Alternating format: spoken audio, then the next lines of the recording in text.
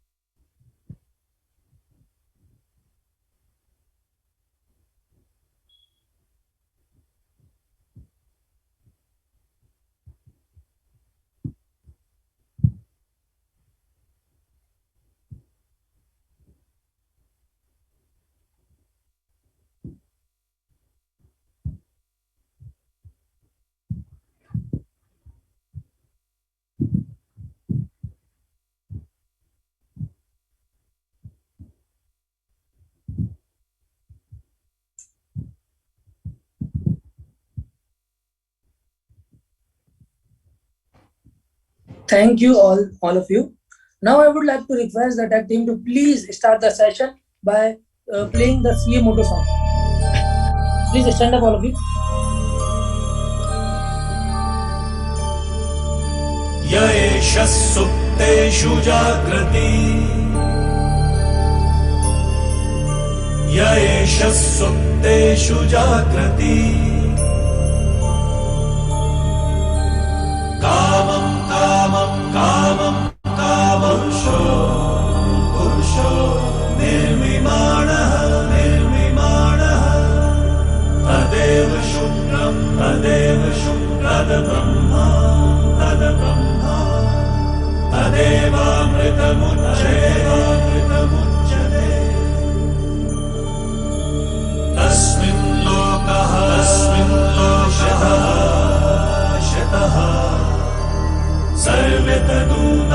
परिलितश्चनाद्यतीतश्च एतद्वैता एतद्वैता एतद्वैता एतद्वैता एतद्वैता एतद्वैता.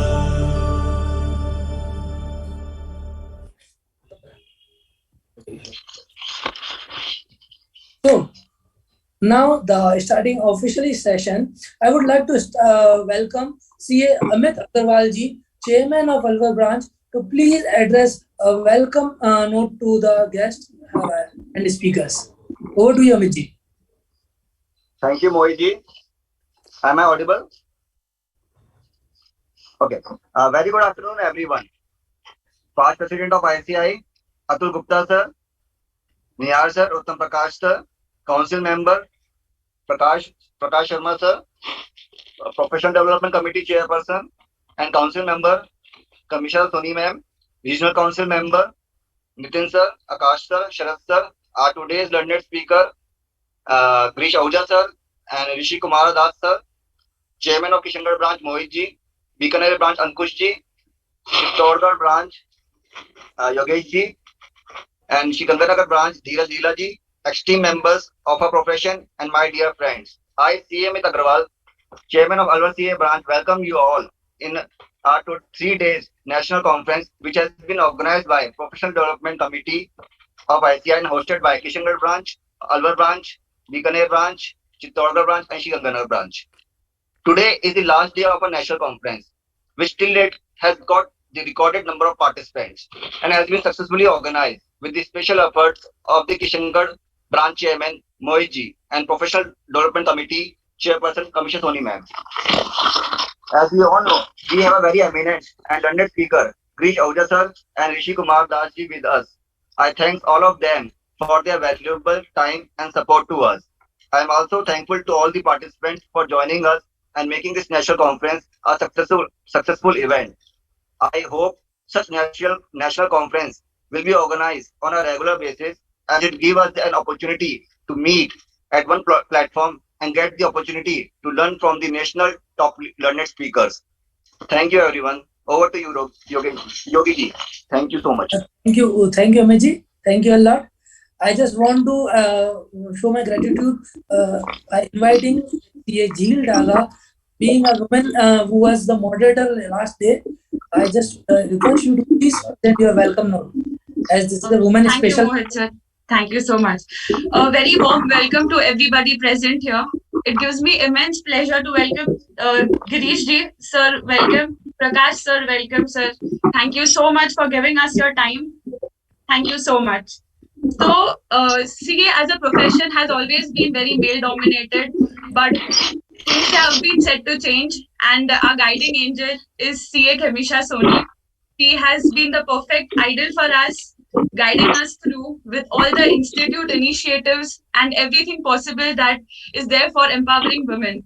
And me being here, sitting here in between all such eminent people gives me, I'm actually speechless. You can see. I'm really thankful to all of you all to welcome me here and making me a part of this successful event. Thank you so much. And CM Mohit ji, congratulations on the 3rd day and a very successful, amazing 3rd day. Thank you, sir. Thank you, everybody. Thank you so much. It's all our team effort. We are doing all well. Without taking much of time, I just want to hand over the session to Yogi Bagri ji, who is the moderator for today's session of Girish sir. Over to you, Yogi ji. Thank you, Mohit sir. First of all, I would like to welcome Girish Ahuja sir, Prakash Sharma sir, and all the branch chairmen and dignitaries, RCMs, CCMs present in the national conference. सबसे पहले मोहित जी को बहुत बहुत बधाई देना चाहता हूँ. बहुत ही सक्सेसफुल नेशनल कॉन्फ्रेंसेस होस्ट करने के लिए, जिससे छोटे ब्रांचेस के मेंबर्स को भी बहुत हौसला मिलता है to present on the national scale. और आज के हमारे सेशन के मॉडरेटर है सीए नितिन जी गुप्ता, आरसीएम हमारे साथ प्रेजेंट है. So he is very humble, kind person, always very generous. First of all, I would like to request Nitin sir for the welcome message to all the dignitaries. I will interrupt in between. Sorry to interruption, Nitin sir. I'm just taking a moment. We had joined Prasan Kumar D sir. He is the vice chairman of PDC, and due to his busy schedule, he was unable to join us. Right now, he is with us on the dais. I just want to take just a moment of 2 minutes to get a words of wisdom from Prasanna Kumar sir. Prasanna sir, it's all yours. Your PDC is doing so well. We are very humbled to get an opportunity for organizing NetCon. Just because of you and Kamisha ma'am, we are able to host such kind of event. It's all yours, sir. Please provide your lighten moment. Yeah. CA Mohit Jain, the chairman of Kishanganj branch, and CA Prakash Sharma, the honorable Central Council member, and a pioneer and well-known person in the entire Central region, a person who has been dynamic and doing yeoman service for the betterment of the profession. We call him a champion. Daily, whenever I see him, he's a champion for us. So he's a source of inspiration for all of us. As CA Dr. Girish Ahujaji, Pitamaha Guruji for all of us, and my dear chairman of various branches and members of Central India Regional Council and the participants in the program. Good evening to all of you. It's a proud moment for me to participate in this event, which is organized by many branches put together on a very good topic of new opportunities for the chartered accountants. And the type of programs you have chosen, and the type of the speakers that you have, and the structure of the program, so well done. I'm sure the last couple of days, whatever is going on here, all the participants have got benefit out of that one. In fact, I want to address along with C.A. Kevishaji the other day, because I was held up in Delhi for some various program day for yesterday. I could not join, and yesterday I was myself a speaker in one program in Visakhapatnam, so I could not join you. I got an opportunity to talk to you for a few moments today, friends. As you know, opportunities. Generally, it is said that maybe we have to think that we should explore for new opportunities today, or what to retain what are the opportunities today we have, or is it an era that where we are losing opportunities? These are the minds of everyone. But friends, for a chartered accountant, opportunities are always there in various forums and various areas. The opportunities are growing day in and day out, be it in taxation, fiscal laws, or statutory or non-statutory functions. Opportunities are growing. It all depends upon how we make use of the opportunity. And moreover, whatever when we speak about the opportunities, when we speak about the professional growth in future, we should always remember it is the quality of audit, the quality of services we render. That is the buzzword everywhere today. So the timing, the delivery, and delivering the quality product is the buzzword. Thereby, knowledge levels, though whatever the information that you need to equip ourselves in various subjects that are available in the public domain. That when you go to Google, you get everything, so that you got knowledge. But not the case. When you have to attend the program that we are organizing, where you got the perfect knowledge. Suppose Dr. Girish Ahuja is addressing on this topic. Do you think that is there a replacement in the entire social media, entire public area where you got the information? Is not there. Not only Google, nobody can replace that one. So whenever we organize this type of program, it is necessary for all of us to attend, enrich our knowledge, so that we get the right information for the right people. Don't depend. I don't say we should not depend on Google. That's not ultimate. So I'm sure there are a lot of speakers today. Dr. Girish Ahuja is there. When he is there, I should not be wasting a single minute, because his time is precious. So let's hear him. And I'm very happy to see. I always call the Committee for Members and Practice. The chairman today is none other than our Prakash Sharmaji. He is doing a lot of service in that particular committee. And whenever anybody wants to organize any program under the committee, he always open. Wherever is the chairman, whichever the committee is the chairman, anybody asks himself, we want to organize national conference, he's always for the members, and he does a lot of service to that one. Such a person being there, I think we should we should have time to listen to all of them. With these few words, I wish you all the best. Have a great days of learning, and I'm sure all these branches joined together will conduct many more programs for the benefit of the membership at large and the growth of the profession in general. Thank you very much. I thank the Mohit Jain for following up and inviting me to come. It's a great opportunity. I did not know that Girish Ahuja and Prakash Sharma was there. I'm really fortunate today. It's a great Sunday that I have today. Thank you very much. Thank you very much, sir. Yogi ji, please take the charge and start the program. Thank you so much, Prasanna sir, for your kind words of wisdom. Thank you. Now, now I would like to request our moderator of the session, RCM Nitinji Gupta, to welcome the Girish Ahuja sir and session chairman CA Prakashji Sharma and his words of wisdom. Nitinji sir.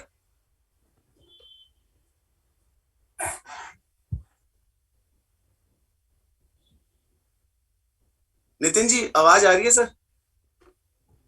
कुछ connection issue होंगे. Just call Prakash sir directly. We are already delayed.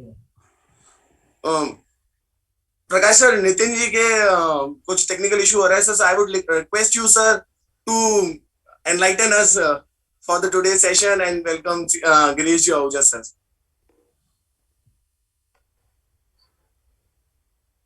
Thank you. Respected Girish Ahuja ji is speaker. Speaker is a very small word. Even text guru is very small word. Friends, you all are what I'm seeing very young CAs. When I was doing my CA in 1982, when I was doing my first group of CA exams in intermediate, I have studied from Girish Ahuja ji. So you can imagine that even for taking his classes, we used to come at least 15 to 20 minutes before starting of the classes, because if you were not supposed to come in time, before the time, we never used to get the seat to listen to his speech.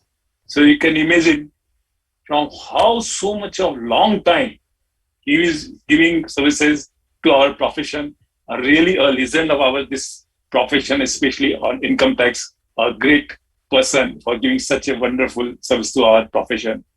My other colleague, Prasanna sir, I cannot say anything except this, that there are only very, very few persons, few council members who you can put on any committee, on any work, on any, will do it 100% correctly. And Prasanna is one of that colleague. So you can diversify on any other in examination committee, on any other platform, whatever work you give, whatever committee you will give him, he will give his 100%. We hardly get this type of central council members. We are really fortunate to have with us Prasanna sir today with us. Thank you, Prasanna ji. Other regional council members who are present over here, Chairman of Kishangarh branch, Chairman of Alwar branch, Chairman of Bikaner branch, Chairman of Chittorgarh branch, and Chairman of Sri Ganganagar branches, as well as secretaries of these branches, other organizing members of this National Congress. We are really, and my colleagues, I'm really thankful to all of you for arranging such a wonderful event that also 5 branches in one shot. That's really a very good effort, because it is very comfortable for speakers like this Ahuja ji, who can address so many people in one go. That is very, very important. Friends,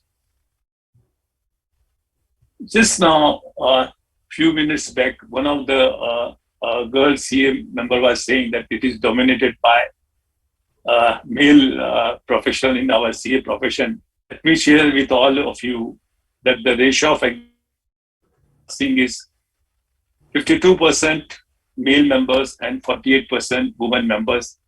So, and let me tell you that out of 32 Central Council members, presently 3 Central Council members are girls. And the way this ratio is increasing, very soon you will see that girls will not be that male dominated what girls are thinking, but what I am visualizing, that very soon we'll see that girls will be equally in ratio. Even what the way ratio is increasing, I am very much worried that within few years they will be dominating this profession. I am very sure.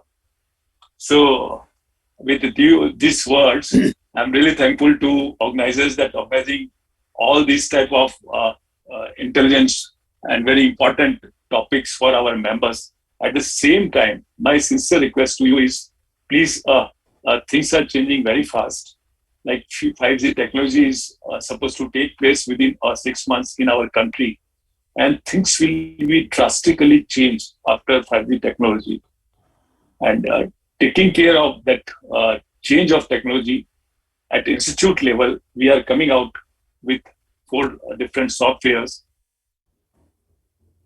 which we will be providing to our members at free of cost. For that, we have kept a budget of around 50 crores. And this is the first time in the history of our institute that we have kept this huge amount of budget for developing different software, which we will be giving to our members at free of cost. So my sincere request to you that very soon we are coming out with these softwares. So it is important that this message should go till our all members, because it's very difficult for us. What I understand and feel that the most challenging work is that how to inform to our members. That is the biggest challenge. So my sincere request to all you chairmen who are the torch bearers over their permission, that you have to inform to our members that they have to use starting these softwares. And it will be very, very important for our profession. If we will not be able to use this software, we will not be able to perform our professional work. These are so important softwares. Friends, at the same time, 30th June is the last date for giving suggestions for the new course which we have proposed, for which we have got the principal sanction from MCA. But we will be finalizing this course very soon. And in the history of our institute, this is the first time when this drastically, so deeply this course is going to be revised, where training period will be only 2 years for our members. Only those members who wants to go for practice, they will be taking training for 3 years. There will be now, in final, there will be 3 subjects in spite of 4 subjects. There will be lots of changes. So we will be able to make this course most successful, most practical, and most important for our members if you all will participate in this. So my sincere request to all of you chairmen who are sitting over here to please pass on this message to all your members, and requesting you, all of you, to please give your suggestions, that even if you are liking anything, please write, yes, this is right, so that it will be very comfortable for us to take final decision on all these matters.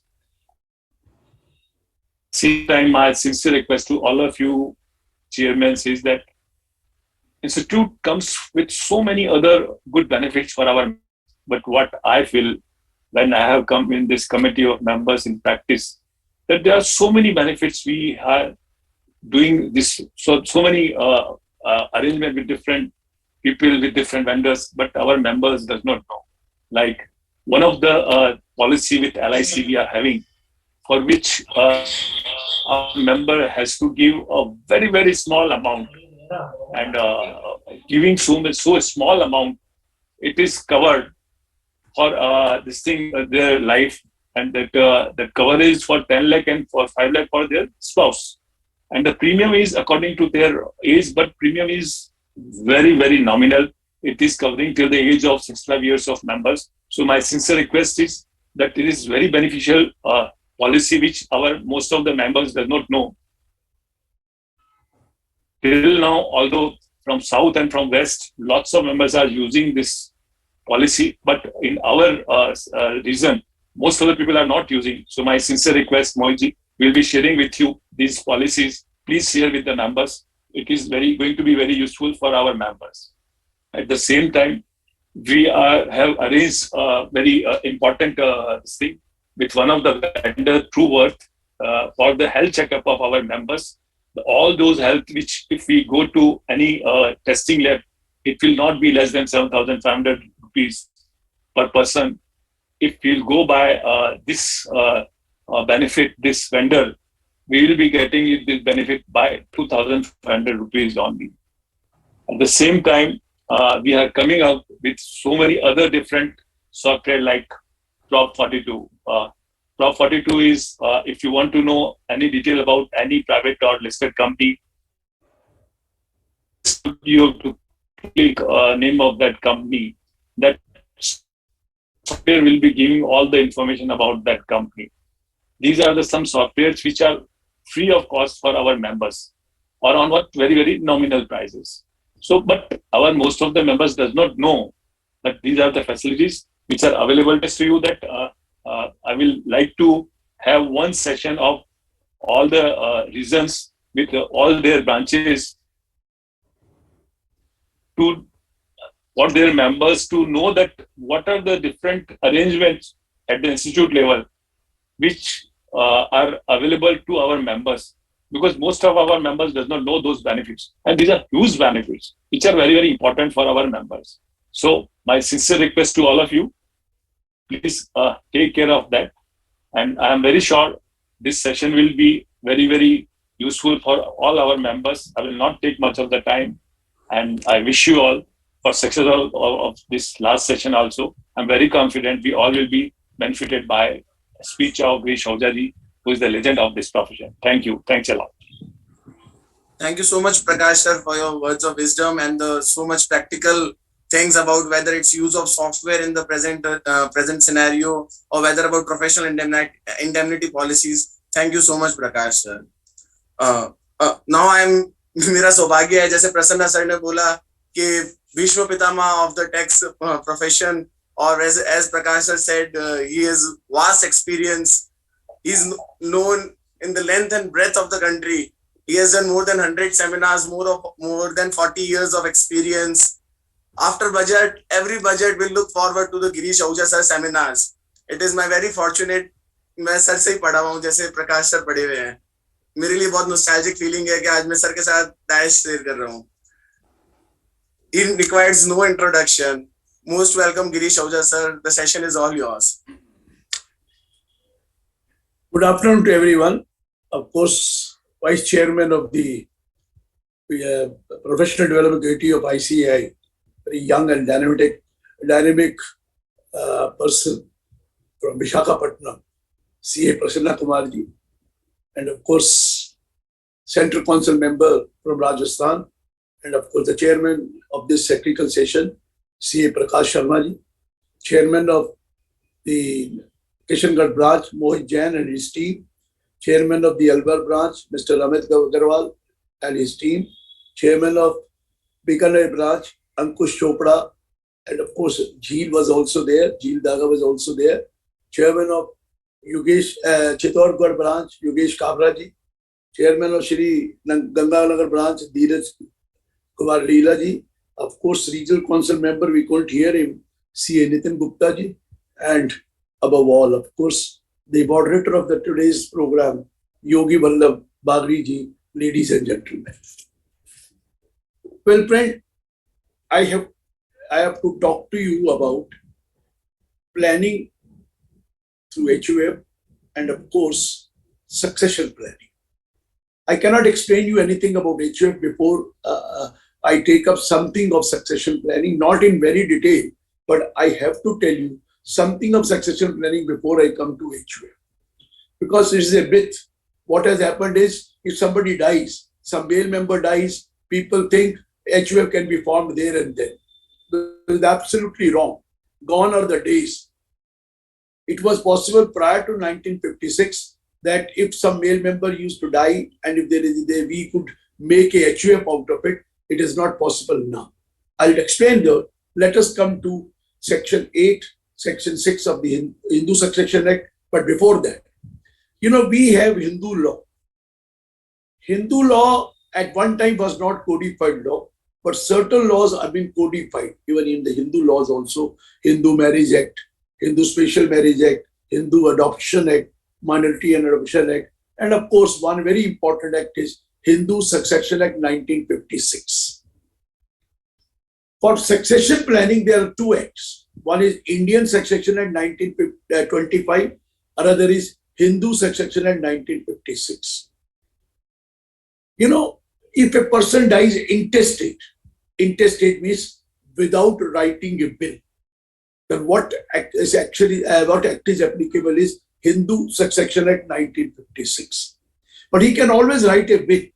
And if there is an estate death, that means he has written a will, there is a testamentary document, then we call it what chapter is applicable or what law is applicable is Indian Succession Act 1925. So for Hindus, there are two laws. Indian Succession Act 1925, if there is a will, there is a testamentary document, and if there is no will, it is Hindu Succession Act 1956. For Muslims, there is separate Shariat law, because it is also not a codified law. Shariat, separate Shariat law for Shias, separate Sharia laws for Sunnis. All other Christians, Jews, Parsis, we have only one act, codified law, Indian Succession Act 1925. So for Hindus, there are two acts. One, of course, is Indian Succession 1925, and the second is Hindu Succession Act 1956. When I write a will, I can write a will in name of anyone. I can give it to anybody, my family member or any outsider also. I can write a will. And will can be written on a piece of paper by making a wish on that paper and then putting your signatures, and two witnesses are required. Will, you can get it registered, you may not get it registered. But what happens is it is not an irrevocable will. You can change your wish, you can change your will at any anytime you want, and the last will only will prevail. The others will have no validity. So my point is, will, I am not taking will, I just mentioned to you, but by way of a will, I can give my property to anyone I like it. Anyone I like it, I can will my property to Mr. Prasanna Kumar. There is absolutely no problem. And there is no tax on that also. There is no tax on that also. But at the same time, there is another law when I die intestate. Intestate means without writing a will. And if I die intestate, and I have a male Hindu, Section 8 to Section 13 are applicable. If a female Hindu dies, Section 14, 15, and 16 are applicable. I am taking you to Section 8 of the Hindu Succession Act. When you have your individual asset, you have your self-acquired asset, you have your own assets, what will happen? If a male Hindu dies intestate, that means without writing a will, his property, his estate will go to the legal heir of class 1. It goes to legal heir of class 1 in individual capacity and in equal ratio. Please remember very important things. When I die and I have not written a will, my property, my estate will go to my legal heir of class 1. Legal heir of class 1. And if there are more than one legal heir, it is said in equal ratio. And in what capacity they get it? In their individual capacity. So if I die, my estate will not become HUF of anybody. HUF ऐसे नहीं बनती है. It will go to my legal heir in individual capacity. They cannot form HUF with them. They cannot form HUF with them. हम जमाने में बने 1956 से पहले कुछ भी कर सकते हैं. करने वाले तो आज भी कर रहे हैं. क्योंकि there are two topics in income tax nobody knows. One is of course Hindu undivided family. The second is charitable trust. सब गलती करते हैं. And हमें तो फिर भी कुछ आता है, उधर तो कुछ भी नहीं आता है. उधर का मतलब आप समझ गए. I need not mention to you, but let me tell you, now they have become very clever. Now there are technical unit, there are verification unit, and there are so many units which have been formed. So be careful about it. So if I die, my property will go to my legal heir of class 1. If there are more than one legal heir of class 1, equal ratio, and in their individual capacity.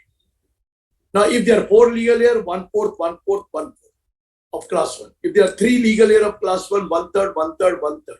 If there are only 2 legal heirs of class 1, 50-50. If there is only one legal heir of class 1, only one, 100% will go to him. But if there is no legal heir of class 1, no one in the class 1, then it goes to legal heir of class 2. Legal heir of class 2. And in the legal heir of class 2, there is entry 1, entry 2, entry 3, entry 4, entry 5. Entry 1 has a preference over entry 2, 3, 4. Entry 2 has, if there is no one in entry 1, then entry 2 will have a preference over entry 3 and entry 4. If there is no one in entry 1 and entry 2, then entry 3 will have a preference over entry 4 and 5. If there is no one in 1, 2, 3, then this way, this will happen. So let me tell you, if there is no legal heir of class 1, and there is no legal heir of class 2, then it goes to agonists. Agonists is father relations which are not covered under the first two. It goes to agonist. And there are no legal heir of class 1, no legal heir of class 2, and there are not even any single aggregate. It goes to cognates. Cognates means mother relation which are not covered above. These are the say. And Prasanna Kumarji, if there is no legal heir of class 1, no legal heir of class 2, no aggregates, no cognates, then I always say, for what have you come to the world? Tera to koi hai hi nahi. It will go to the government of India. It will go to the president of India. It will go to the government of India. Now the question is, who are legal heir of class 1? Who will get in equal ratio? Legal heir of class 1 is number 1, wife. Wife is a legal heir of class 1. She will get the share. Number 2, sons. Number 3, daughters. As many number of sons and daughters. You may have only one son, one daughter, it is a different thing, but you have more than son and daughter, they will all get equal ratio. And there is one more legal heir of class 1. Legal heir of class 1, and that is mother. Mother, whether independent or dependent, gets equal share in class 1. Suppose, Mr. Kumarji, I have my wife, my mother, my son, my daughter. If I die intestate, 1/4 will go to my mother, 1/4 will go to my wife, 1/4 will go to my son, 1/4 will go to my daughter. Equal ratio.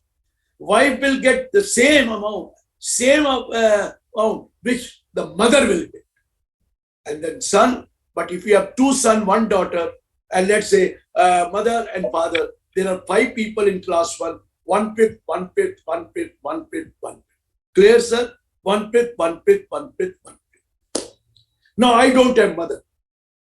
So mother is no more.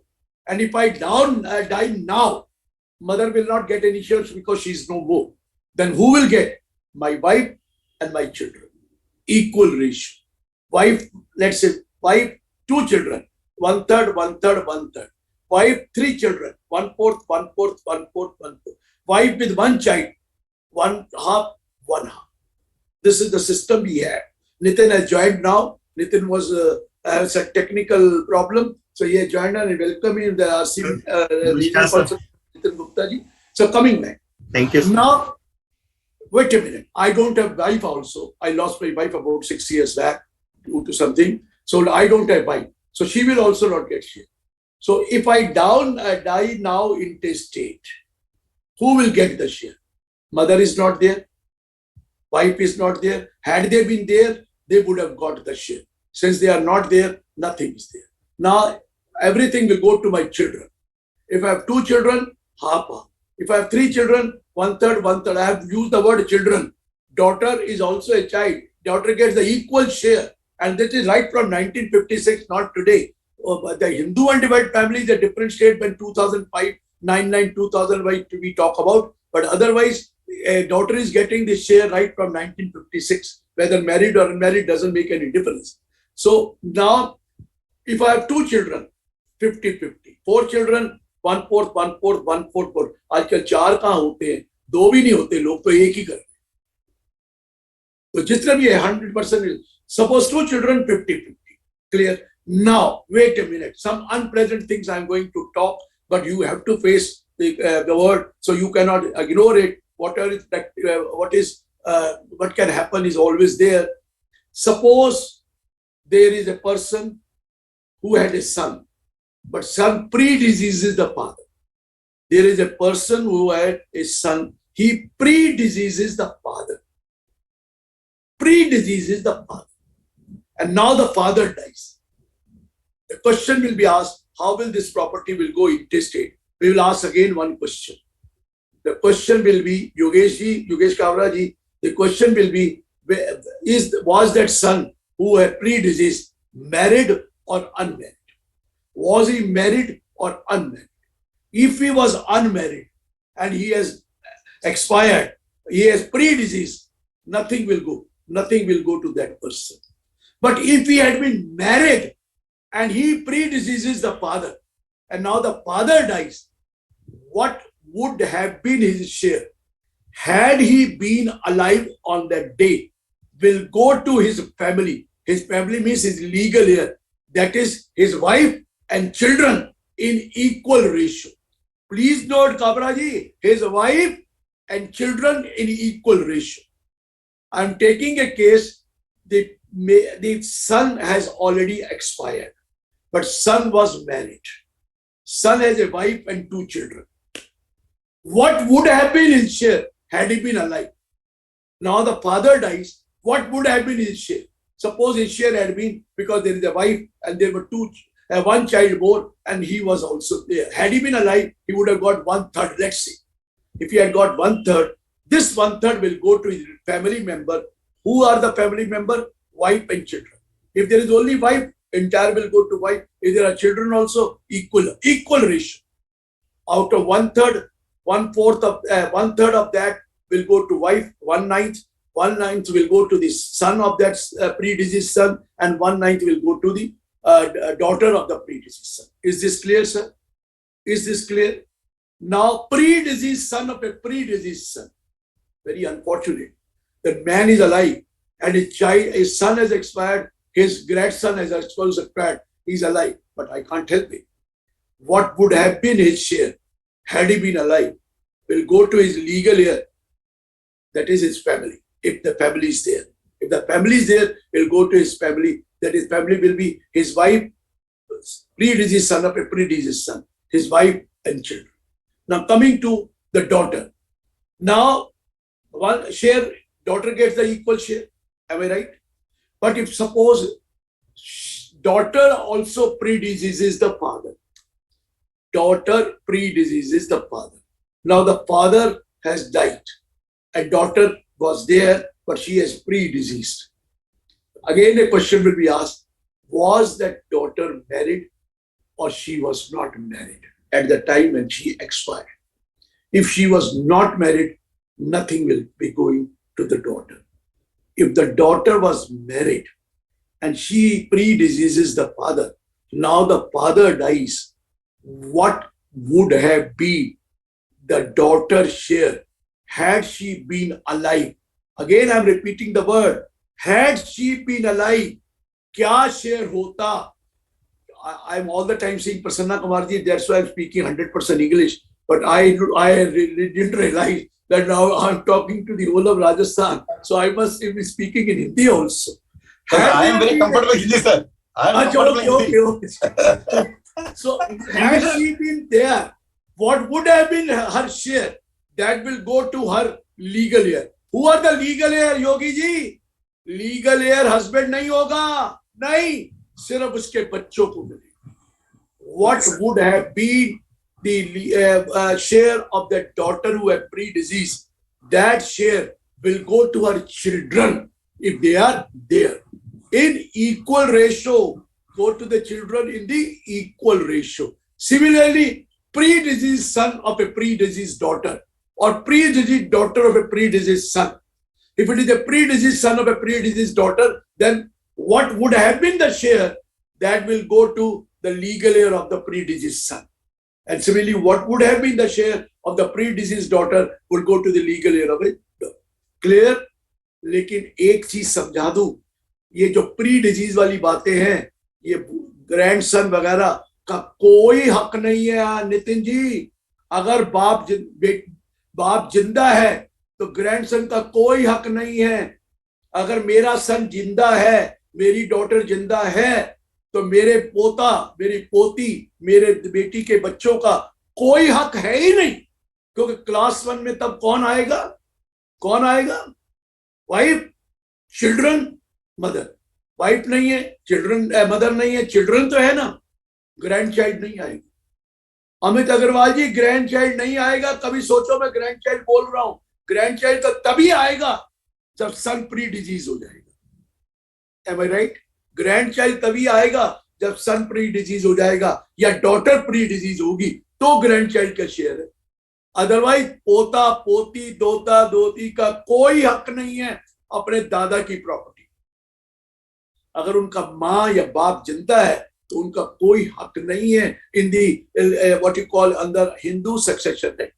They will come into the picture if there is a predeceased son and there is a predeceased daughter. Class 1 समझ में आ गई? Clear हो गया? किसी को कोई doubt तो नहीं है? लेकिन सपोज कीजिए एक भी नहीं है, neither mother nor wife nor children है, भगवान ना करे प्री डिजीज हो गए, या था अनमेरिड था वो भी प्री डिजीज हो गया, तो किसको जाएगा? Legal heir of class 2। अब जाएंगे legal heir of class 2। Who comes under under class 2? Under class 2 Prakash ji entry आती है, entry 1, entry 2, entry 3, entry 4, entry 5। Entry wise जाएगा। एंट्री 1 में जितने भी लोग होंगे उनको मिलेगा। एंट्री 1 में आ रहा है क्लास 2 में फादर 100% फादर को जाएगा, उसके साथ कोई लिंक्ड नहीं। फादर को शेयर तभी मिलेगा जब माँ भी नहीं थी, वाइफ भी नहीं थी और बच्चे भी नहीं थे। और उनमें एक भी होता तो सारे के सारा उनको चला जाता।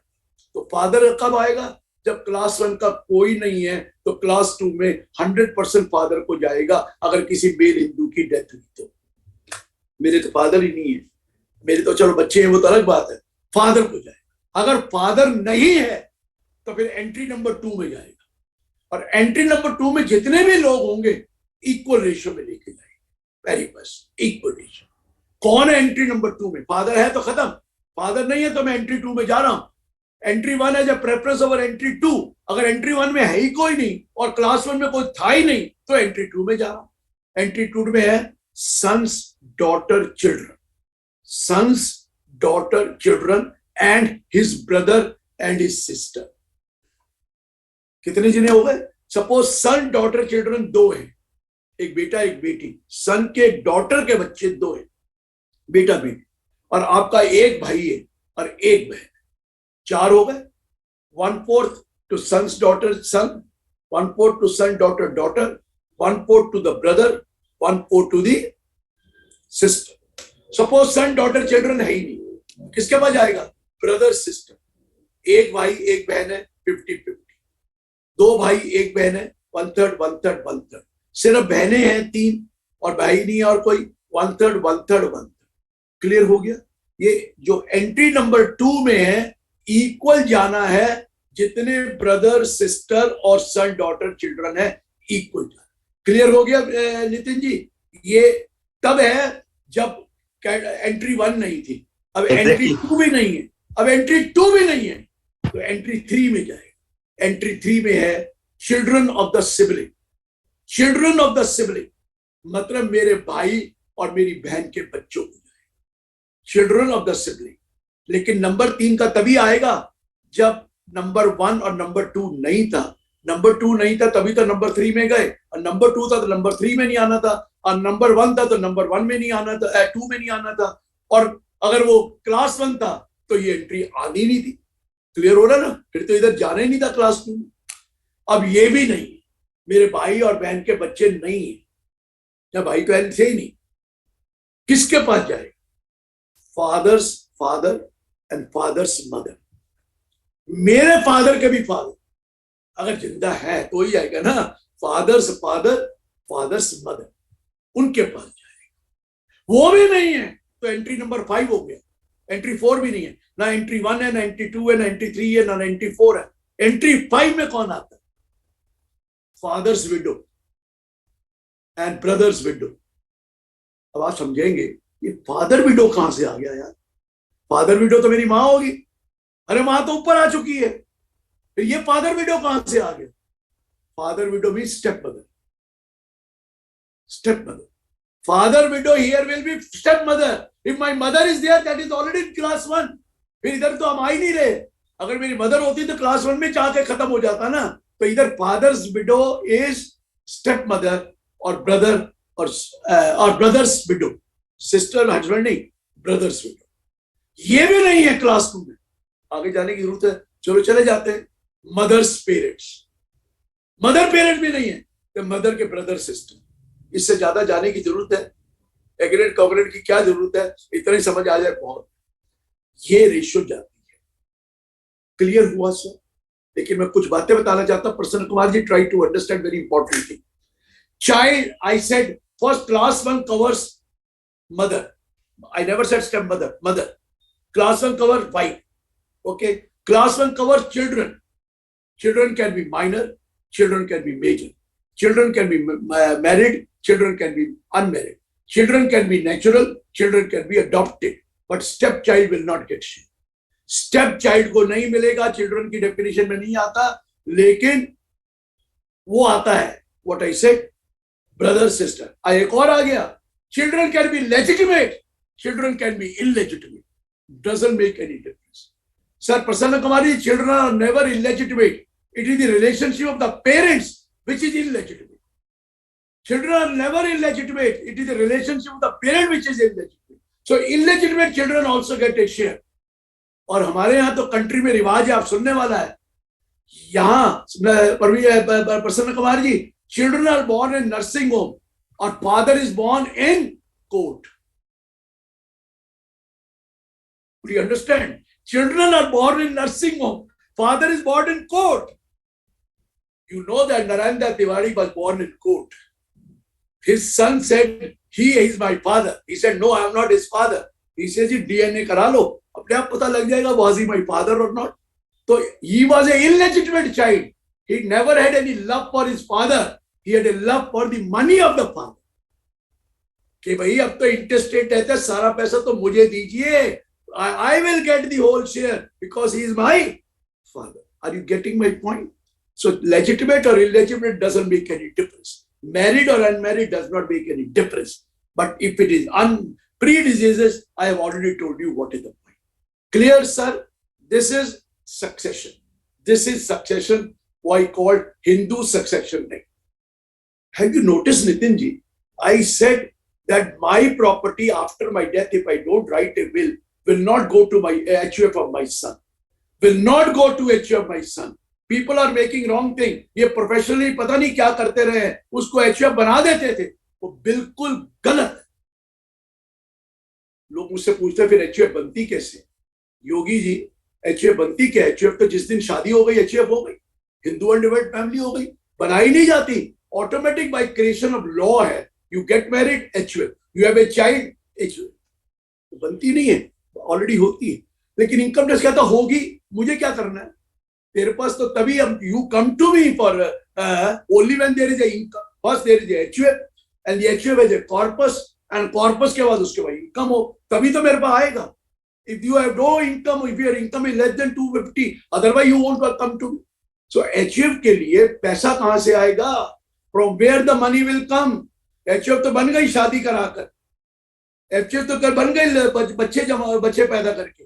In Hindu law, HUF, you form a HUF with your wife. But under income tax, Prasanna Kamarji, HUF is never formed here. You need to have, this is formed like this. You need to have a descendant. Descendant. Why I'm saying descendant? Because wife is not a co-partner. And you need to have two co-partners to form HUF. You need two co-partners to form HUF. So who will be the co-partner? Descendant. Father cannot be my co-partner. Who will be my co-partner? Descendant. कौन सा होगा? जब नाम बताएंगे. अमित जी क्या होगा co-partner जो नीचे वाला descendant? Children. हैं? Children. क्या? Male child. Children. मैं सुनना चाहता था male child. ये male chauvinistic word वाले लोग हैं. जमाना चला गया male child या son. Gone are the days. From 99-2005, even female has the same right as that of a son. So any child, whether male or female, income tax कहता है दो. अगर आ गए नई HUF बनाने के लिए इनकम टैक्स कहता है दो होने चाहिए को पार्टनर. पुरानी HUF में तो अगर कोई मर गया तो कोई बात नहीं, एक को पार्टनर एक मेंबर भी हो तो HUF कंटिन्यू करती है. अगर HUF ऑलरेडी है और उसके बाद किसी की डेथ हो जाती है, कोई फर्क नहीं पड़ता, एक को पार्टनर हो और एक मेंबर भी हो तो HUF चलती रहती है. ये क्लियर हुआ. लेकिन नई HUF बनाने के लिए इनकम टैक्स कहता है you need to have a descendant. Descendant means child. Hindu law कहता है you get married, it is joint Hindu family. लेकिन इनकम टैक्स को ज्यादा मैं तवज्जो इसलिए दे रहा हूं कि हम आज इनकम टैक्स की बातें कर रहे हैं. आपने HUF बनानी है, कैसे बनाओगे? How will you form the HUF? Form तो है. How will you get the money for HUF? Who will do? Sir, HUF is formed by way of a will. Will. I can write a will that after my death, such and such property will go to my son's HUF. By will, my son's HUF, I will say 10 crore will go to my son's HUF. There should be a recital in the will. There should be a recital in the will that it will go to HUF of my son. If you go right, it will go to my son, then it is not HUF. No, it will go to my son means individual. You have to put a recital that after my death, such and such property, such and such estate, such and such money will go to the HUF of my son. मैंने word son बोला है नितिन जी, क्योंकि HUF mother की नहीं होती, while female की HUF नहीं होती. हाँ, डॉटर उसमें को पार्टनर है, लेकिन डॉटर की HUF नहीं होती. HUF तो मेल की होती है, male lineage, male. So I have to write a will, or I can even write a will saying that after my death, this property will go to HUF of Nitin Gupta. कोई भी दे सकता है sir. Will तो कोई भी कर सकता है, और विल ट्रांसफर की एंट्री में आता ही नहीं डेफिनेशन में, और विल में 56(2)(10 भी नहीं लगता. विल में 56(2)(10 भी नहीं लगता. अगर मैं गिफ्ट दे देता हूं आपकी HUF को, कोई 56(2)(10 नहीं लगता. Property given by way of gift, पहले तो 47 कहता है it is not a transfer, 56(2)(10 कहता है it is not taxable. Are you getting my point? So मेरा पॉइंट ये है कि मैं किसी को भी विल कर सकता हूं. जरूरी थोड़ी है कि अपने बच्चों को करो, एनीवन आई लाइक. तो आप भी किसी से कर सकते हैं. आपको अपनी HUF बनानी है, किसी की विल से बनवा लो, लेकिन HUF बनने में तो टाइम लगेगा. जब तक वो मरेगा नहीं HUF बनेगी कैसे? क्योंकि विल तो तभी एग्जीक्यूट होगी व्हेन ही डाइज. तो कैसे HUF बन जाएगी? डेथ के बाद ही बनेगी ना. एक और तरीका है, गिफ्ट ले लीजिए 2,51,000. मैंने जानकर 251 का बताऊंगा. Prasanna Kumar ji, take a gift of 2,51,000. File a return of income. This gift is more than 50,000 rupees. So section 56(2)(10 is applicable because you have received a gift from a person more than 50,000. ठीक है, return भर दीजिए. 2,50,000 exempt. 1,000 tax 50 rupees plus 4% 2 rupees. Pay 52 rupees to the government and you form an HUF by a sum of rupees 2,51,000. Department भी खुश और आप भी खुश कि बन गई HUF.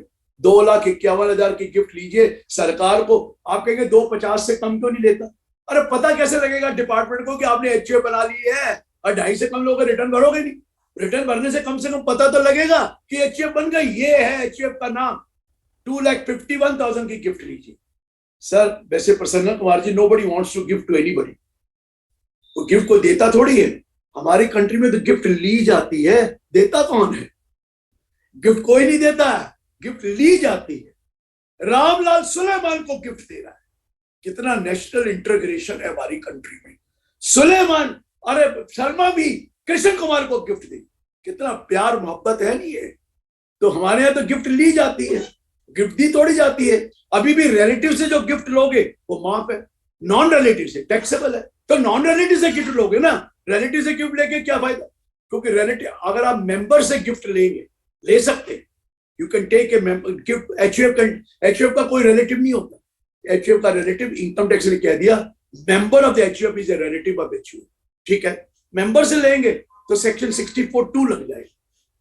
Where is self-acquired property is converted into HUF or given as a gift to the HUF or thrown into the hodgepodge of the HUF, the income from the transfer of that asset shall be taxable in the hands of the transferor. तो 64(2) लगने की वजह से member से gift मत लीजिए, किसी से भी ले लीजिए. मेरे से ले लीजिए, योगी मेरे को दे सकता है 2,51,000 की गिफ्ट, मैं बना लूंगा. लेकिन गिफ्ट जेन्युइन होनी चाहिए. ये नहीं है पैसे जमा करा के गिफ्ट दे दो, ये नहीं होना चाहिए. गिफ्ट अगर जेन्युइन नहीं हुआ तो 78% टैक्स लगेगा. 78% section 115 BBE. Be careful, gift should be genuine. अब जेन्युइन का मतलब समझना क्या है कि जेन्युइन आपको पता हो कि जेन्युइन है, कि जेन्युइन गिफ्ट होगी तो आपको. अरे आप 2,51,000 की क्या, 4,01,000 की गिफ्ट ले लो. 4,01,000 क्या करो, 2.5 लाख रुपए माफ ले लो, 1.5 लाख की ATC ले लो और 1,000 रुपए का टैक्स दे दो, 52 रुपए हो गया. अरे 4,51,000 की गिफ्ट दे दो, 4,51,000, 2.5 लाख माफ करा दो, 1.5 लाख ATC ले लो, 50,000 ATD ले लो मेडिकल का, और बाकी 1,000 पे चलो। ये तो आपके हाथ में ना कितना अमाउंट चाहिए और कितनी गिफ्ट ले सकते हैं, वो गिफ्ट लीजिए। आप अपने फादर से भी गिफ्ट ले सकते हैं, कोई दिक्कत नहीं है, और फादर तो गिफ्ट देगा HUF को। HUF is not the relative of father. Father से ले लो, मदर से ले लो, भाई से ले लो, किसी से भी ले लो गिफ्ट यार अपनी HUF के लिए। तो you can take gift from anybody and you can form an HUF।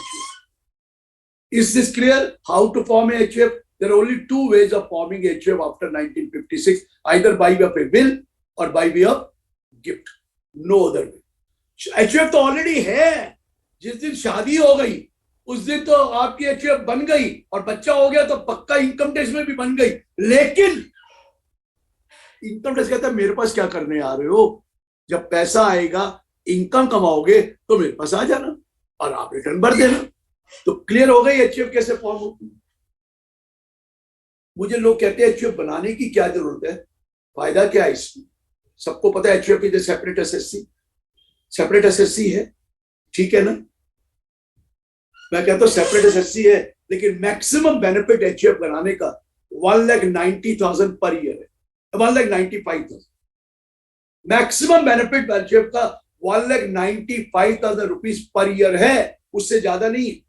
आप कहेंगे कैसे, सुन लीजिए। देखिए HUF की इनकम, HUF की 10 लाख रुपए की इनकम, सपोज बताओगे कैसे वो बात की, HUF की 10 लाख की, तो पहला 2,50,000 रुपए आपका 30% बच गया। Am I right? क्योंकि अगर आपकी इनकम में जुड़ता तो you had paid 30%, so 2,50,000 into 30, 75,000। Clear? You saved. Agreed sir Amit ji? 75। Next 2,50,000 you have to pay 5%. Am I right? How much did you save? 25%. 25% into 2,50,000, 62,500. 62 plus 75, 137,500. Clear? अगले 5 लाख पर आप कितना टैक्स दे रहे हैं? 20%. Am I right? Yes. कितना save किया? 10%. 10% of 5,50,000. Am I right? 1,37,000 plus 50,000, 1,87,500 plus 4%, 7,500, total 1,95,000 बचता है एक सेपरेट एसएससी बनाने पर ईयर।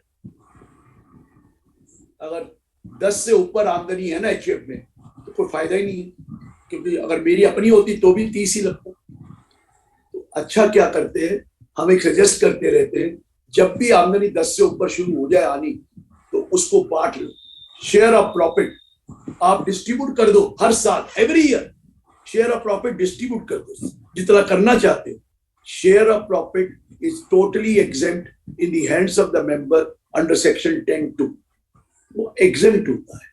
तो क्या करो, बाकी पैसे बांटते रहो ताकि वो अपनी इनकम में ले ले, क्योंकि अपनी इनकम के लेकर भी 30% देना है, यहाँ भी 30 देना है। तो क्या है ज्यादा, क्योंकि HUF में कई प्रॉब्लमें हैं, HUF की प्रॉपर्टी बिकती नहीं है, बड़ी प्रॉब्लम आती है, HUF को कोई लोन नहीं देता है, HUF में कई प्रॉब्लम। लेकिन HUF की अगर आप बिजनेस कर रहे हैं या हाउस प्रॉपर्टी इनकम है, अदर सोर्सेज इनकम है, तो कम से कम 10 लाख की इनकम तक तो आपको एक सेपरेट बेनिफिट मिलता है। 10 के ऊपर तो बेनिफिट कोई फायदा ही नहीं है, आप हर साल डिस्ट्रीब्यूट कर लो। और एक और चीज बताऊं अमित जी, डिस्ट्रीब्यूशन अगर एग्री नहीं करते तो इक्वल होगा, equal distribution to our core partner और मेंबर। उसमें अगर इक्वल नहीं, वाइफ को भी वो कह देते हैं मेंबर, वो होगा। अगर आप चाहते हैं ये अनइक्वल डिस्ट्रीब्यूशन करना या सारा एक को देना, तो सारे members show decide and then you can give it to anyone or more than one. ये आपकी अपनी डिसीजन है, how do do it. But जब भी ऐसा करना हो MOU कर लीजिए, वहां पे सबके सिग्नेचर करा लीजिए that we don't have any objection that this amount may be given to XYZ जो भी है। ये गिफ्ट नहीं है, ये शेयर ऑफ प्रॉफिट है। ये गिफ्ट नहीं है, ये शेयर ऑफ प्रॉफिट है। क्लियर है? क्लियर है that this is share of profit you can take. What kind of income HUF can earn? HUF can earn income under 3 head: house property, business and profession, capital gain. These are the 3 incomes where the HUF can make money. Income from other sources, वो HUF share में भी लगा सकता है through the कर्ता, HUF property भी खरीद सकता है थ्रू दी कर्ता और एनी मेंबर। एचयूएफ के नाम पे प्रॉपर्टी नहीं होती है, होती प्रॉपर्टी किसके नाम पे है? कर्ता और member. But you have to give on the what you call registration document that this property belongs to name of karta through HUF. It is property of HUF through the karta you have taken. ठीक है sir. HUF की property पे capital gain हो सकता है, HUF की property में rent आ सकता है, एचयूएफ बिजनेस भी कर सकता है प्रोवाइडेड कैपिटल लाए और बिजनेस शुरू कर दे। HUF can do business, absolutely no problem. लेकिन सीए अगर चार्टर्ड अकाउंटेंट करता है तो वो बिजनेस नहीं कर सकता। ये तो प्रसन्ना कुमार जी ने लॉ बनाया, मैंने थोड़ी बनाया। लेकिन एक शुरू हो गया, वो है F&O business. F&O can be done by HUF also, because now our law permits that future and option can be done by the chartered accountant. Am I right, sir? Prasanna Kumar ji, future and option can be done Yes, by sir. chartered accountant. Yes, Earlier it was not allowed. So even my HUF can do future and option. Why? Because I may be a karta. Otherwise, HUF cannot do business where I am a karta. कोई फर्क नहीं पड़ता। अगर मैं करता हूं तो मैं बिजनेस नहीं कर रहा तो कोई दिक्कत नहीं है, अच्छे बिजनेस नहीं कर। लेकिन रुकिए, अगर बिजनेस करना चाहता है तो किसी और अडल्ट मेंबर को कर्ता बना दीजिए, आप रिजाइन कर दीजिए।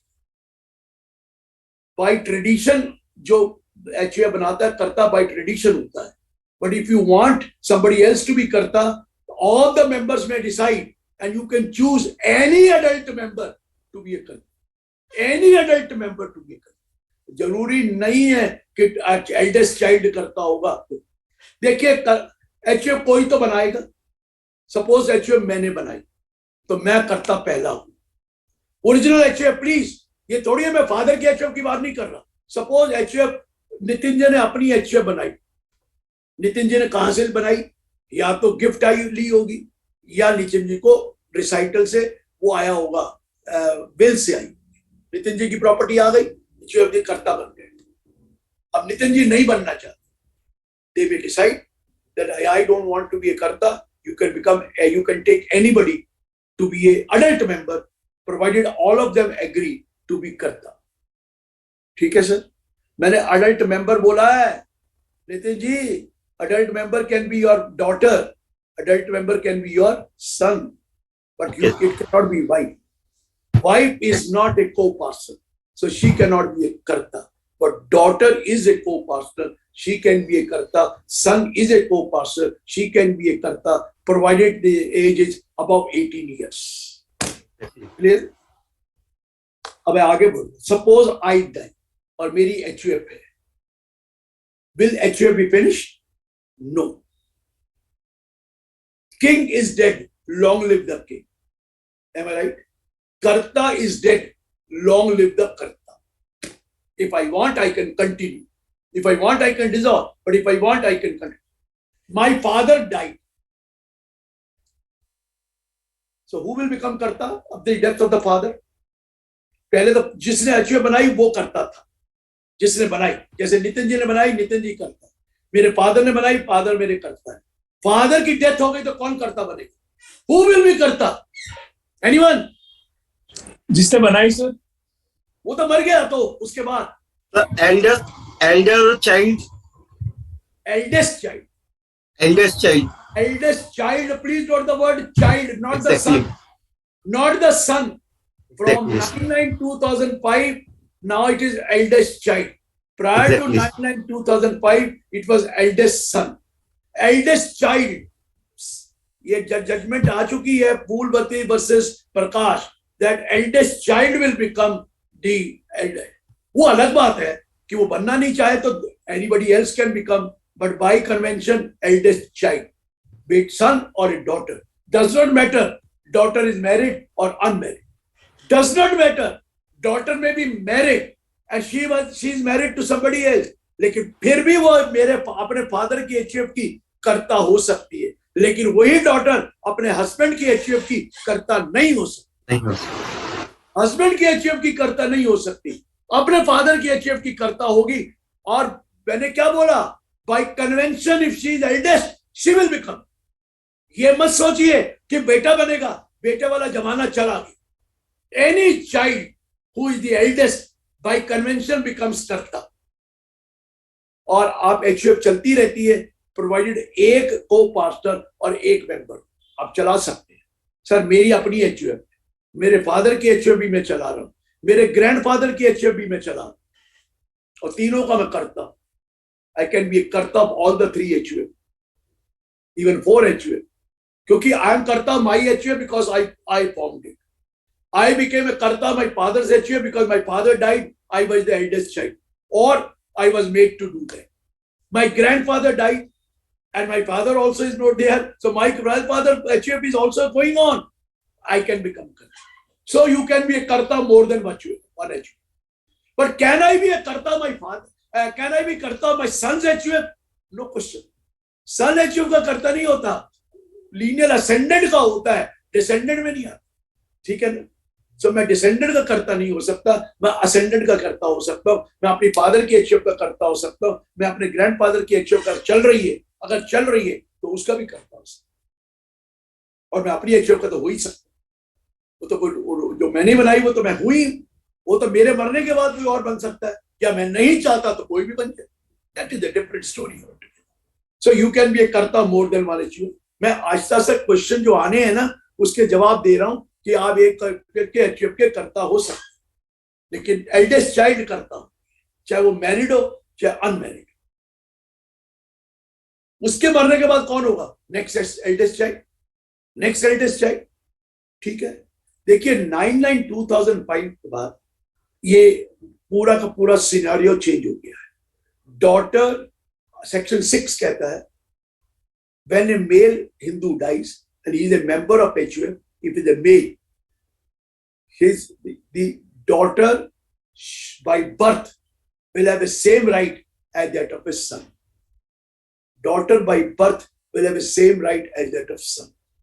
जब मैंने HUF बनाई तो पहले मेरा एक बेटा था, सपोज HUF बन गई, एक दूसरा बेटा हो गया, वो बाई बर्थ बन गया है, उसको मैं निकाल नहीं सकता, उसको मैं नहीं कह सकता नहीं नहीं नहीं तू नहीं बनेगा, और ये भी नहीं कह सकता फादर सन ए एक HUF, father son B 2 HUF. ऐसा नहीं होता है. No, there is only one. whenever who gets birth in the family, वो उसका मेंबर है, उसका को पार्टनर है. So my son, my another son, my daughter by birth will become co-partner. और मेरे बेटे का बेटा हो गया या मेरे बेटे का बेटी हो गई, वो भी बाई बर्थ बन जाते. मेरी HUF में मेरा बेटा है, मेरी बेटी है, मेरे बेटे का बेटा और बेटी दोनों हैं मेरी HUF के को पार्टनर. उसके बाद मेरे बेटे का बेटा और उसकी वाइफ दोनों, उसकी बेटी दोनों हैं मेरी वाइफ. लेफ्ट साइड देखिए, ये देखिए जरा, फादर ने HUF बनाई, नीचे कौन आया? बेटा. राइट साइड में कौन आया? बेटी. अब बेटी को तो यहां रोक दो, वो को पार्टनर है, उसके बच्चे नहीं. उसके बच्चे को पार्टनर क्यों नहीं? नाना की प्रॉपर्टी में उसके बच्चों को पार्टनर क्यों नहीं? क्योंकि they become co partner in their father's HUF. वो बच्चे अपने फादर HUF में चले जाएंगे, नाना की HUF में नहीं रहेंगे. बेटी के बच्चे, बेटे के नहीं, बेटी के बच्चे. पर बेटी को पार्टनर है फादर. अगर बेटी मर गई तो उसका शेयर बच्चों को मिलेगा, that is a different thing. लेकिन they can not be co partner of नानास. Am I right? लेकिन मेरा बेटा मेरा को पार्टनर है. मेरे बेटे के बच्चे, बेटा हुआ और बेटी हुई, वो डॉटर भी तो को पार्टनर की है. दोनों मेरे दादा की प्रॉपर्टी के हकदार हैं. फिर बेटी को भूल जाओ. फिर बेटे ने शादी करा ली, ग्रैंडसन ने, उसका बच्चा हुआ, बेटा और बेटी, वो भी को पार्टनर. सन, डॉटर को रोक दो, son children, then son children में जो सन है उसके चिल्ड्रन, 4 जनरेशन तक. Number 1 was father, number 2 son, number 3 son grandson, number 4 great grandson. यहां तक जाता है HUF के को पार्टनर. जो ग्रेट ग्रैंडसन का बेटा है वो को पार्टनर नहीं है, मेंबर है. ही इज नॉट ए को पार्टनर, मेंबर. ये 5 नंबर 4 नंबर में कब आएगा? अगर 2 नंबर की डेथ हो गई, 1 नंबर नहीं डेथ हुई, तो 5 नंबर 4 नहीं बनेगा। 3 नंबर की डेथ हो गई, 1 नंबर की नहीं हुई, वो 4 नहीं बनेगा। 4 नंबर की डेथ हो गई, 5वां नंबर 4 नहीं बनेगा। जब तक 1 नंबर नहीं जाएगा तब तक 5 नंबर 4 नहीं बनेगा। Are you getting my point? ये 4 generation son, sorry father son के डॉटर मैंने अलग किया है। डॉटर को याद रखना, सन के जो डॉटर है वो भी आएगी, लेकिन सन का सन और सन के सन और उसकी डॉटर, क्लियर है? They are co-pass. They are co-pass. They have a full right. They can ask for partition, but my wife cannot ask for partition. My son's wife cannot ask for partition. My son's wife cannot ask for partition. My son can ask for partition. My granddaughter, son's daughter can ask for partition because she is a daughter of a co-pass. She is a daughter of a co-pass. She can ask for partition. मेरा सन in law partition नहीं कह सकते, मेरी daughter के बच्चे partition नहीं मांग सकते, पर मेरी डॉटर मांग सकती है। मेरे पोता मांग सकता है, मेरी पोती भी मांग सकती है। इसमें तो पोता पोती का बाय बर्थ राइट हो जाता है, बाय बर्थ राइट होता है। उसमें नहीं होता इंडिविजुअल प्रॉपर्टी में। इंडिविजुअल प्रॉपर्टी में कहता पोते का तो हक ही नहीं है। पोते का हक तो तब आएगा जब उसका बाप मरेगा। But in this case the child by birth, grandchild by birth, great grandchild birth become the co-person. Are you getting my point? But right side is the daughter. Daughter children not there. Even son or daughter is a co-person, but daughter children will not. Clear, sir? Clear? कि हम क्यों कर रहे हैं? मेरे मरने के बाद क्या होगा? What will happen to us? I will ask a question. Did I write a will of my share in the HUF? If I write a will, my share in the HUF, then it will go to my legal heir, in their fate. But if I don't write a will, and if a male Hindu who is a member of HUF dies, his share will go to his legal heir of class 1. His share. His share का मतलब समझ गए? जो उसका share HUF में बनता है। अब आप पूछेंगे HUF में शेयर कैसे निकाला है? मैं कहूंगा पर कैपिटा, पहले पर स्ट्राइप होता है, फिर आगे बाद में बात करूंगा। पहले जब मैं शेयर निकालता हूं ना, if I die, I have 2 children, my wife also, 1/4 will go to me, 1/4 if I partition करूं, 1/4 मेरा होगा, 1/4 मेरी वाइफ का होगा, 1/4 मेरे सन का होगा, 1/4 माय डॉटर का होगा।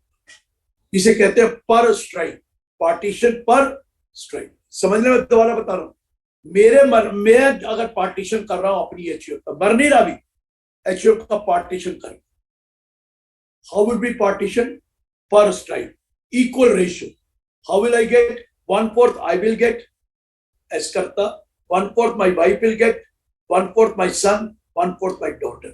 अगर मेरे 3 बच्चे थे तो 1/5 I will get, 1/5 my wife will get, 1/5 one child, 1/5 second child, 1/5 third child. This is per strike. लेकिन रुकिए, अगर पार्टीशन करना है तो इनकम टैक्स कहता है कंप्लीट पार्टीशन अलाउड है, पार्शियल पार्टीशन नहीं माना जाता। Section 171 says that partial partition is not allowed after 31st December 1978.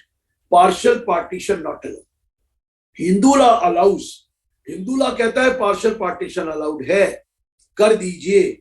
लेकिन इनकम टैक्स कहता है अगर आप पार्शियल पार्टीशन करेंगे तो वो एसेट जिस आदमी के पास जाएगी, उसकी जो इनकम आएगी वो HUF को ही टैक्स देना पड़ेगा, वो HUF को ही टैक्स देना पड़ेगा।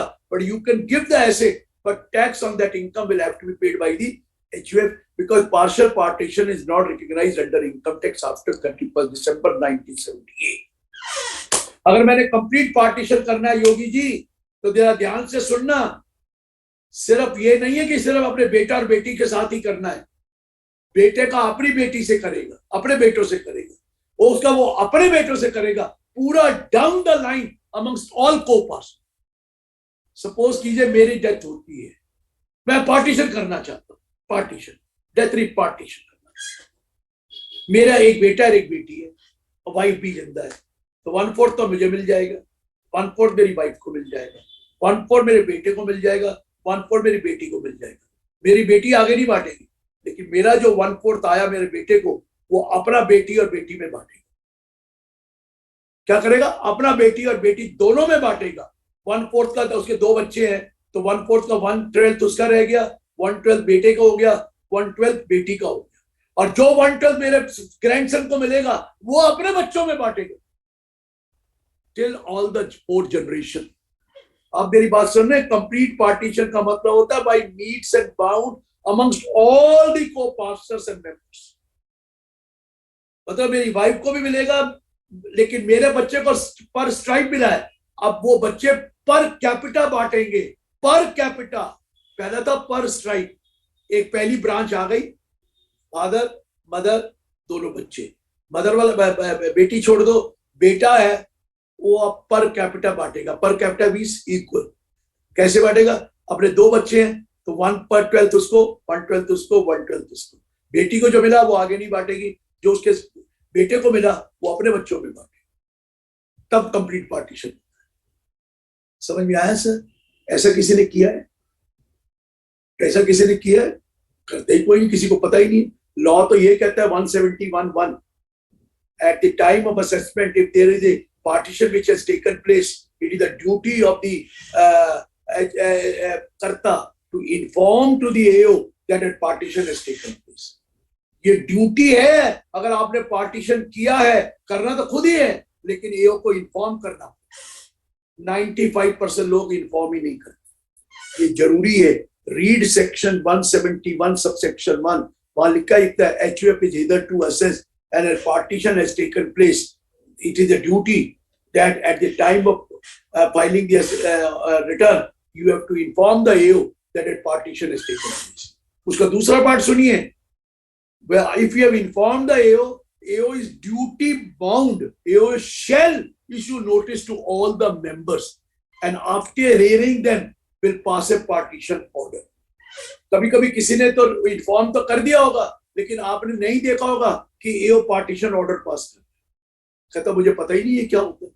लेकिन एओ की ड्यूटी है, जब आप इन्फॉर्म कर दें तो ही shall issue notice to all the members, उनको हियरिंग देकर फिर पार्टीशन ऑर्डर पास करेगा, ताकि वो प्रूफ हो जाएगा कि भाई सब एग्री करते। लेकिन करते ही नहीं, एओ को पता ही नहीं है। पहले तो हमें नहीं पता, हमें इन्फॉर्म नहीं करते, हम इन्फॉर्म कर देते थे, एओ को नहीं पता होता। तो एक बार मुझे याद है 20 साल पहले, 25 साल पहले, तो बहुत ही HUF का कॉन्सेप्ट बड़ा मुश्किल था। तो मैंने एक क्लाइंट का पार्टीशन हुआ, मैंने जाके इन्फॉर्म कर दिया। कहते ये क्या है? मैंने कहा इन्फॉर्मेशन है। कहते कौन सी इन्फॉर्मेशन है, हमें तो पता ही नहीं है। मैंने कहा सेक्शन 171(1) पढ़ा दिया कि I have to inform you. मैंने आपको इन्फॉर्म कर दिया। कहते थैंक यू वेरी मच। मैं थैंक यू नहीं सर, अब आप नोटिस इशू करिए और पार्टीशन ऑर्डर पास करिए। कहते वो क्या होता है? क्या पढ़े लिखे आके मुसीबत कर देते हैं? ये कौन सा, हमने तो आज तक कोई पार्टीशन ऑर्डर नहीं पास किया। फिर कहते बना के ले आना, मैं कर दूंगा, नोटिस इशू कर दूंगा, मुझे नहीं पता है क्या। लेकिन ये आपको इन्फॉर्म करना जरूरी है, वो पार्टीशन ऑर्डर पास करे या ना करे, दैट इज सेकेंडरी। अगर आप नहीं इन्फॉर्म करेंगे तो आप फंस जाएंगे। Clear sir? इसे तो पार्टीशन कहती है कंप्लीट। अब एक सवाल मुझे किसी ने पूछा, मोहित जी कि पार्टीशन में क्या इक्वल माना जाता है? मैंने अभी इक्वल बताया था ना, 1/4 to father, 1/4 to the mother, 1/4 to son, 1/4 to the daughter. अब सन अपने नीचे जाटेगा। लेकिन if all the members so decide, if all the members so decide, there can be uneven distribution also. सारे अगर मान जाए, MOU कर लो, member of understanding, memorandum of understanding, और सब अगर साइन कर दें तो आप अनइवन, इवन सारा एक को दे दो, हमें क्या फर्क। लेकिन अगर नहीं देना तो इक्वल देना। ठीक है, मैंने प्रॉफिट में भी यही कहा था, प्रॉफिट इक्वल देना पड़ेगा, लेकिन अगर सारे डिसाइड कर ले तो एक को दे दो, अनइवन कर दो। तो पार्टीशन भी अनइवन हो सकता है, provided all the members agree, and if they don't agree, then partition cannot be uneven. It will have to be in equal ratio. Is it clear? Is it clear? Partition. अब death हो गई, अगर death होगी तो एक आदमी मरा ना, तो ये पहले क्या होता था, एक मरा बाकी सर्वाइवरशिप बाकियों को मिलेगा, वो चला गया कोई बात, दूसरा चला गया कोई बात, तीसरा चला गया कोई बात। अब ऐसा नहीं है, अब बाई सक्सेशन, मेरे मरने के बाद मेरा शेयर का क्या होगा, what would have been my share had I been alive, और वो पार्टीशन होता तो मेरा कितना मिलता, 1/4. Had there been a partition I would have got 1/4. That 1/4 my share. अगर मैंने विल लिखी है तो विल के हिसाब से जाएगा, विल नहीं लिखी है तो वो सेक्शन 8 के हिसाब से जाएगा कि मेरी क्लास 1 लीगल एयर को जाएगा, क्लास 1 के लीगल एयर को इक्वल रेशियो में जाएगा. आप कहोगे क्लास 1 में तो होते कौन है, एक तो मेरी वाइफ भी है और एक बच्चे हैं, होते तो वही है, मैं मानता हूं, लेकिन इक्वल रेशियो में जाएगा, बाकियों का नहीं जाएगा, क्लास 1 की इक्वल रेशियो में जाएगा. मेरा share, am I right, I can give it, ये जा सकता है.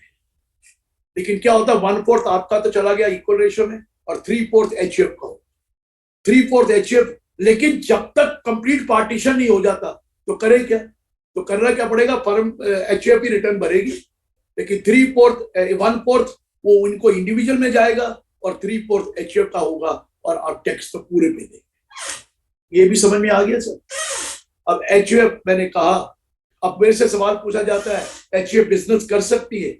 हाँ बिल्कुल कर सकती है, क्यों नहीं कर सकती, उसके पास पैसा है तभी तो बिजनेस करेगी. सिर्फ लोन लेके बिजनेस तो नहीं करेगी, कुछ ना कुछ तो कैपिटल होगा, कुछ कैपिटल ले लो, कुछ लोन ले लो. लेकिन लोन एचयूएफ को बैंक लोन नहीं देता है, bank does not give loan to HUF, क्योंकि पता नहीं कौन पर्सनल क्या नहीं है, लोन तो कोई पर्सनल ही ले सकता है.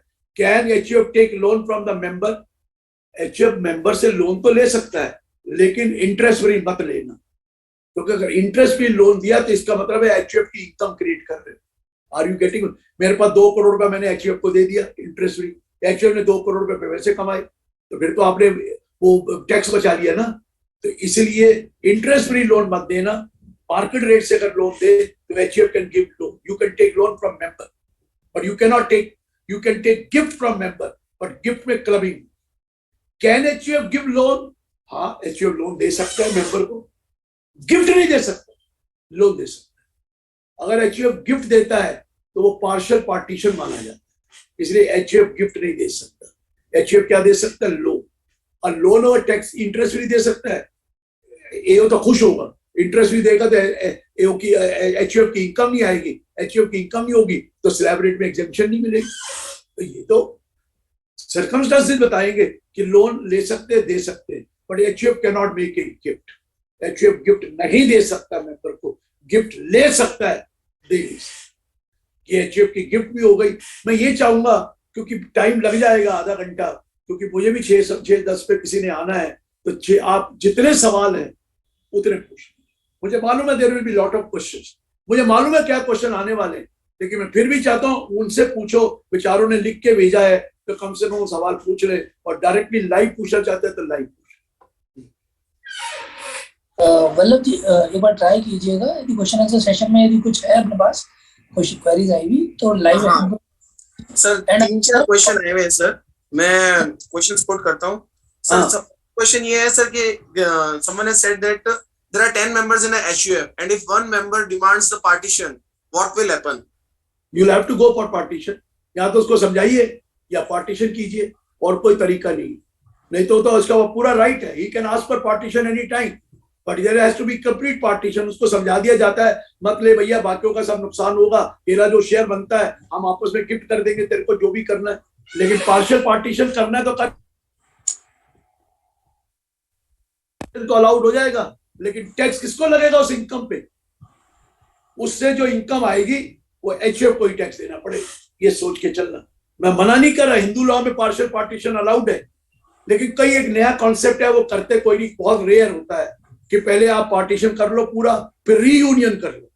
इतना आसान नहीं होता. लड़ाई होती तो एक कहता तो कहता मेरा भी दे दो यार, सब मांगने लग जाते, सिर्फ एक नहीं फिर सब मांगने लग जाते. क्लियर है? चलिए बोलिए और बोलिए. सर एक क्वेश्चन है sir, what will happen to HUF after 4 generations? 4 जने भर्ती थोड़ी है. अरे 5वीं पैदा हुई तो पहला नंबर चला गया तो 5वां 4 बन गया. मैंने बोला ना, first goes 5th becomes 4, second goes 5th 6th becomes 4. अरे भाई वो तो वही करना है यार. नंबर 1 नहीं जाएगा तब तक 4 जनरेशन रही. नंबर 1 चला गया तो 5th जनरेशन नंबर 4 बन गई, फिर नंबर 2 चला गया तब 6th जनरेशन नंबर वो बन. मैंने कहा ना, कर्ता is dead, long live the कर्ता. एचयूएफ कभी मरती नहीं है, आप चलाना चाहें तो चलाते रहे, पार्टीशन करना चाहे तो मरने के बाद कर दो, वो तो आपकी मर्जी है। पर एचयूएफ फादर की चल रही है, मेरी चल रही है, मेरे ग्रैंडफादर की, रिटर्न मैं ही भरता हूँ तीनों। Sir, one more question. Sir, can husband and wife form HUF under Income Tax Act by way of will? देखिए बेटा, बात ये है, इनकम टैक्स वालों को अभी तक पता नहीं है इसलिए वो कर रहे हैं, लेकिन उसमें को पार्सर तो एक ही है। हाँ। सर्वाइवरशिप में एक हो सकता है, तो डेथ होने के बाद तो एक हो सकता है, लेकिन प्रॉब्लम ये है कि दो को पार्सर नहीं है तो पार्टीशन कौन करवाएगा, पार्टीशन कौन मांगेगा? फिर दो में तो पार्टीशन होता है, एक में थोड़ी पार्टीशन होता है। वाइफ पार्टीशन करा नहीं सकती और हस्बैंड तो अकेला है, तो फिर कैसे होगा? सो इनकम टैक्स रिकॉग्नाइज करता है दो हो जाए, लेकिन कब? जब नई बनानी है। पुरानी में तो एक भी चलता है, पुरानी में एक को पार्सर एक मेंबर हो सकता है। एचयूएफ तो बनती है जब आपकी शादी हो गई, ऐसा कुछ है ही नहीं। एचयूएफ तो बनती शादी हो, कोई कहता है शादी के टाइम पे मैं एचयूएफ में ले लेता हूं पैसे, सर वो पूरा टैक्सेबल है, 50,000 से ऊपर होगा तो एचयूएफ कोई रिलेटिव थोड़ी है। शादी आदमी की होती है, एचयूएफ की थोड़ी होती है। मेल या फीमेल की शादी है, वो ले सकता है at the time of marriage gift, not the HUF. HUF can not take a gift at the time of marriage, it is only the male और फीमेल। हाँ बोलिए मोजी। सर यदि मैंने अभी मेरी शादी में पैसे आए एज अ गिफ्ट और फिर मैं ट्रांसफर कर रहा हूँ एचयूएफ को, वो तो जस्टिफाइड है ना? तो क्लबिंग हो जाएगी ना मेरे भाई। 64(2) self acquired properties transfer to HUF, no problem, कर दीजिए, अलाउड है। लेकिन उससे जो इनकम आएगी वो आपकी इनकम में जुड़ेगी, तो फायदा क्या हुआ? लेकिन फिर भी फायदा होता है। सपोज करो आप 1 करोड़ रुपया कर दो अपनी एचयूएफ को, उस पर इंटरेस्ट आया 6 लाख रुपए, आप टैक्स दोगे 6 लाख के ऊपर, लेकिन पैसे किसके पास रहेंगे? एचयूएफ के पास। वो एचयूएफ उसको जो फर्दर लगाएगा वो क्लबिंग नहीं होगी। It is income which is club, income और इनकम इज नॉट क्लब, वो कर सकते हैं। अदरवाइज आप जो करेंगे उससे जो इनकम आएगी वो क्लब बना दिए, मेंबर से गिफ्ट दे सकते हैं, लेकिन उससे इनकम क्लब होगी तो फायदा नहीं होता, इसलिए। और पूछिए सर। एक क्वेश्चन और है sir, my father is died but his children wants to create a HUF with his mother and children's. मतलब ही नहीं है, बोला नहीं, जब तक फादर की विल नहीं होगी तो होगा ही नहीं। वो तो उसका लीगल या तो विल में लिखी हो, नहीं तो वो हिंदू सक्सेशन एड लगेगा।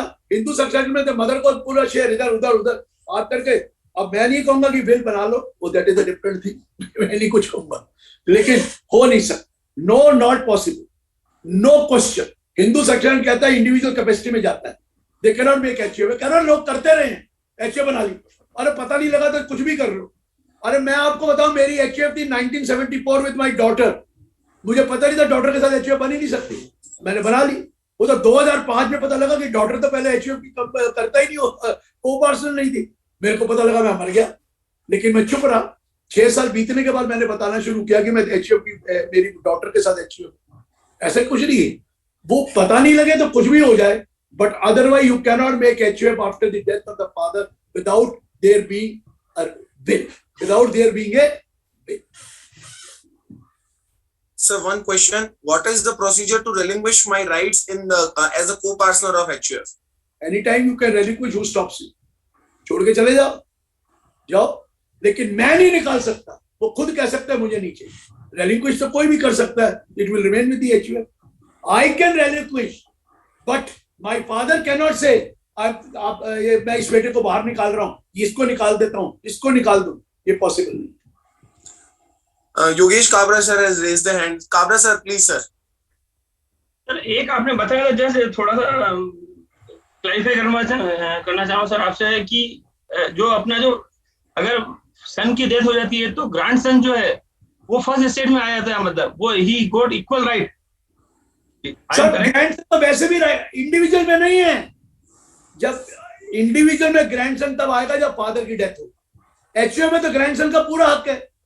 हाँ, इंडिविजुअल कैपेसिटी में ग्रैंडसन का कोई राइट नहीं है जब तक उसका फादर जिंदा है। और फादर की डेथ के बाद वो इक्वल राइट मिल जाएगा उसको नहीं, जो उसका शेयर था that would go to his widow. जो सन का इक्वल शेयर था वो जाएगा उसकी फैमिली को, window and children, equal ratio.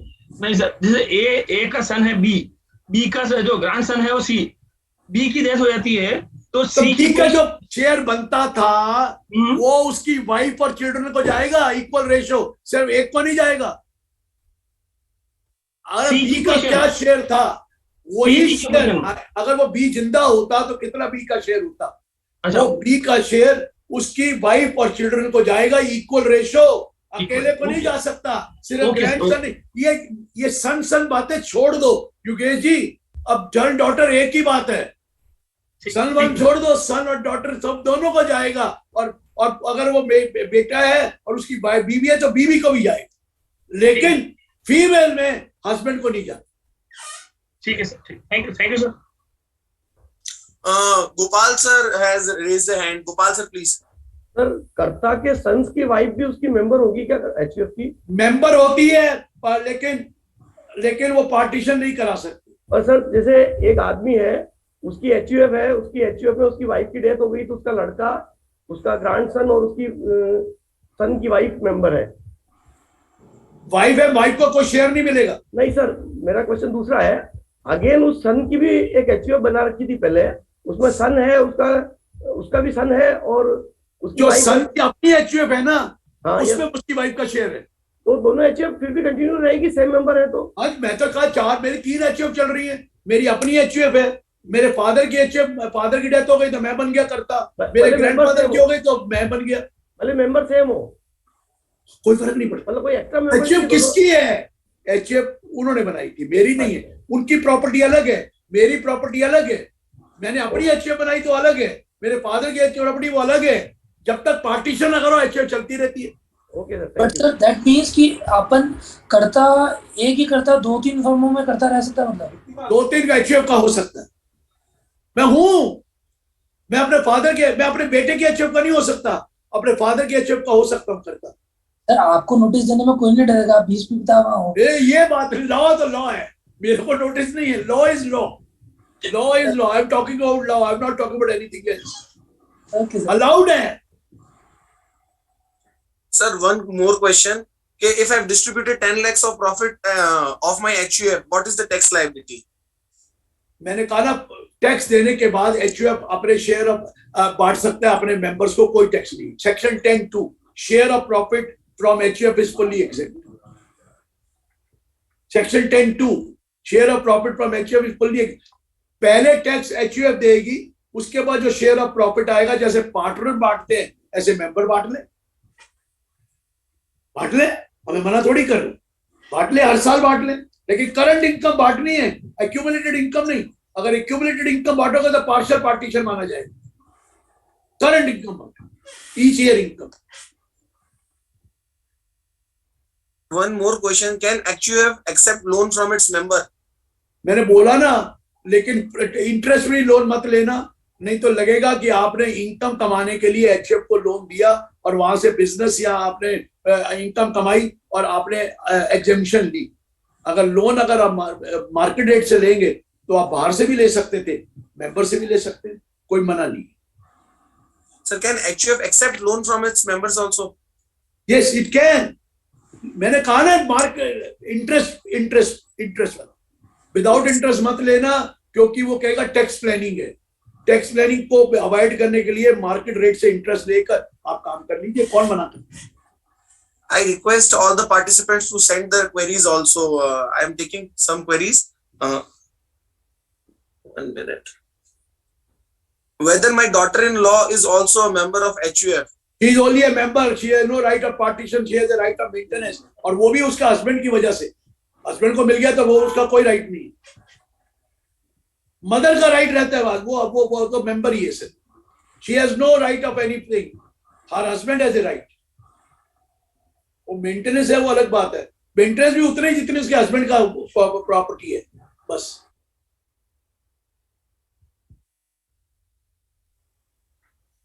और बोलिए। Sir, one more question. Does the son's wife have a share in father-in-law HUF? Whether she can get share in partition? नहीं हो सकता बेटा, मैंने Sir. बोला था, उसमें बेटे का हक है, और बेटा है तो बेटे का हक है। बेटे की अगर डेथ हो गई तो उसके नीचे जो है वो वाला है, बाई बर्थ है, daughter in law is not there in the family as a, उसको हस्बैंड को मिलेगा, हस्बैंड की डेथ हो गई तो उसके नीचे वाले उनको मिलेगा ना, उसके वाइफ को नहीं मिलेगा। Okay, sir. One more query. उसकी डॉटर को मिल सकता है। One second.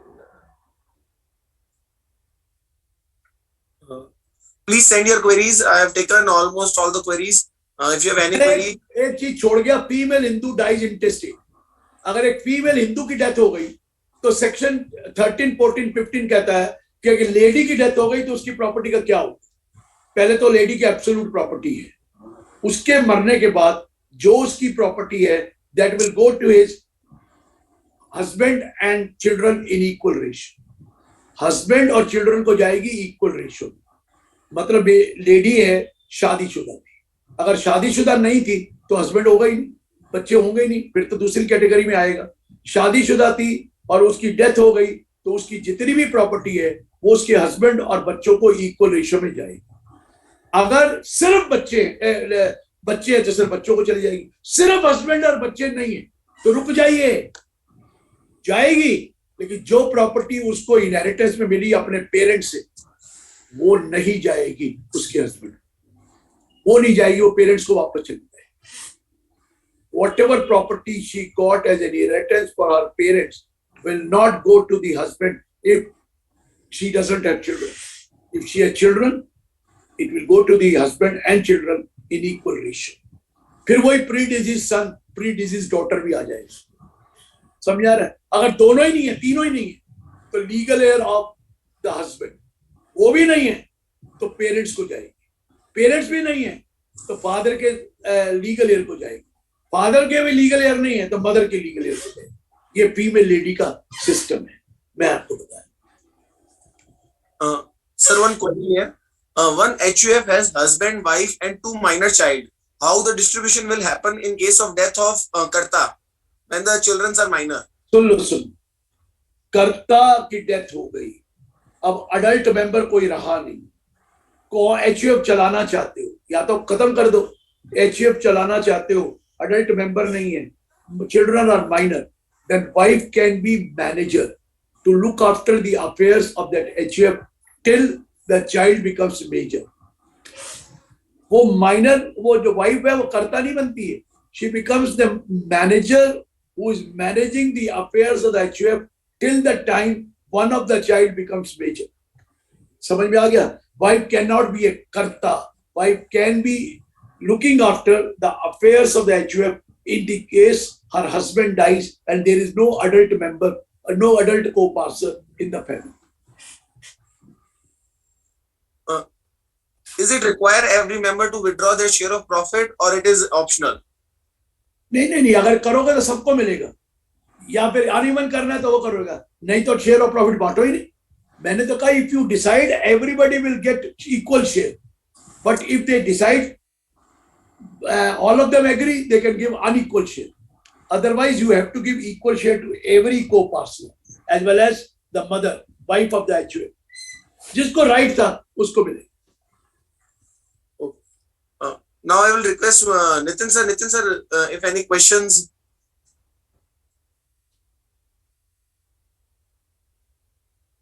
Sir, one thing I want to ask, sir, in a case of grandfathers, HUF, if a father is dead, expired, then sir, the brother of father will be the Karta or a son of father will be the eldest child. Eldest child of the family. Okay. Eldest child. और अगर सारे decide कर ले, हमारी बेटियां तो ऐसी होती हैं, मान जाती हैं, नहीं आप कर लो, साइन कर देती हैं तो ठीक है। Right. बेटियां तो कई बार शेयर भी नहीं लेती, लेकिन आजकल का जमाना बदल गया है, बेटियां तो डाल देना चाहे लेकिन वो जवाई नहीं छोड़ते। अरे मेरे से पूछा नितिन जी किसी ने, सर ये तो बड़ा गंदा लॉ बन गया। मैं क्या हुआ? कहता जी मेरे फादर की डेथ हो गई है और फादर की डेथ तो पहले हो चुकी है, पार्टीशन करेंगे तो क्या होगा? मैं कहा तेरी बहन शेयर लेके जाएगी बराबर। कहते ये तो बड़ी गलत बात है। मैं कहा रोता क्यों है, तेरी बीवी लेके भी तो आएगी।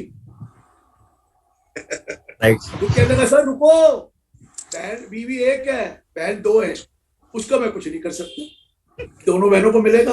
I can't help it, law is law. आप ये Right. क्यों सोचते हो बहन है? भाई होता तो बहन और एक ही बात है आजकल। आजकल मेल और फीमेल में कोई डिफरेंस नहीं है। ये क्यों सोच रहे हो मेरी बहन? सोचो भाई है तो लेगा ना, क्यों नहीं लेके जाएगा? बिल्कुल लेके जाएगा। Sir, one more question is asked in a case of woman whether her mother will get a share or not. नहीं सर, मैंने बोला हस्बैंड जिसकी एचएफ होती है उसकी वाइफ को मिलता है। अगर वह उसके बाद मैं कर्ता बन गया अपने फादर की एचएफ का, तो मेरी वाइफ को कुछ नहीं मिलना। ना ना ना ना, ओरिजिनल कर्ता की वाइफ को और मेरे बच्चे, मेरे सन एंड डॉटर, सन की मदर को मिल रहा है क्योंकि उसका हस्बैंड ओरिजिनल फाउंडर है कर्ता एचएफ, उसके बच्चों को नहीं। ना ना ना, ऐसे तो जिसका बेटा बन गया उसकी बीवी को मिल गया, बाकियों के बीवी को तो मिलेगा नहीं। ऐसा नहीं है लॉ, ऐसा लॉ नहीं, ऐसा लॉ नहीं। माँ को मिलता है, बीवी को नहीं मिलता। हाँ, कर्ता मर गया तो उसकी बीवी को तो मिलेगा ही ना, जो ओरिजिनल कर्ता। ये नकली कर्ता नहीं, इनकी बीवी को नहीं मिलता है। Exactly, sir. Yogi ji, you can continue. Yes, sir. Sir, one more question. ये Can टॉपिक HUF कितनी बार हो चुका है, ये टॉपिक मेरे से इतने लोग करा चुके हैं कि मैं भी थक गया हूँ करते करते। और हर दूसरे तीसरे दिन कोई हफ्ते बाद कह देता है कि यही टॉपिक कर दो, सक्सेशन प्लानिंग एंड एचयूएफ। और वो इसलिए कई लोग ज्वाइन करते थे ना, अलग अलग ज्वाइन करे। अबे 3 दिन पहले हुआ, वहां 500 लोग इकट्ठे हो गए क्योंकि उन्होंने सुना नहीं था उस साइट पर। लेकिन जिस साइट में सुना होता है, दिल्ली में और दिल्ली के इर्द गिर्द, तो मतलब मैं कितनी बार कर चुका हूँ ये टॉपिक। लेकिन आपने चूज किया, मैंने तो करा नहीं। आपने कहा जी ये करना है, मैं कहा आप कर दीजिए। मोहित कहता है प्लानिंग पर वो कर दीजिए, करनी।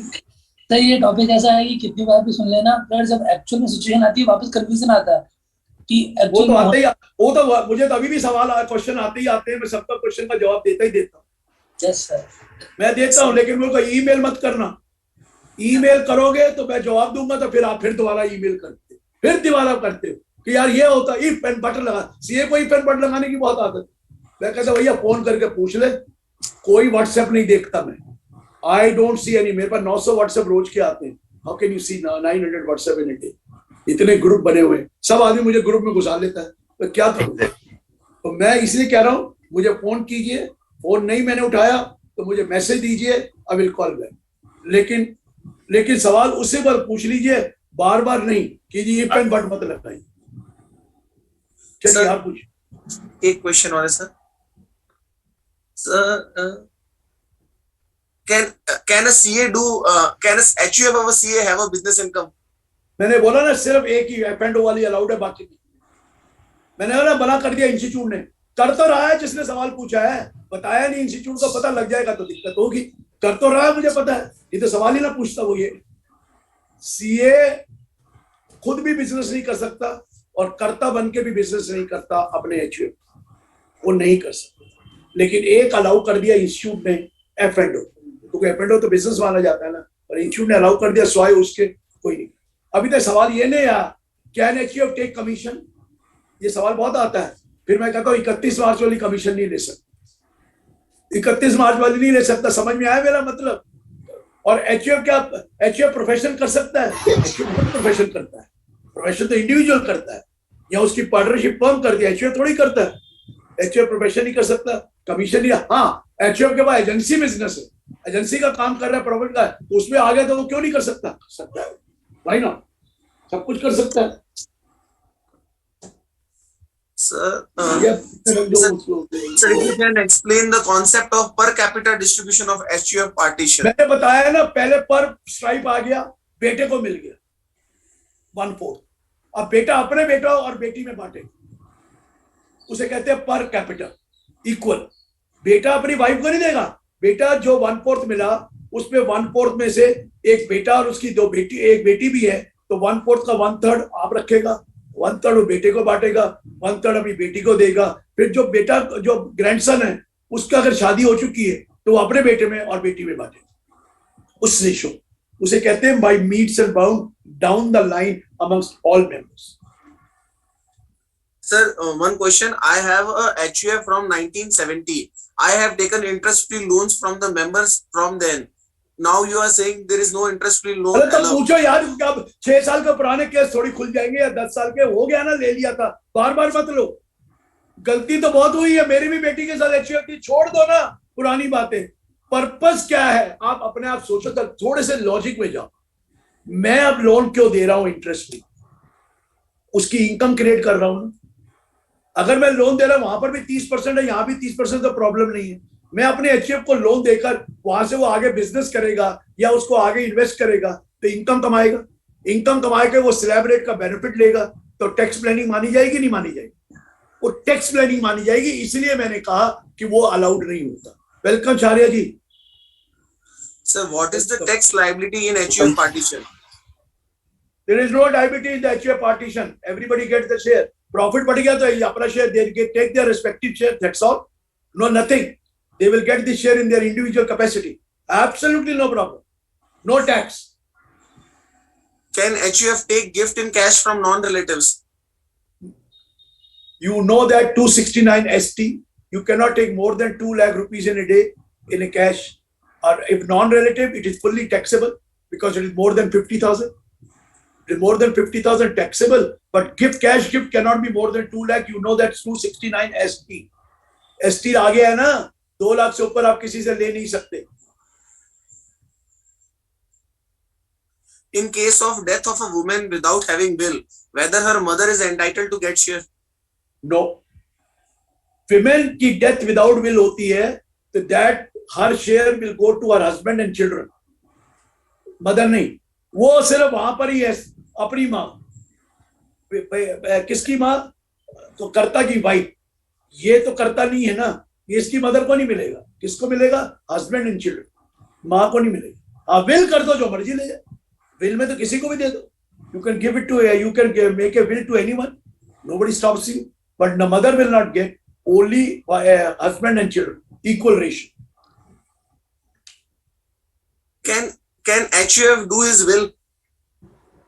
अपने शेयर की बिल कर सकते. What is your share?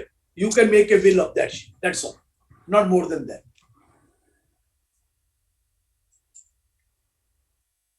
All the attendees and are requested to send their queries. I have taken, I think, almost most of the queries. Mr. Jackson is already there. It is almost 6. So you can do the yes, sir. And, let him take up the topic if there is no Yes, sir. question. Yes, sir. Nitin sir has joined us late. So I would like Nitin sir to welcome sir and address us with his words of wisdom. Nitin sir. Thank you, Yogi ji. And first of all, my apology. Just due to network connectivity, I could not join on time. Thanks to Ahuja sir for such a nice and wonderful deliberation, sir. CA Prasanna Kumar ji, sir, welcome you, sir, and highly congratulations to all the hosting branch, CA Mohit Jain ji, Kishangarh branch chairman, Alwar branch chairman, CA Amit Agarwal ji, Chittorgarh branch chairman, CA Yogesh Kabra ji, and Shri Ganganagar branch, and welcome to Jay Chhera ji. Really a very nice deliberation by our Girish Ahuja sir. और sir आपने minutely एक एक चीज को, HUF की intricacies को और एक एक पॉइंट्स को जिस तरीके से डेलिब्रेट किया, रियली हम सभी लोगों के लिए ये सेशन बहुत यूजफुल रहा. Thank you so much sir. और सभी पार्टिसिपेंट का वास्तव में बहुत बहुत धन्यवाद देना चाहूंगा कि पार्टिसिपेंट ने भी इतने अच्छा जो अटेंडेंस दी और प्रोग्राम को इस तरीके से यूजफुल नॉलेज को शेयर किया. Thank you so much. Thank you. Thank you ji. Please give me permission. I have some guests coming. So I just want you to sign off. So it is 6 o'clock. Anybody wants any question? I'm still there. Another 5 minutes. If you have any problem. Definitely, sir. Definitely. Thank you so much, sir. Thank you, sir. Thank you. All the best, sir. Thank you, sir. All the best. Charlie, all the best. Thank you very much. Take care. Stay healthy. Mohit Jain sir. I would like to request Prasanna Kumar sir to please give your words of wisdom about PDC and welcome Jay Chera sir. Please. Yeah. Good evening. I don't have much to say except to welcome Jay Charya, the hero. So we have seen champion just now. Now you are here seeing a hero. You all been hero of Central Council. So thank you, sir. Thanks for coming for the program organized by the Professional Development Committee. Thank you. So over to the organizer. Thank you, sir. Actually, I just have a words. I had given the time slot in M2M to President, past President Nihal Jagbusaria ji at 6 o'clock. He just called me. He is joining very soon, and we are having a spare time just because the session has been completed earlier. Without taking much of your time, I just want to introduce Jay Chera ji, the next session moderator. He will definitely take his session upon the how to develop practices in the professional opportunities in tier 2 cities. Actually, all the branches, hosting and co-hosting branches are small cities, and to develop practice or professional opportunities other than the orthodox practice we are doing, what are the opportunities and area of scope open for all of us is a kind issue, as we are all aware. Definitely, day by day we are getting the limits of audits and statutory audits, and we are getting a lesser scope, a narrower scope of work. And what are the new scopes and area of scope available to all of us will be guided by the past presidents and Jay Chera ji. And to update you all, Kemisha ma'am will not be able to join till now because he is not able by health. I would like to request Jay Chera ji to please give a brief about the session and what will be the topic and what we are about to ask the presidents. And in case some participants do want to ask some kind of questions, they can send in earlier to question and answer section. We will definitely ask that kind of questions to the president. Over to you, Jay Chera, sir. Welcome on the behalf. A very good evening to all of you. I am not sure my colleague Prasanna ji is there or not now, but was a wonderful experience to be together. Well, once again, a very good evening, CA Mohit Jain ji, Kishangarh branch chairman, CA Amit Agarwal ji, Alwar, CA Ankush Chopra ji, Bikaner, CA Yogesh Kabra ji, Chittorgarh, CA Dheeraj Leela ji, Sri Ganganagar branch, and all my dear friends, once again, a very good evening. And I think this is a wonderful opportunity interacting with the members of various branches of Rajasthan. When Mohit ji asked me if I would like to join it, I said I would be very happy to join this program. And even I would be happy joining physical, because somehow I feel that when you are physically there with people, then you can interact, you can feel, you can make the sense what exactly how the things are going on, and accordingly you can plan out your speech. I think past president CA Nihal Jagbusaria ji is already there. It seems so. Yes, sir. He had yeah. Good evening, everybody. Thank you. Good evening. Kishangarh branch and all the hosting branches are welcoming you, sir. It's a pleasure seeing you after so long, sir. And thank you. Thank you. How's you, sir? Good, good. Very good. Over to you, just. So, nearby, till the time the other two speakers actually come, I'll just very quickly give the details as to how this session is going to go. The actual fact is that our Ahujaji was taking the session and we were supposed to join at 6 o'clock. He left 5 minutes before. So I'm filling up the vacuum as of now, and we'll come back to you the moment we are actually starting the session. So friends, we are actually, first of all, I'm really very happy to look at the way the conference has been organized. The branches might be smaller, but the conference is not smaller. They have selected the best topics and the best speakers that they could get.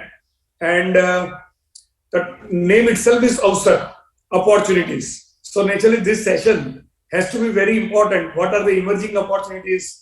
What are the new opportunities? what are the global opportunities, that is, that naturally is what we are going to discuss in this particular session.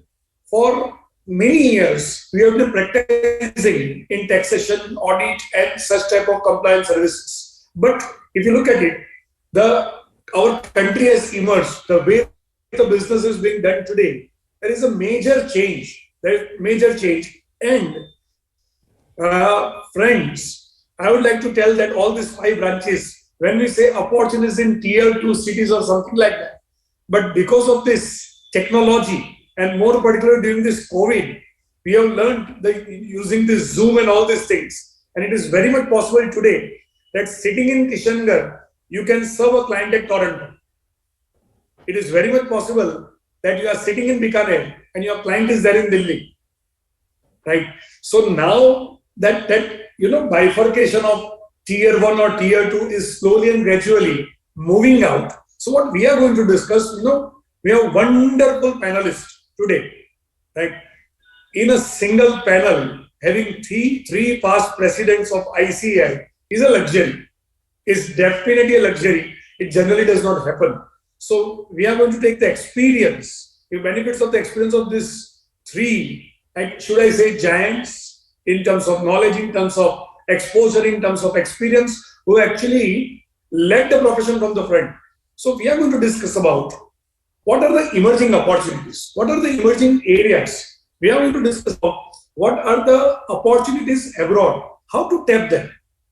And along with that, of course, we do understand that various, Atul Gupta ji has also joined. Yes, sir. So, good evening, sir. Most welcome. Sir, visible, not sure. Sir, you are not visible, sir.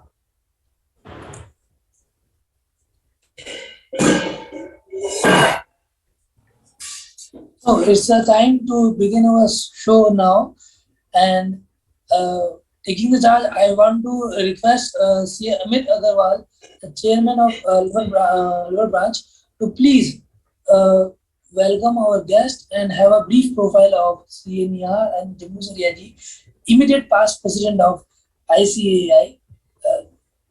Over to you, Amit. Thank you, Mohit, for this opportunity. Members, I am very pleased to introduce our past president, CA Nihar Niranjan sir.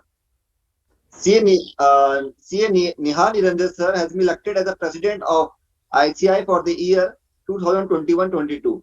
He has served as a Central Council member since 2013 to 2021 and has represented ICAI in many important committees constituted by the government, ministries and regulators.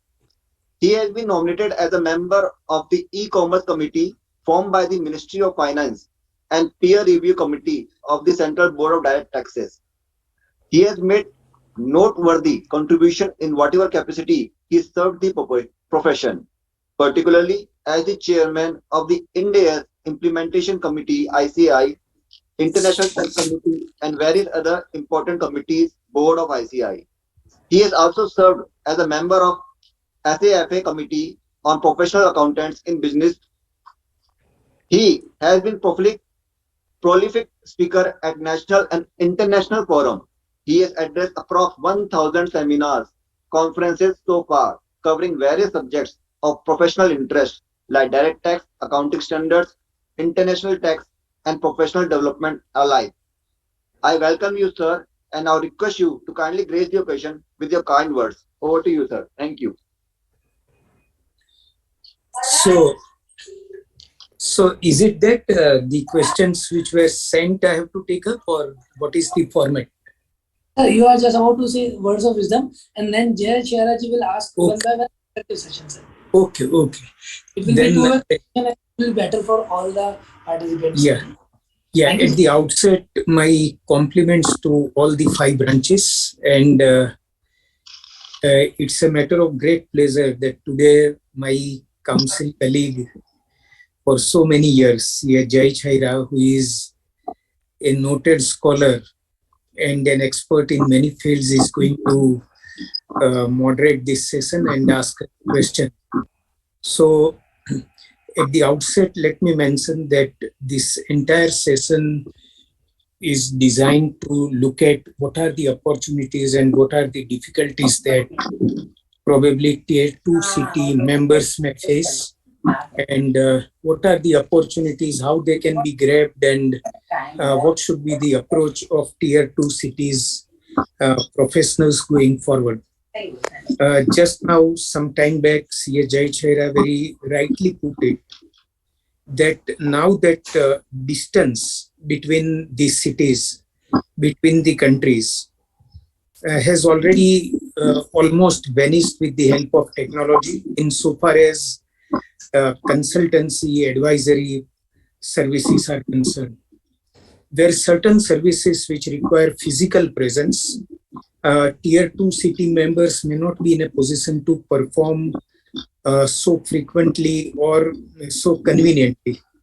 But even before the pandemic broke and we started, operating through the internet and technology, even before that, our members did travel a lot and render services offline, that is physically. So for tier 2 cities, if I look at the current time, particularly probably God had sent this pandemic only to make human beings know that you can perform without traveling. You can do so many things without really taking so much trouble and spending so much time on traveling. Instead of spending, I may say, wasting so much time on traveling. So my message is that there are a number of opportunities, and going forward in this session, I will be happy to deal with some of the questions in greater detail and answer them.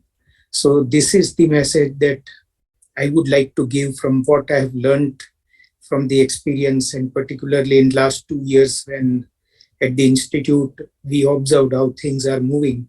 This was the experience which I am sharing with you. Thank you. We have Atul Gupta ji, but I'm not sure whether he is not appearing as a panelist as of now. If the host can do something about it. And Uttam Agarwal ji is also there. Yes, sir. Uttam ji have joined, but he is traveling. He just asked me कि जैसे ही आप उनका session start होना मुझे बता दीजिएगा, मैं उनको इन्फॉर्म कर दूंगा. तब तक अपन यहाँ सर से जो भी क्वेश्चंस राउंड स्टार्ट करना है, we can start it right now, and we can take one by one. Sir, Atul Gupta ji भी ज्वाइन हो चुके हैं. आप जरा चेक करिए उनको कैसे हम लिंक पे ले सकते हैं. तो एक नया लिंक भेजा मैंने, अभी वो वापस ज्वाइन कर रहे हैं. शायद इनका कनेक्शन इशू आ रहा था. I'm sending it again, sir. Till then you can ask, continue with Nihar sir. I'm just reading. Okay.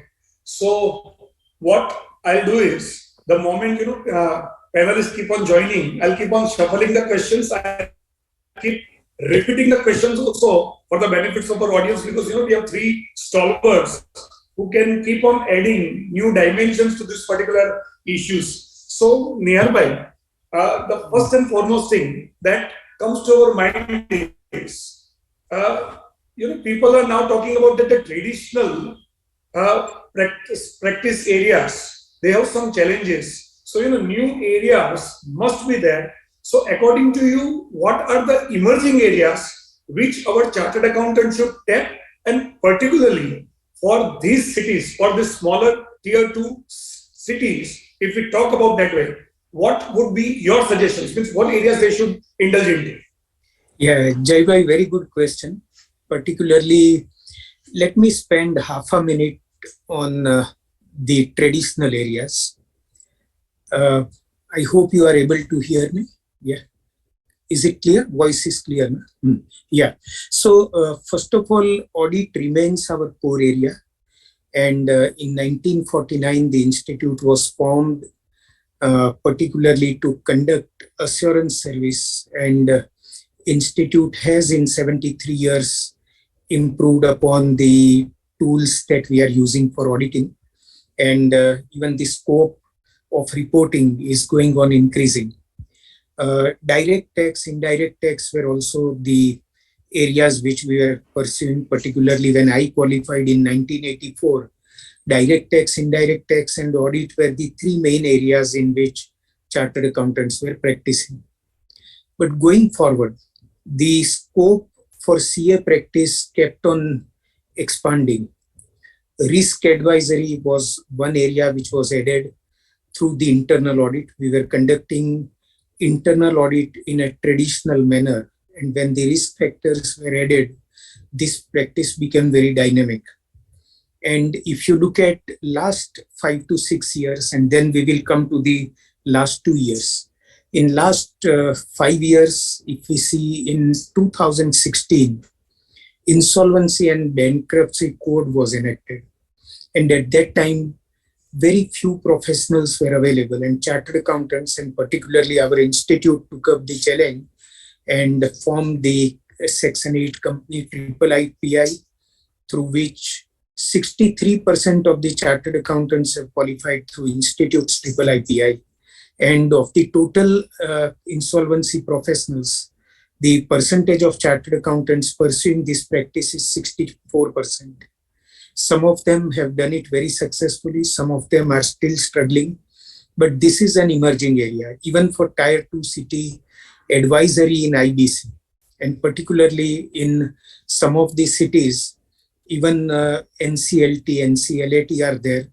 And in many areas, if NPAs are to be resolved through IBC, then this chartered accountants who are IPs are selected as resolution professionals. So this is one emerging area. Sustainability, in which now the entire world has become serious, including our country. And if you see carbon emission record of India, we are standing last but second position in the world, which we have to improve. And that is how SEBI has made sustainability reporting mandatory for top 1,000 listed companies. Now this will percolate down and it will come down to even medium-sized companies. Here also big scope is lying because it is non-financial reporting, but it is to be reported in terms of value that is added during the year by the corporate. And value addition can be quantified only by none other than accountants. So a big scope for practice is there, and those who study sustainability will really have a big gain. International tax transfer pricing, I have seen particularly in cities like Jaipur, there are a few firms which are serving either the firms in Mumbai or even corporate clients in Mumbai, sitting there, because with the help of technology now, audits are conducted online and they are able to do the advisory as well as transfer pricing audit. If I talk about last 2 years, another area which has emerged is advising MSMEs. Every state government in the country came out with relief packages for MSMEs. You will agree that with 41% share in the GDP of the MSMEs, all state governments were serious about seeing that MSMEs revive and they thrive. And here many chartered accountants who took up advisory to MSMEs have done very good job.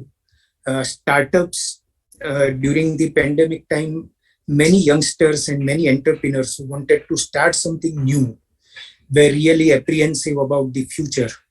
And now, you know, we were talking about VUCA world, vulnerability, uncertainty,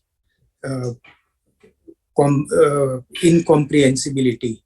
Now the world has become more vulnerable and uncertain, and at such times to encourage startups and do the risk advisory, only chartered accountants are looked upon as the right professionals. These are the various areas which I see for Tier 2 cities, which can be taken as emerging areas. Even India is something which, if you learn, you can not only advise in India, but it is 97% IFRS. There are very few differences which are left. So you can advise even corporates in foreign countries. Many chartered accountants are having outsourced service providing facility here in the area of IFRS, and sitting in any part of the country, according to me, as rightly put by Jai Bhai, that you can advise somebody in Toronto, USA, Australia, or any country of the world. So these are the opportunities which are lying for chartered accountants, which I thought I will elaborate in little detail. Thank you. Mohit ji, we have Uttam Agarwal ji now. So if you can drop him, please you may take it up. Yes, sir. I'm informing. Till then, I just request Amit ji, please. हाँ, sir, आ गए हैं. So you may continue with Uttam ji, sir. And I, on the behalf of all the branches, I want to welcome Uttam Prakash Agarwal ji, sir.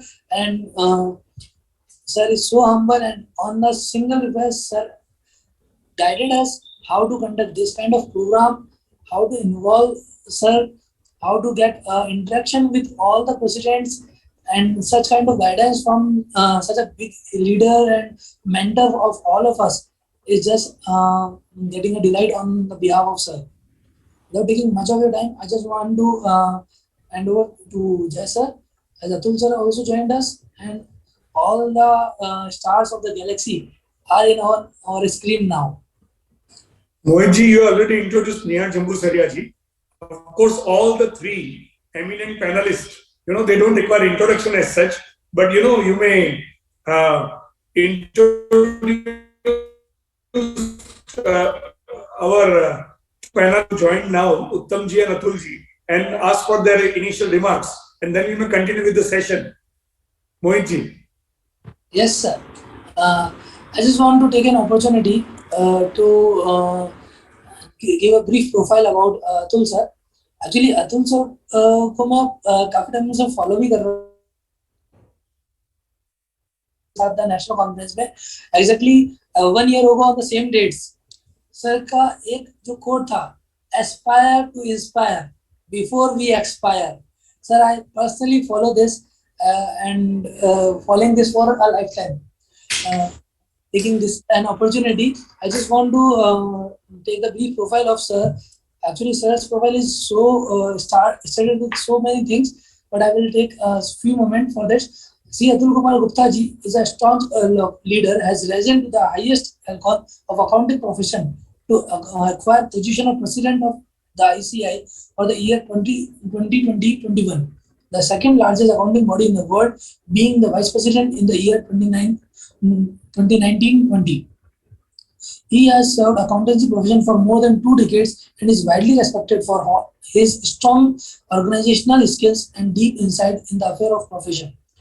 A commerce. Mohit bhai, we may skip the introduction at least for me. Sir, better because there will be more time available for us for the discussion, and I request first you please request the Uttam sir to speak rather than myself speaking. I'm junior to him. Yeah. Yes, sir, definitely. I accept your guidance. So, Jai Jayaji, we are welcoming Uttam sir also. And please, sir, take your time. You all are so joined in your leadership. We all the small branches are unable to handle such kind of screen that all our senior our mentors are there. Sir, it's all yours. You just ask questions and the interaction with Uttam sir and Atul sir as suits you. Sir, you're on mute. Sir, you're on mute. Sir, Jai sir. Uttam ji, a very warm welcome to all you. And thank you. Nice to see you. And sir, the topic has been very important, opportunities. We keep on discussing about the technicalities of income tax, GST and all that we have been doing. But we would like to see to it that our members are futuristic, they are visionary, and we appreciate all these branches coming together for this wonderful program, also the new opportunities. So according to you, what are the new opportunities you look at that for our chartered accountants to grab, and what type of skill sets they should develop, sir? Good evening to all, and happy to see so many certificates. Jai Cheraji, back up to you, backside to you. And also Atul ji, Neha ji, all who has served this institute, and my dear old friend from Kishangarh, Alwar, Chittorgarh, and I'm always be a part of Rajasthan. I may be from Bombay, but under my presidency, I was more focused on Rajasthan. Rightly uh, said by Jai Cheraji that all the chartered accountant are futuristic visionary. And I see today, once we started setting up so many branches, objective and purpose of ICAI was that only to bring the new leader and guide the future generations.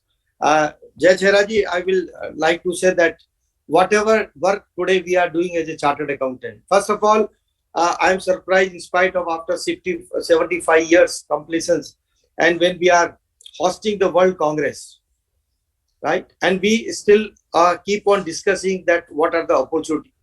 I think in the chartered accountancy profession since 1949, right, there are so many opportunities which even my 90% chartered accountants are not aware. Let me tell you frankly, I was also not aware till I became the president and the council of the ICAI, and after that having a various directorship in other company.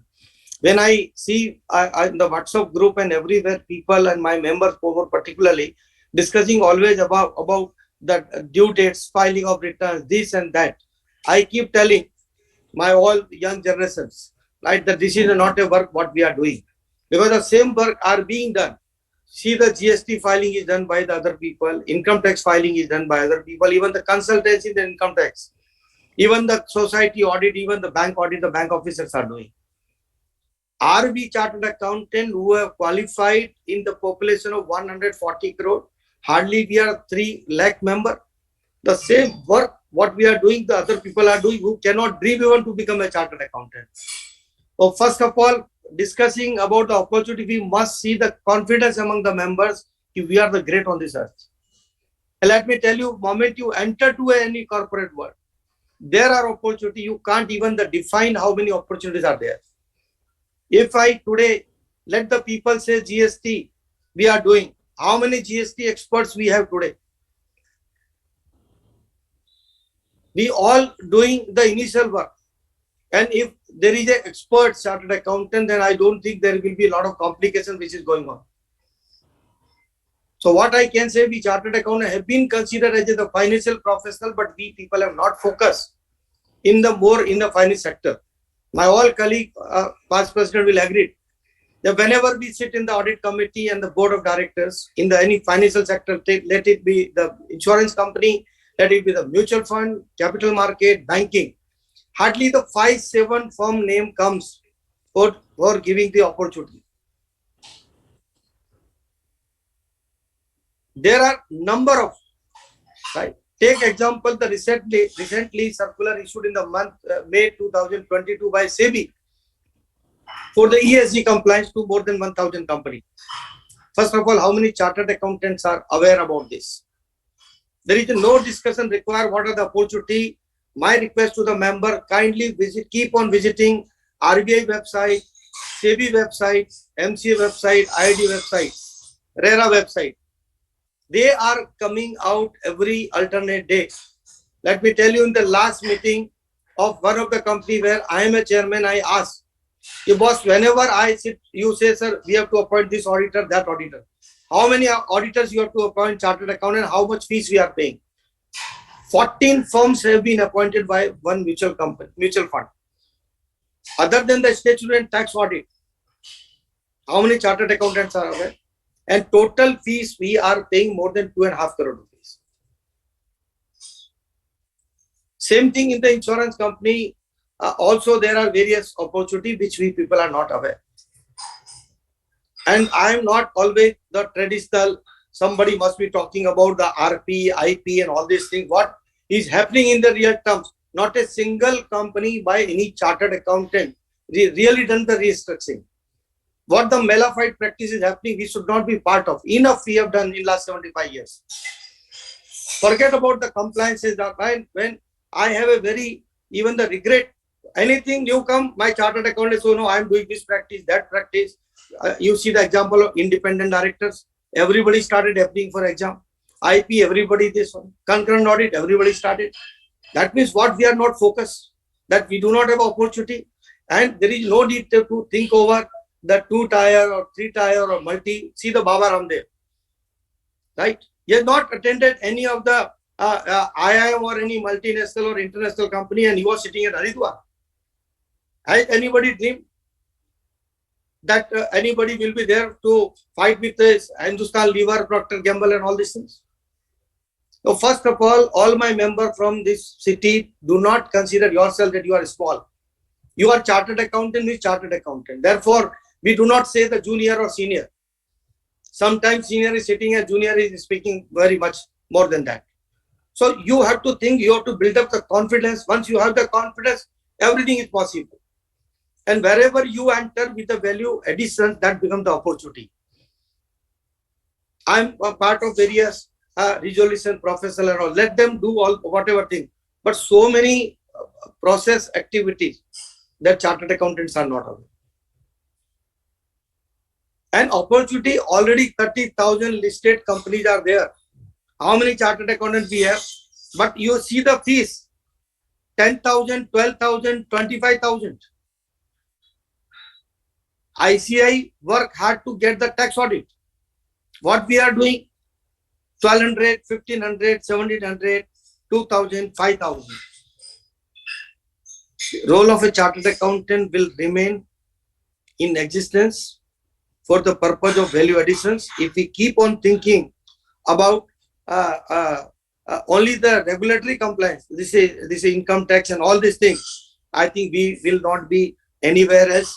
The COVID has given, technology has given our idea that it is not that you are Kishangarh or you are Chittorgarh or Bhilwara or anywhere else. I know that one family, 3 chartered accountants sitting at Haridwar, their gross income is more than 2.5 crore rupees. I surprised, I asked when I visited, and not today, 2008-9, मैं बोला सब बाबा लोगों का return आपके पास है क्या, इतना fees कमाते हैं ऋषिकेश हरिद्वार का? बोला नहीं sir, we don't do all this work. Right? So मन में से चार्टर्ड अकाउंटेंट को, दिमाग से हमारे मेंबर को निकालना पड़ेगा कि हमारा ये एम्पैनलमेंट कब होगा, ये ड्यू डेट कब होगा, अलॉटमेंट कब होगा. अभी कंकरेंट ऑडिट का एम्पैनलमेंट आया, दुनिया भर के लोग फोन कर रहे, बैंक ऑडिट जा रहा है, जाने दो.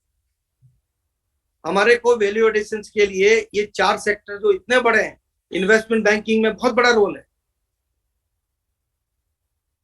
So I don't foresee that any discussion we require for what are the opportunities unless and until we become a confident कि बॉस मैं कुछ भी काम कर सकता हूँ, the best value addition होना चाहिए. I don't want to compromise with the cost. आप 100 क्लाइंट का काम कर लो 2000 का और 5 क्लाइंट का एडवाइजरी कर लो, इसे बिगर अपॉर्चुनिटी. और आपको एकदम शांति में रहेगा. ड्यू डेट पे ऑडिट ही क्लाइंट घर पे सो रहा है और आप दिन भर लगे हुए हैं, सर ये हमारा सॉफ्टवेयर का लाइट चले गया, ये वेबसाइट डाउनलोड नहीं हो रहा है, ये नहीं हो रहा, वो नहीं हो रहा. I have my daughter, she is a chartered accountant, myself, and both we do not know what is the process of DIN, SIN, MIN, FIN, whatever is happening today. Even let me be blunt on record that I do not know how to operate the computer also, because I have a thought process. When there was no computer, not even my single senior chartered accountant used to sit on the type, because our role is to apply application of mind. Our intelligence lies there only. So what we are doing today, all sitting on the computer, right? Finding out in a day 20 times to charge our laptop. So we have to change our mindset. We have to build up the confidence, right? Any company you enter with the ideas, because ICAI has given so many skill sets during the course of your articleship training as well as the course curriculum. It's very nice. No profession has given you. It is not only for filing the returns and for GST compliances. Though not part of any malified practice like IP, RP, wherever you are there. There are various other fields. Kindly look into the financial sector. You will have a great role to play. Good opportunity, respectfully, you earn very good money. I do not know how much time is permitted. So first I will pause here. Let other people and Jay Chera guide us how much time we all have. So thank you very much, friends. In one line, I will say, you people have to have the confidence, right? Anything is possible. I should not speak, but let me tell you, when I thought it to have the institute, right? What ICI, the government is also thinking of IIA. Already the same model 10 years back I did it. Everybody was saying, "Oh, Tamji, nothing will happen." But today, with the proud, I say, 8 country people are there with me. So that confidence should speak, quality should speak, and that quality we have as a chartered accountant. Nobody can challenge our quality of chartered accountant because you are already qualified by ICAI. वो दोनों चीज अगर है हमारे पास में, कोई opportunity की चिंता नहीं, कोई लिमिटेशन नहीं, इतनी opportunity. Thank you very much. Thanks a lot, sir.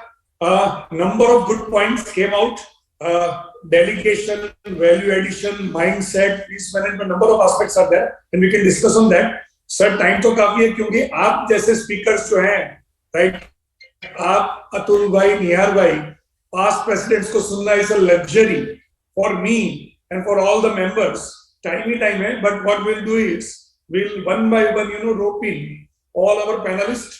And now I come to CA Atul Gupta ji and Atul bhai. I hope I am audible, Atul bhai.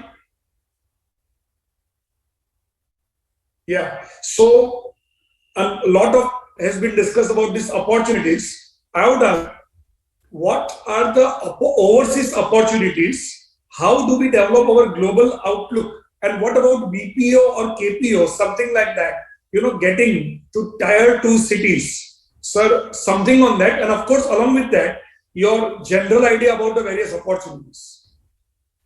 Thank you, Jai Bhai, and very respected past President CA Uttam Agarwal ji, immediate past President CA Nihar Jambu Saria ji, and all the respected chairman of the 5 branches of CIRC of ICAI, and my very dear friend Jai Bhai, who is, as Mohit mentioned, aspire to inspire. So for me, the inspiration is Jai Bhai. So thank you very much, Jai Bhai, for posing this question, and I completely agree with the suggestions given by Nihar Bhai and Uttam sir for the members of the profession who are viewing this webinar through this platform being organized by the branches. मैं जय भाई ये कहना चाहूँगा थोड़ा सा पहले अपनी बात को सिस्टमाइज करते हुए कि 3 बड़ी इंपॉर्टेंट बातें हैं जो हम सब लोगों को समझनी पड़ेगी. पहली बात कि हम लोग जो है वो आज के जिस वातावरण में जी रहे हैं वो कहीं ना कहीं पर, जिसे हम लोग बचपन में पढ़ा करते थे, ग्लोबल विलेज. तो आज की तारीख में अगर देखा जाए तो ग्लोबल विलेज जो होता था वो टेक्नोलॉजी के पर्सपेक्टिव से होता था कि आज टेक्नोलॉजी हमारे को एक ग्लोबल विलेज के रूप में कन्वर्ट कर रही है. लेकिन अभी जो है वो over a period of last 10-15 years, even जो हमारा प्रोफेशन है, जो हमारे प्रोफेशन से रिलेटेड सब्जेक्ट हैं, वो भी कहीं ना कहीं पर जो है वो एक ग्लोबल विलेज की तरफ जा रहे हैं. मतलब जिसे हम बोलें तो that is a delimitation of jurisdictions.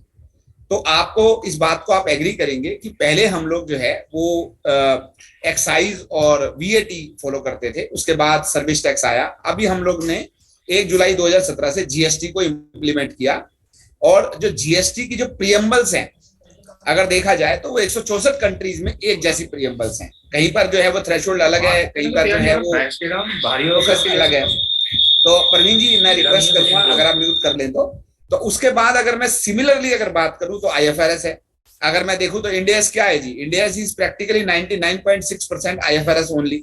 Risk management, insolvency, international taxation, ये सारे सब्जेक्ट जो हैं वो अपने आप में कहीं ना कहीं पर जो प्रीएम्बल्स हैं इनकी वो ग्लोबल होती जा रही है. तो अगर मैं देखूं कि इंडिया का लॉ और अगर मैं बोलूं यूरोप का लॉ, या मैं बोलूं सिंगापुर का लॉ, या मैं बोलूं सऊदी का लॉ, वो कहीं ना कहीं पर एक जो है वो कॉमन प्रीएम्बल रखता है.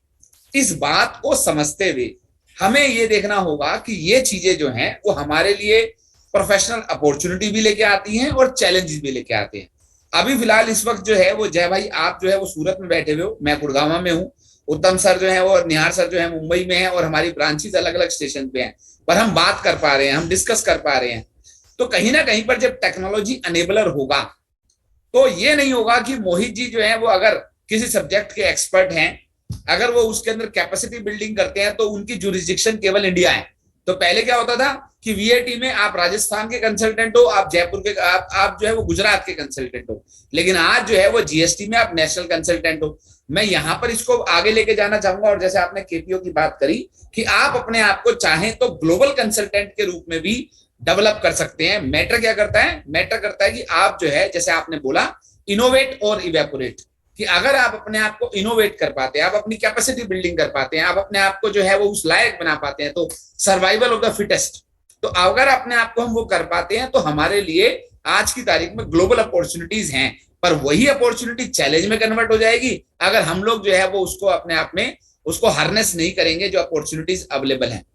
जो दूसरी बड़ी बात जो सर ने बोलना चाहा, जो हमारे पास प्रेसिडेंट सर ने बोला, वो है अपना कि हम लोग जो है वो ट्रेडिशनल प्रैक्टिस से, तो अब क्या हो गया कि साहब बिजनेसमैन का एक ऑब्जेक्टिव होता है, दो ऑब्जेक्टिव होते हैं कि वो अपने आप में वेल्थ मैक्सिमाइजेशन करना चाहता है, और जब वेल्थ मैक्सिमाइजेशन करता है तो वो दो तरीके से करता है, या तो वो कॉस्ट ऑप्टिमाइज करता है या फिर वो एफिशिएंसी को इंक्रीज करता है।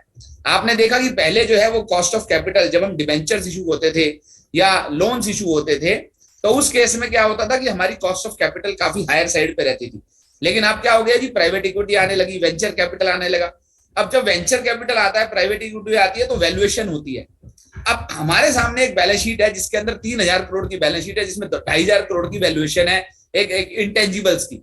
अब उस केस में क्या मैं अपने आप को कैपेबल पाता हूं कि मैं उस बैलेंस शीट को वेरीफाई कर पाऊं? क्या मैंने वो technical know how skill develop कर ली जिसकी वजह से मैं अपने आप को कर पाऊं? तो काफी सारा जैसे जैसे बिजनेस बदल रहा है, क्योंकि मेरा ये मानना है कि प्रोफेशन जो है हमारा इकोनॉमिक सिस्टम के चारों तरफ इवॉल्व होता है, तो जैसे जैसे सिस्टम चेंज होगा हमें अपने आप को अडॉप्ट करना चाहिए। तो एक जो बड़ी इंपॉर्टेंट चीज है वो ये कि जिस तरीके से फास्ट चेंजिंग इन्वायरमेंट चेंज हो रहा है, वो उस तरीके से क्या हम अपने आप को कैपेबल बना रहे हैं। तीसरी जो इंपॉर्टेंट बात है जय भाई, वो है digital disruption. World economic forum ने बोला कि 7 मिलियन जॉब्स जो हैं वो लॉस होंगी अगले 3 साल में, जिनमें से अकाउंटिंग बुक कीपिंग जो है वो अपने आप में प्राइमरी जॉब है, ऑडिटिंग प्राइमरी जॉब है, जो अपने आप में आने वाले समय में स्ट्रेस में आएंगी।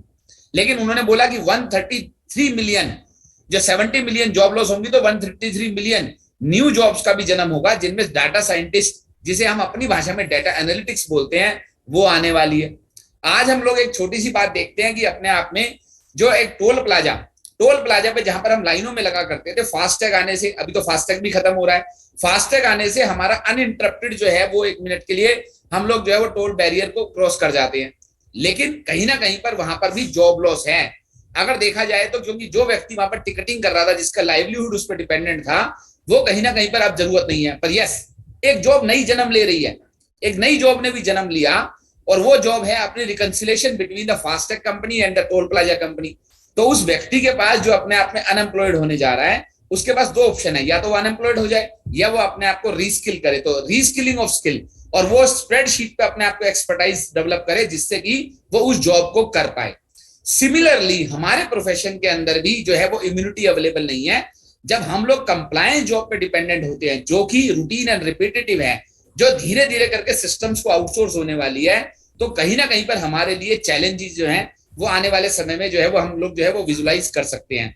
इसके लिए हमें क्या करना है? अपने आप में जो है, ये मैंने प्रॉब्लम स्टेटमेंट बताई कि अपने पास 3 बातें हैं, चाहे इसे प्रॉब्लम स्टेटमेंट बोले या फैक्चुअल स्टेटमेंट बोले, कि आप delimitation of jurisdiction, global village में एंटर करने जा रहे हो, new way of doing of business आता जा रहा है, डिजिटल डिसरप्शन हमारे प्रोफेशन के सामने एकदम सामने खड़ी है। हम लोग जो है वो रूटीन एंड रिपीटेटिव थिंग्स अगर करते हैं, कंप्लायंस जॉब करते हैं, तो वो हमारे लिए आने वाले समय में वो 1 मिनट के लिए एग्जिस्ट करेगी भी या नहीं करेगी, ये अपने आप में एक इंपॉर्टेंट बात है। इस बात को ध्यान में रखते हुए हमारी फर्म्स जो टायर 2 फर्म्स है या टायर 1 फर्म्स हैं, उनको क्या करना चाहिए, उन्हें किस तरीके से अपने आप को, इवन केपीओस के लिए अपने आप को कैसे तैयार करना चाहिए, इसके लिए मेरी 3-4 जो है वो सजेशंस हैं। क्योंकि टॉपिक जो है वो उसी तरह का है, तो मैं उसी तरीके से उस चीज में ही एड्रेस करना चाहूंगा। जो पहली इंपॉर्टेंट बात है आपके ऊपर ही है जय भाई, जो आपने एक विजन दिया, और वो था नेटवर्किंग का विजन, जो था एफिलिएट मॉडल का विजन। कहीं ना कहीं पर हम लोग जब तक अकेले रहेंगे, आप अपनी अलग प्रैक्टिस करोगे, मैं अपनी अलग प्रैक्टिस करूंगा, आप अपने एक सब्जेक्ट के एक्सपर्ट हो, मैं अपने आप में, लेकिन हमारे पूलिंग ऑफ रिसोर्सेज नहीं है। तो जब बड़ी इंपॉर्टेंट बात यह है कि हम लोगों को ये बात समझनी पड़ेगी कि हम लोगों ने बाय एंड लार्ज, क्योंकि हम लोग एंटरप्रेन्योर्स नहीं रहे, हम लोग जो है सर्विस प्रोवाइडर बन के रह गए।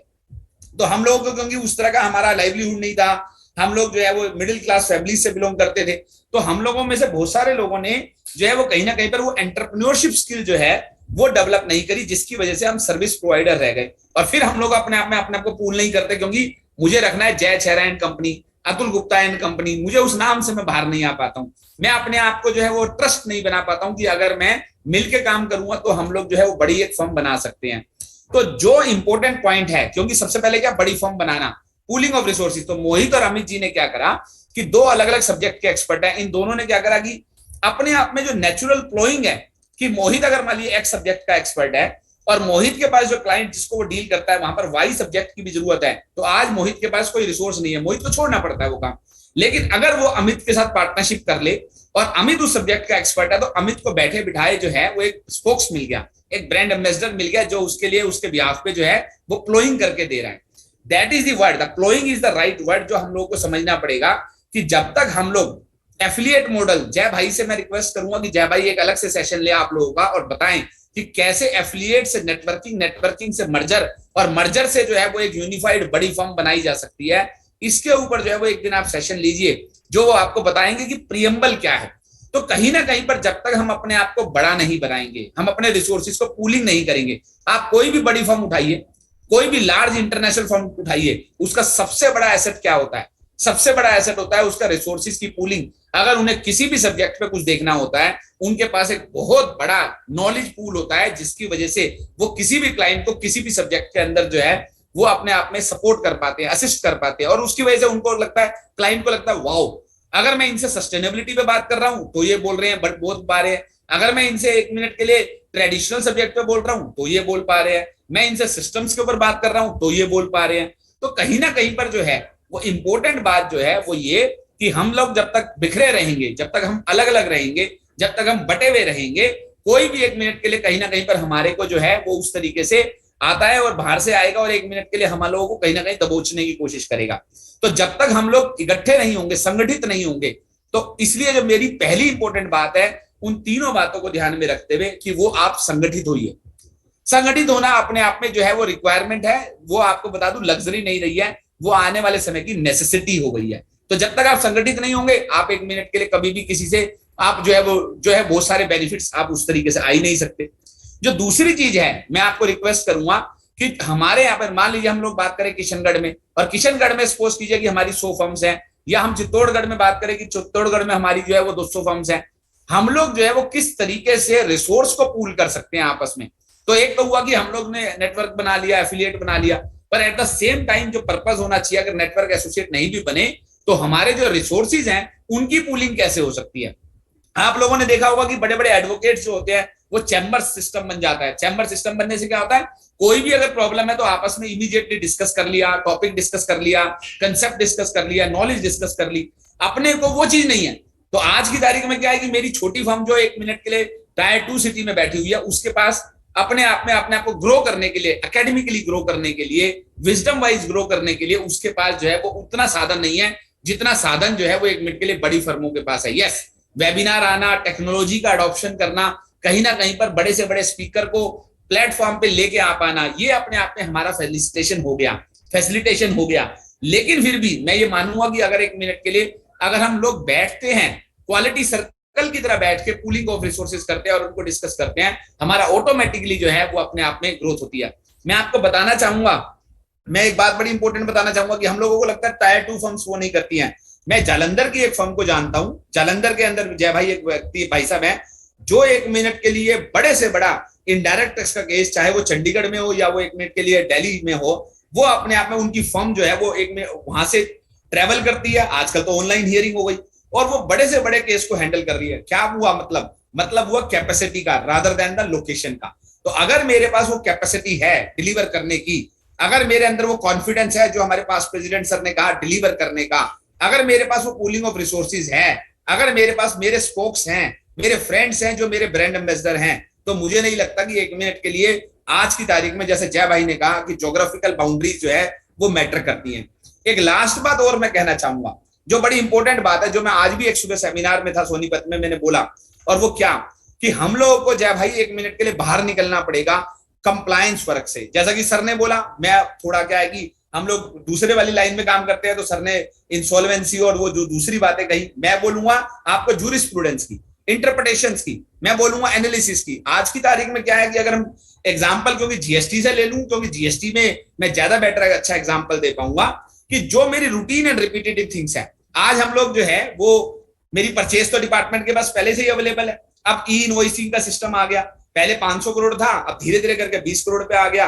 अगले कुछ दिनों में वो B2B की हर एक इनवॉइस पे एप्लीकेबल हो जाएगा। मतलब मेरी सेल्स भी जो है वो पहले अपलोड होगी, मुझे IRN नंबर मिलेगा तो मैं इनवॉइस इशू कर पाऊंगा। मतलब मेरी सेल भी आपके पास है, मेरी परचेज भी आपके पास है। तो जो ग्लोबली सिस्टम है कि केवल OTP पे रिटर्न फाइल होती है, कि डिपार्टमेंट सेल्फ पॉपुलेट, जिसे हमारी भाषा में जो 3B आज आपका था ऑटो पॉपुलेटेड, जिसे आप ऑटो पॉपुलेटेड बोलते हैं ना। ऑटो पॉपुलेटेड का मतलब क्या कि आपकी सेल है 3 करोड़, परचेज है आपकी 2 करोड़ 80 लाख, 20 लाख का डिफरेंस बनता है 3,60,000। तो आपको जो है वो सिस्टम ही बता रहा है कि आपको 3,60,000 रुपए जमा कराना है। आप एग्री करते हो तो आपको OTP देना है, बैंक से ऑटोमेटिकली 3,60,000 ट्रांसफर हो गए, रिटर्न फाइल्ड हो गई। आप एग्री नहीं करते हो, आपको लगता है नहीं साहब मेरा क्रेडिट जो है वो थोड़ा ज्यादा है या मेरी सेल थोड़ी कम है, आपको उसमें जो रेक्टिफिकेशन करनी है वो कर लीजिए। पर कितने लोगों को जरूरत पड़ेगी? शायद 100 में से 20 लोगों को जरूरत पड़ेगी, 30 को जरूरत पड़ेगी, पर धीरे धीरे करके वो 20-30 भी अपने आप में बोलेंगे हाँ मेरा डेटा ठीक फ्लो कर रहा है। तो जैसे जैसे routine and repetitive things systems को आउटसोर्स हो जाएंगी, तो जो मेरे आज चार्टर्ड अकाउंटेंट भाई 90% एनर्जी अपनी सब्जेक्ट्स के अंदर, चाहे वो डायरेक्ट टैक्स हो या इनडायरेक्ट टैक्स हो, वो कंप्लायंस वर्क में लगा रहे हैं, वो अपने आप में धीरे धीरे करके आपका वैनिश हो जाएगा। हमें क्या करना पड़ेगा? हमें अपने आप को जूरिस्प्रूडेंस, इंटरप्रिटेशंस, एनालिसिस की साइड में जाना पड़ेगा, ताकि ये सब्जेक्ट हमारे कप ऑफ टी बने रहें। एक्साइज में ऐसा ही हुआ, ध्यान दीजिएगा, एक्साइज में ऐसा ही हुआ कि हमारे लोग डील नहीं करते थे। क्यों? क्योंकि बहुत पुराना लॉ था। और अगर मैं आज 50 साल पुराने लॉ में एंटर करता हूं तो मुझे सब्जेक्ट की उतनी इन डेप्थ नॉलेज नहीं होती है जितनी मुझे होनी चाहिए टू हैंडल दी लिटिगेशन। आज फेसलेस असेसमेंट आ गया है। फेसलेस असेसमेंट में कौन सफल है? वो सफल नहीं है जो जानता है किसी को, वो सफल है जो अपने आप में बढ़िया तरीके से लीगल ड्राफ्टिंग कर सकता है। तो मेरे दोस्तों, मेरे भाइयों, मैं आपसे रिक्वेस्ट करूंगा, हम बात कर रहे हैं ग्रोथ की, तो मैं कहूंगा एक तरफ ग्रोथ करने के लिए अपने आप को पूलिंग करिए, अपने आप को बड़ी फर्म्स बनाइए, अपनी कैपेसिटी बिल्डिंग कीजिए, एक दूसरे को अपना स्पोक्स बनाइए, पर at the same time existence की भी बात कर लीजिए, सर्वाइवल की भी बात कर लीजिए, क्योंकि आपका जो एग्जिस्टिंग काम है वो कहीं ना कहीं पर धीरे धीरे धीरे करके श्रिंक हो रहा है। जब तक हम अपने आप को 1 मिनट के लिए कैपेसिटी बिल्डिंग नहीं करेंगे, मैं बोलता हूं रीस्किलिंग ऑफ स्किल, दूसरा वर्ड मैं बोलता हूं न्यू एज जॉब्स, और तीसरा मैं बोलता हूं अडॉप्शन। तो 3 ये जो वर्ड हैं, जब तक हम अपने आप में इनको नहीं समझेंगे, इनके ऊपर नहीं चर्चा करेंगे, हमारे लिए ग्रोथ की बात छोड़िए, सर्वाइवल अपने आप में 1 मिनट के लिए वो हो जाएगा। क्योंकि देखिए, ऐसा नहीं है कि हम लोग चार्टर्ड अकाउंटेंट है तो सर्वाइव नहीं कर पाएंगे। बात ये होगा कि कोई एंटरप्रेन्योर बन जाएगा, कोई बिजनेस में चला जाएगा, कोई एक्स में चला जाएगा, पर वो that is not the aim. क्योंकि हम लोगों ने इतनी मेहनत करके जिस डिग्री को लिया है, हम लोग कहीं ना कहीं पर उस डिग्री के इर्द गिर्द काम करते रहे। ये भी हमारा 1 मिनट के लिए ध्येय जो है वो अपने आप में होना चाहिए। I believe I have taken much more the time as compared to the allotted one, but thanks you for giving me this opportunity. Over to you, Jai bhai. No, sir, we are loving to listen to you, sir. And we have a spare time, so don't worry about this time.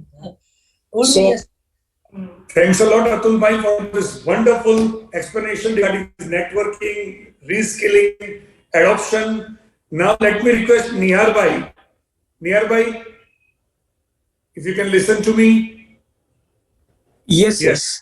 So here a number of beautiful points are coming up, and I am sure if the members who are listening to us, right, the members from these branches, if they can pick up only 2-3 points also from each speakers, and they actually work on that, even 1 point per speaker, then I think that can definitely be something that can change their way how they are looking at the practice. So let me come to a very important point, though it is not straight away related to opportunity, but indirectly it is affecting our opportunity, and that is fees management.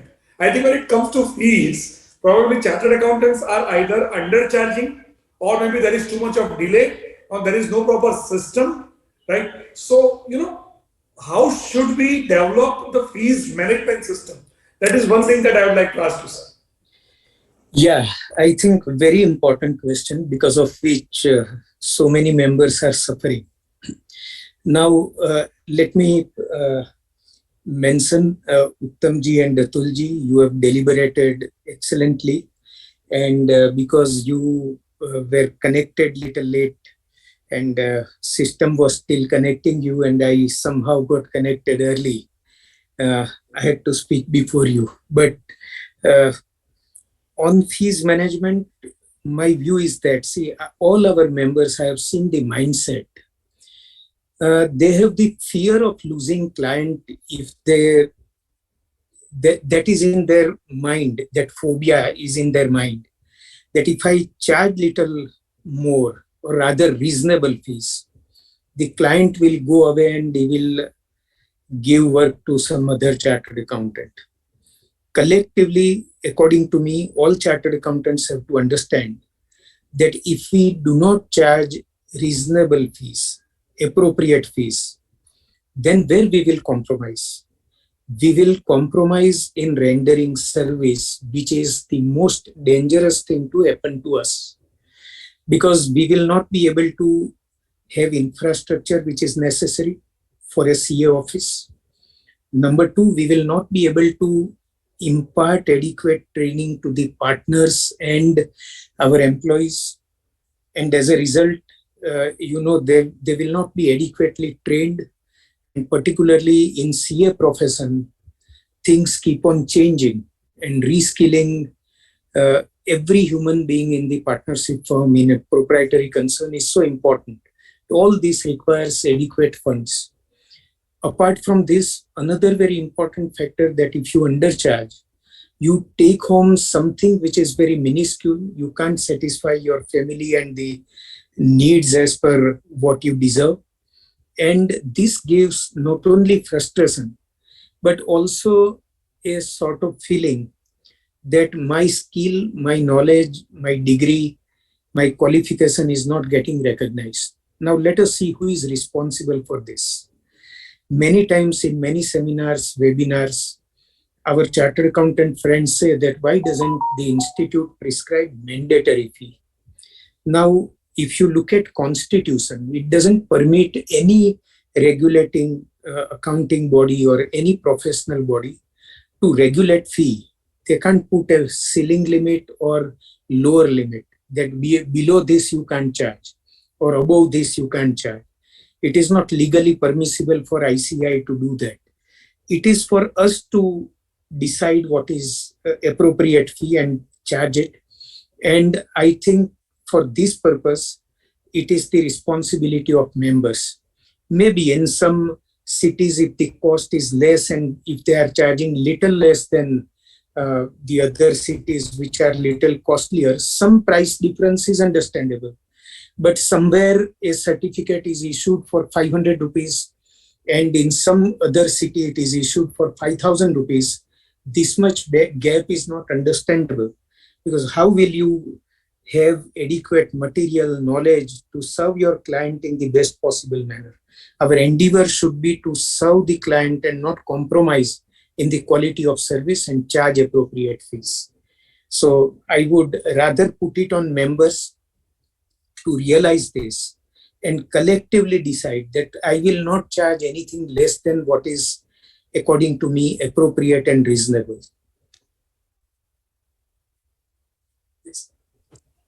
Thanks a lot, sir, for a very crisp, concise, and a very beautiful answer. May I request Uttamji? Uttamji, I have two things particular to ask. That is, once again, fees is very important. So I'll ask the same issue to you also and then Atul Bhai also. And along with that, how do we actually develop our consultancy, our advisory services? Rather than for compliance, how do we slowly and gradually move more towards consultancy and advisory? You spoke about that in your initial remarks, how our members should do that. That is the question I would like to ask you. Jai Charaji, first of all, there are certain regulatory body, like even the mutual fund or insurance. They do prescribe that this should be the commission paid to this should be your commission and all, right? But we all know that what the malpractice is being done by this company.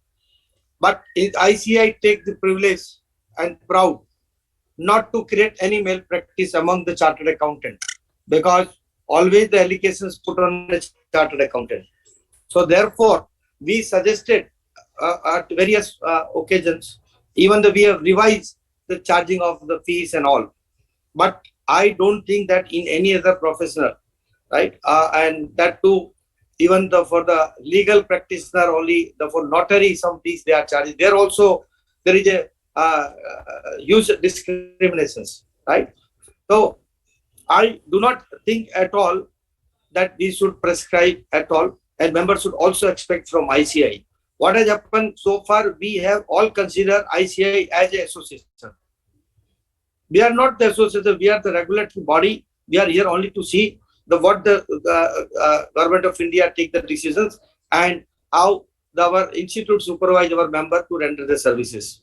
But whenever things happen about the extension of date, charging of fees and all these things, again and again, I will say only one line. You have to have the confidence on yourself that what service you are rendering, how it is beneficial to the stakeholders.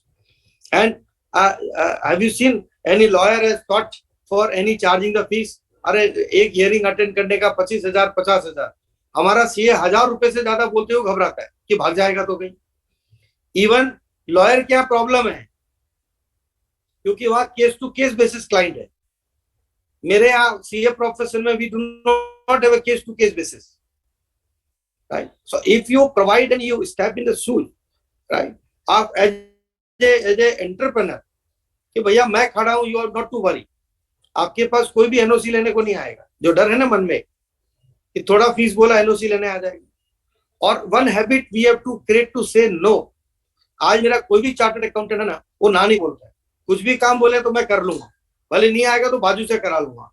Moment you start saying no, right, automatically your standard of charging the fees will increase. Every year, if you decide to leave the 15% of your client, automatically you will have a confidence to increase automatic fees. और 10 से 15% fees आप हमेशा बढ़ा दो. There is no need of ICAI to prescribe. You prescribe yourself. 15% fees बढ़ाने से 15% client चले जाएंगे, लेकिन अल्टीमेटली रेवेन्यू कैलकुलेशन कर लो आपका. जो अच्छे क्लाइंट है, जो आपका वैल्यू करेंगे, they will not go. Your service should not be comparable with any other. So बोलेगा वो 1,000 लेता है, मैं आपको 1,000 में कर देता हूँ.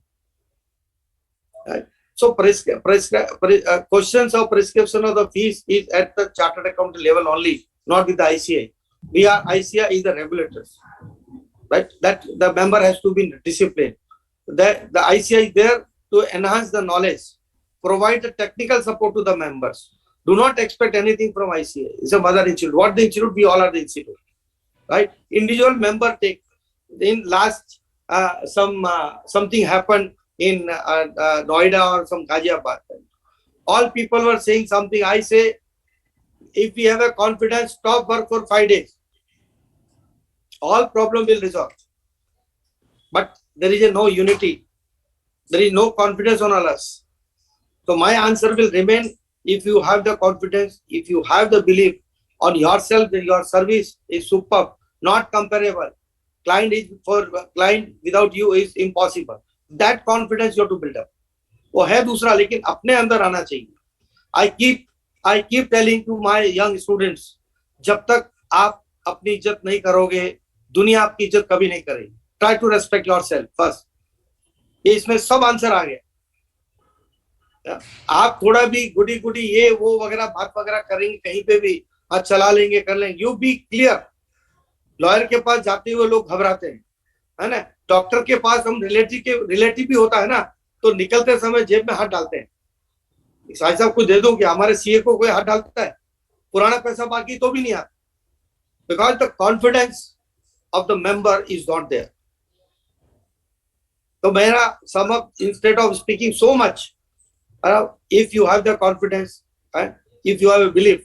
आपको मैं बता दूं, मेरा ऑफिस बॉम्बे में है. मैं 94 में कांदिवली में लेके आया था. My all friends used to laugh. अरे सीए तो बॉम्बे में चर्च गेट में होना चाहिए, उधर होना चाहिए था.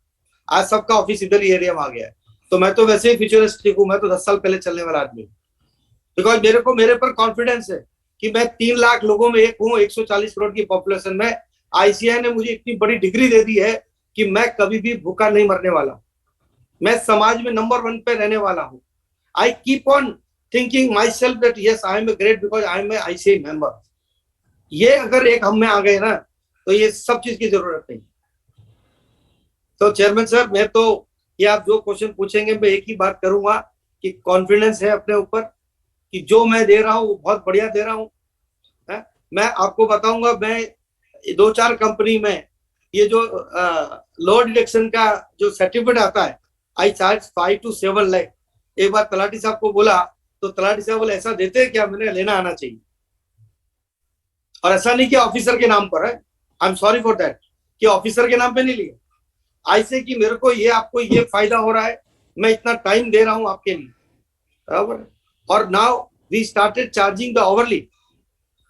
मेरा नहीं कि मैं गया तुम्हारा काम हुआ नहीं हुआ, you start maintaining the mandate. हमारे कितने चार्टर्ड अकाउंटेंट जो मैंडेट साइन करवाते हैं, इसीलिए बाद में डिस्प्यूट होता है, एलिगेशन आता है।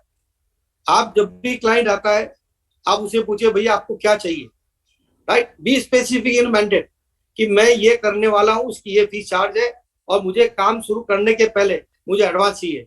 कभी भी आपने देखा आर्किटेक्ट के पास में, डॉक्टर के पास देखा, वो टेस्ट नहीं किया, गए तो उसका पैसा लगा, टेस्टिंग के कमीशन के साथ में है, बाद का इलाज का पैसा अलग लगेगा।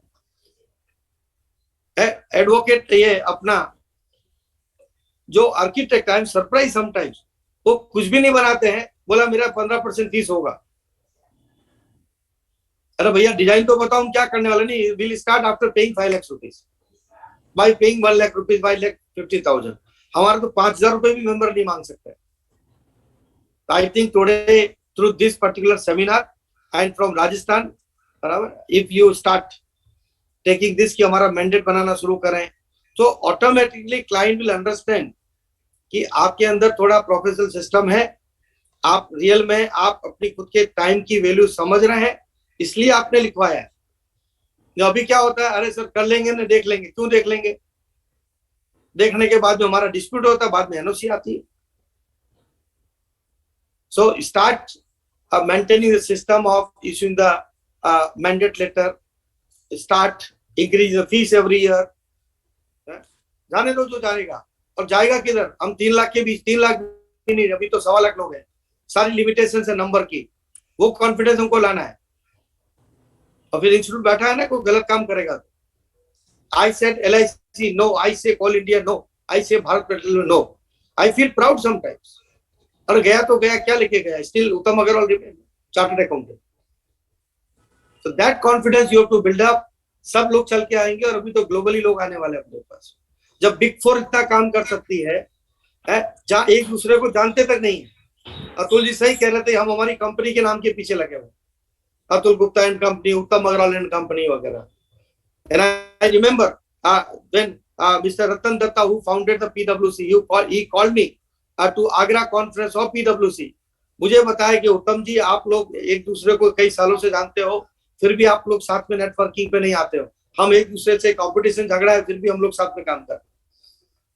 तो again the unity, respect to other members, right? So ये सारी जो चीजें हैं जिनको हमने कभी कंसिडर नहीं किया है, जस्ट 2-4-6 महीने आप कंसिडर करके, तो कोई बात नहीं, काम नहीं होगा, आराम से बैठेंगे। मोमेंट ए चार्टर्ड अकाउंट सीट आइडल ना, he will have a different idea. अभी मैंने कोरोना में घर में बैठ कर, क्योंकि बैठने की आदत नहीं है, तो मैंने 2 पोर्टल खड़े किए जो मेरी लाइफ में कभी नहीं देखा था। Mocha.in करके मैंने बनाया, which I am bringing the whole media industry on with the transparency of the platform. I am bringing Champion.in, bringing the sports as an extracurricular activity to the education. I am talking to certain university to grant this one. So हमारे को जो CA में जो knowledge दिया ICAI ने, is not for filing returns ये वगैरह, not for always asking for the opportunity. बहुत कुछ है, माइंड है, ये हमारी अपॉर्चुनिटी है। How to use, that is very important on all of us. So, Chairman, this is my view on this. Again and again, I keep telling, be industry specific also, right? आज हम सब लोग जो screen पे बैठे हैं, सबके नाम के आगे खाली CA उत्तम प्रकाश अग्रवाल, CA योगेश, CA जय छरा. Why not the CA उत्तम Prakash Agarwal investment banking? Why not? I mean, is a chartered accountant, insurance sector, mutual fund, artificial intelligence, GST, IFR, Ind AS. There are various. So unless and until you are not specialized, that will be again a problem. Future members should, young members should start focusing on that. हमारे लोग चाहिए. आज हम bank में था, मैंने कहा auditor appoint करना, 5 नाम आए, 6ठा नाम नहीं आया, बिकॉज वो हर बैंकों में वही जाए. म्यूचुअल फंड में हो तो वही नाम 5-6 घूम रहे. So be specific in particular sector, gain the knowledge, and go to the industry. Industry will welcome you. Thank you, Jacharaji. Thank you, sir. Thank you. So, Uttam, you was talking about specialization. Now I'm coming back to Atul Bhai. Atul Bhai, something on consultancy and fees collection, if you can add, and any other topic you would like to add up. Sir. Thank you, Jai Bhai. Thank you, Jai Bhai. I'm aware that we are short of time. So I will say only 3 words, 3 liners.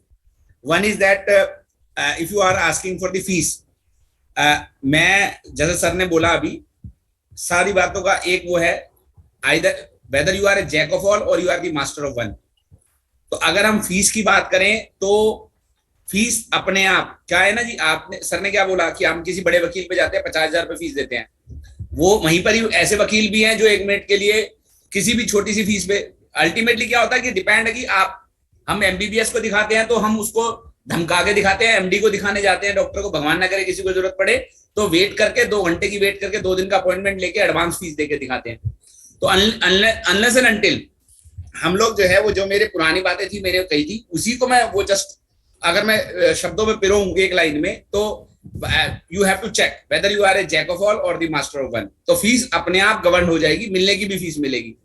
जो दूसरी बात है उसी में वो no free consultancy.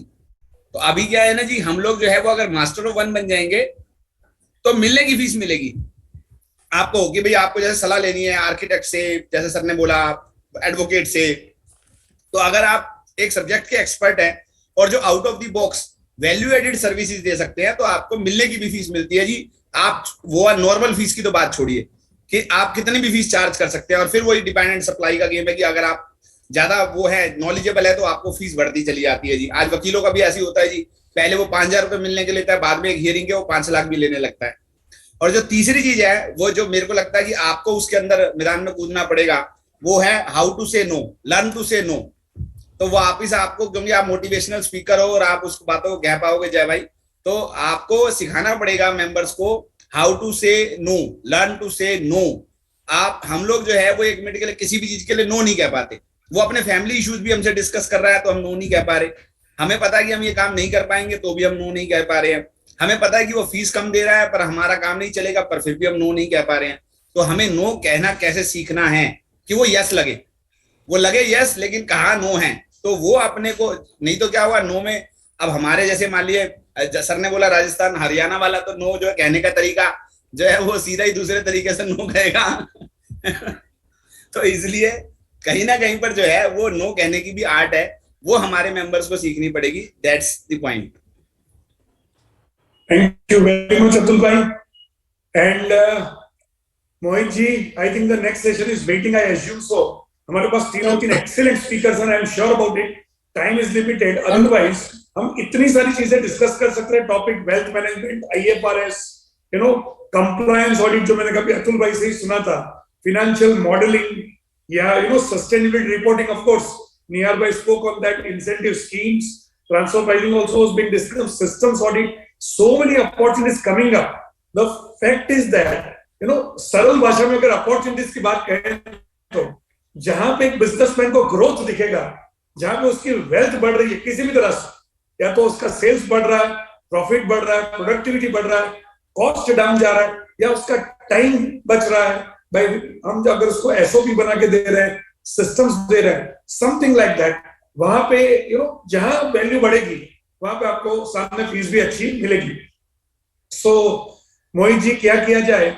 ये session को cut किया जाए या जैसे आप कहें? Again, with a sorrow in my heart, I had to conclude this session. But having these mega stars in our screen right now, we are so humbled and so delighted to have all the past presidents at one screen. And we hats off to Uttam sir for his guidance, Atul sir and Nihar sir. They all are our mentors and our favorites, and so well they are explaining the such kind of so small in front of them to get all this kind of knowledge, that we are very obliged, deeply obliged, and definitely we will call you again for a full day session of 3 hours, 3 hours or 2 hours. As Jaisal said, we had to arrange some physical sense of seminar, but this is the way we can arrange all the participants. We are having a huge number of participants, and this kind of session, when we are getting an interaction, personal interaction with such kind of leaders, gives a detailed opportunity to get new scopes.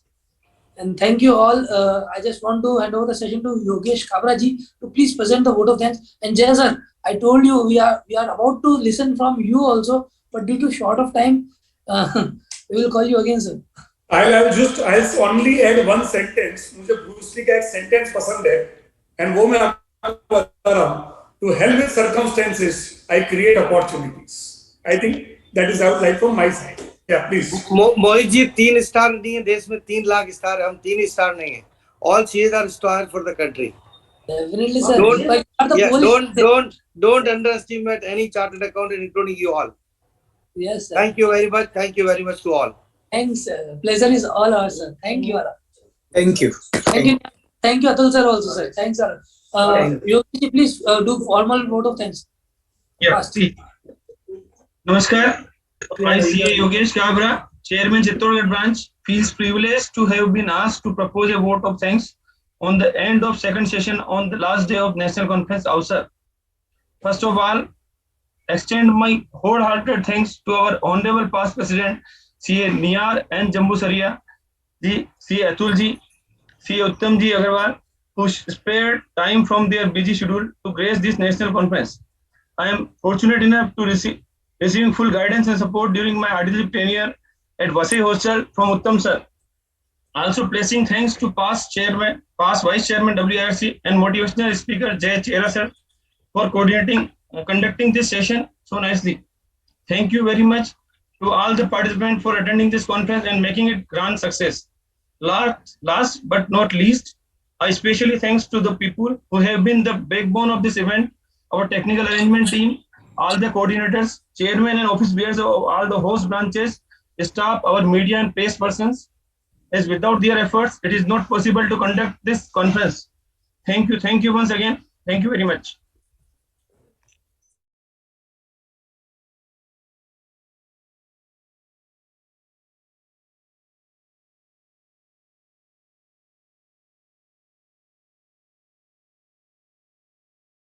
And also Akash Bhagroti ji and Gopal Mundra ji. It's over. It's all yours. And I welcome Rishi Kumar Das ji from the ISKCON member. Radhe Radhe sir. Welcome, sir. First of all, myself Saurabh Agarwal. I'm welcoming all of you in this national conference again. It's very glad to me to welcome you, to get the opportunity to welcome you, all of you. First of all, I would like to welcome Mr. Rishi Kumar Das sir. He is the Vice Chairman of ISKCON Delhi, and many things that he is doing in his life for the betterment of the society, betterment of the life of the people, which we will definitely become the part of their kind words in the today's session. Sir, for your welcome, I am feeling very small alone. So I would like to request Mr. Akash Bhargoti ji to make you a warm welcome with your kind words. Mr. Akash Bhargoti ji, he is a chartered accountant, and he's very near to the young chartered accountants of Jaipur. He's a past chairman of Jaipur branch also, and the last few years he has spent a very good time with the young chartered accountants of Jaipur. There's a very huge fan following of him. So Akash ji, I would like to take your help to make a warm welcome of Shri Rishi Kumar Das ji. Please, over to you, sir. Thank you, Saurabh ji. And first of all, I would like to congratulate all the 5 branches, the hosting branch, Kishangarh branch, and then the Ajmer branch, Chittorgarh branch, Agar branch, the Ganganagar branch, for conducting such a nice netcon and giving all the members जो आपने topics choose किए हैं and the kind of income tax में जो speakers का collection है, I think heads off to all you guys. बहुत ही proper तरीके से, बहुत ही अच्छी तरीके से मतलब जो टॉपिक का सिलेक्शन किया आप लोगों ने किया एंड टू ये सेशन का आई थिंक लास्ट सेशन, ये पूरे नेटकॉन का आपका लास्ट सेशन है एंड इस सेशन का भी जो टॉपिक है दी स्ट्रेस जो हम प्रोफेशनल लाइफ में फील कर रहे हैं एंड द वंडरफुल, एंड अब जो आने वाला टाइम है the July month is coming जहाँ पे इनकम टैक्स का पूरा प्रेशर आ जाएगा एंड देन फिर the tax audit season and then the GST audits का not GST audit but 9 and 9C का ऑडिट, तो पूरा ये जो टिल फरवरी टू जो अपन स्ट्रेस फील करेंगे आई थिंक उनको मेंबर्स को कैसे बर्स्ट आउट करें उसके लिए आई थिंक दास सर आज हैं हमारे बीच, वो हमको बताएंगे प्रोफेशनल्स को कैसे हम अपना स्ट्रेस दूर कर सकते हैं, कैसे हम अपने वर्क लाइफ बैलेंस कर सकते हैं, सेम टाइम मतलब प्रेशर भी लेना है प्लस अपने फैमिली को कैसे टाइम देना है, कैसे अपना बैलेंस प्रेशर करना है. सो this is all and I expect कि दास सर हमको सब चीजें पूरी अच्छे से बताएंगे. हम सब प्रोफेशनल्स को एक मंत्र देंगे जिससे हम अपने बैलेंस, हम अपना जो वर्क लाइफ बैलेंस है वो पूरा अच्छी तरह मैनेज कर ले. And once again I congratulate to all the branches for conducting such a successful NetCon. Thank you, Akash Saurabh, ji, and very thank much. you, Mohit ji. Thanks for your kind words, sir. बिल्कुल very well said. What you have said that the professional life में stress कभी कम ही नहीं होता है. हर अगला दिन एक नए stress के साथ शुरू होता है. हम जितना इसको सिंपल बनाना चाहते हैं ये उतनी टिपिकल बनती जाती है. और not only the professional life, the personal life, the everything which we have, मतलब हर एक दिन एक मुश्किल के साथ होता है. ये बात अच्छी है कि हर एक दिन एक नए सूरज के साथ भी होता है, लेकिन इस मुश्किल को या तो हम ठीक से हैंडल नहीं करते हैं या शायद ये मुश्किलें हम हैंडल करना चाहते हैं लेकिन हमसे शायद बड़ी अपने आप को लगने लगती है. तो इन चीजों के लिए हम जरूर आज दास सर से अपने काइंड वर्ड्स लेंगे और समझेंगे कि इन प्रॉब्लम्स को कैसे दूर किया जाए. लेकिन मेरी एक रिक्वेस्ट और है सर, दास सर आपके साथ, कि टॉपिक तो हमने आज स्वॉट analysis for the professional stress के लिए चूज किया है, लेकिन क्योंकि आज आप हमारे साथ हैं स्क्रीन पे तो इस अपॉर्चुनिटी को हम सिर्फ इतने से पार्ट के लिए नहीं रखना चाहते. हम चाहते हैं कि all type of your experience के साथ आपने जो जो चीजें आज तक प्रोफेशनल कल्चर में और कॉर्पोरेट्स के साथ डिलीवर किए हैं और उनको समझाया है, वो सभी चीजें कुछ जहां तक हम समझ सकें हमें समझाएं. हम कुछ नया आपके साथ जरूर सीखना चाहेंगे in every type of thing. तो टॉपिक की लिमिटेशन से बियॉन्ड जाके हम कुछ आपके जरूर सीखना चाहेंगे. इसी कड़ी में स्वागत की इसी कड़ी में मैं एक नाम और लेना चाहूंगा. हमारे एक और आरसीएम आज हमारे साथ है स्क्रीन के ऊपर, श्री शरद जी जैन उज्जैन से. और मुझे मतलब आज सुबह ही ये पता लगा कि Sharad ji sir is the first rank, all India ranking first rank was in the DISA. तो he is an great thing. Sharad sir हमारे साथ है, he is the first rank holder DISA और currently he is in practising with the ITAT and all the super judicially matters. तो Sharad ji sir, Das sir का welcome करने के लिए हमारी हेल्प करें. बिल्कुल, over to you sir. Sir, you are on mute, sir. Sharad Jain sir, you are on mute, sir. Okay. बहुत बहुत धन्यवाद सौरभ जी. मेरी आवाज आ रही है? बिल्कुल बिल्कुल sir. Whether I am audible? बिल्कुल परफेक्ट सर. हमारे आज के कार्यक्रम के सभी अतिथिगण, वक्तागण और सारे पार्टिसिपेंट्स सभी को नमस्कार. आज Kishangarh branch, Bikaner branch, Alwar branch, Chittorgarh और श्री गंगानगर ब्रांचेस जो हैं, ये सभी मिलकर हमारे इंस्टीट्यूट की जो पीडीसी कमेटी है उसके अंतर्गत नेशनल कॉन्फ्रेंस आयोजित कर रही है. 3 दिन की ये कॉन्फ्रेंस थी जिसमें से आज तीसरा दिन है और हम जिस सेशन को डील कर रहे हैं वो शायद आखिरी सेशन है. तो हमारा जो ये कॉन्फ्रेंस है इसकी जो थीम है अवसर न्यू अपॉर्चुनिटीज फॉर सीए, तो निश्चित तौर पर ये जो थीम है और इसके जो सब्जेक्ट्स हैं ये आज की जो परिस्थितियां हैं, आज की जो हमारी प्रोफेशन की रिक्वायरमेंट है उसके हिसाब से काफी रिलेवेंट है. और मैं इसको दूसरी तरह से कह सकता हूं कि काफी हॉट टॉपिक्स हैं जिनको कि काफी अच्छी तरह से डील किया गया है. और हमारा जो अंतिम सेशन है वो है स्वॉट एनालिसिस ऑफ प्रोफेशनल स्ट्रेस. तो सब कुछ जैसे हम देखते हैं ना कि जैसे योगासन करते हैं तो तरह तरह के योगासन होते हैं, आखिरी में हम शवासन करते हैं। तो शवासन करने के बाद उसका जो उद्देश्य रहता है कि सब कुछ हमने देख लिया, उसके बाद सारे स्ट्रेस से हमको रिलैक्सेशन हो जाए। तो ये जो हमने मेंटल योगासन किए हैं 2 दिन, 2.5 दिन, पौने 3 दिन तक, तो उसके बाद अब हम जब आध्यात्म की तरफ चल रहे हैं, अब जब हम स्ट्रेस से बाहर निकलने के प्रयासों की तरफ चल रहे हैं, तो निश्चित तौर पर यह वही उसी प्रकार का आसन है जो हमको रिलैक्सेशन देगा, जो हमको आराम देगा, जो हमको आनंद की अनुभूति करवाएगा।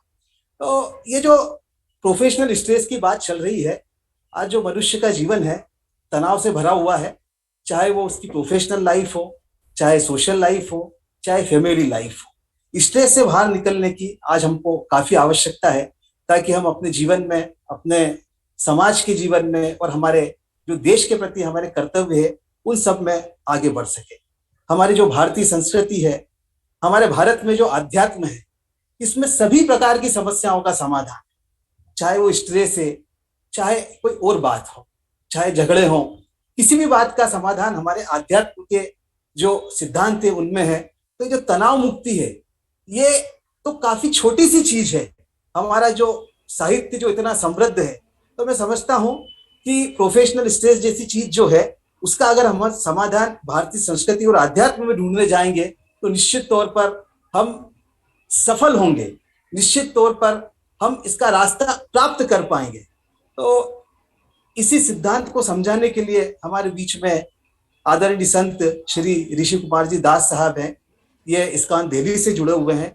इस्कॉन को सभी जानते हैं कि भारत में आध्यात्म का एक बड़ा नाम है। आध्यात्मिक संस्कृति से जुड़ी हुई जो सबसे बड़ी संस्था है, एक विशाल संस्था है, वो इस्कॉन है, जो भगवान कृष्ण को समर्पित है, जो गीता को समर्पित है, गीता के सिद्धांतों को जो अनुसंधान करते हैं।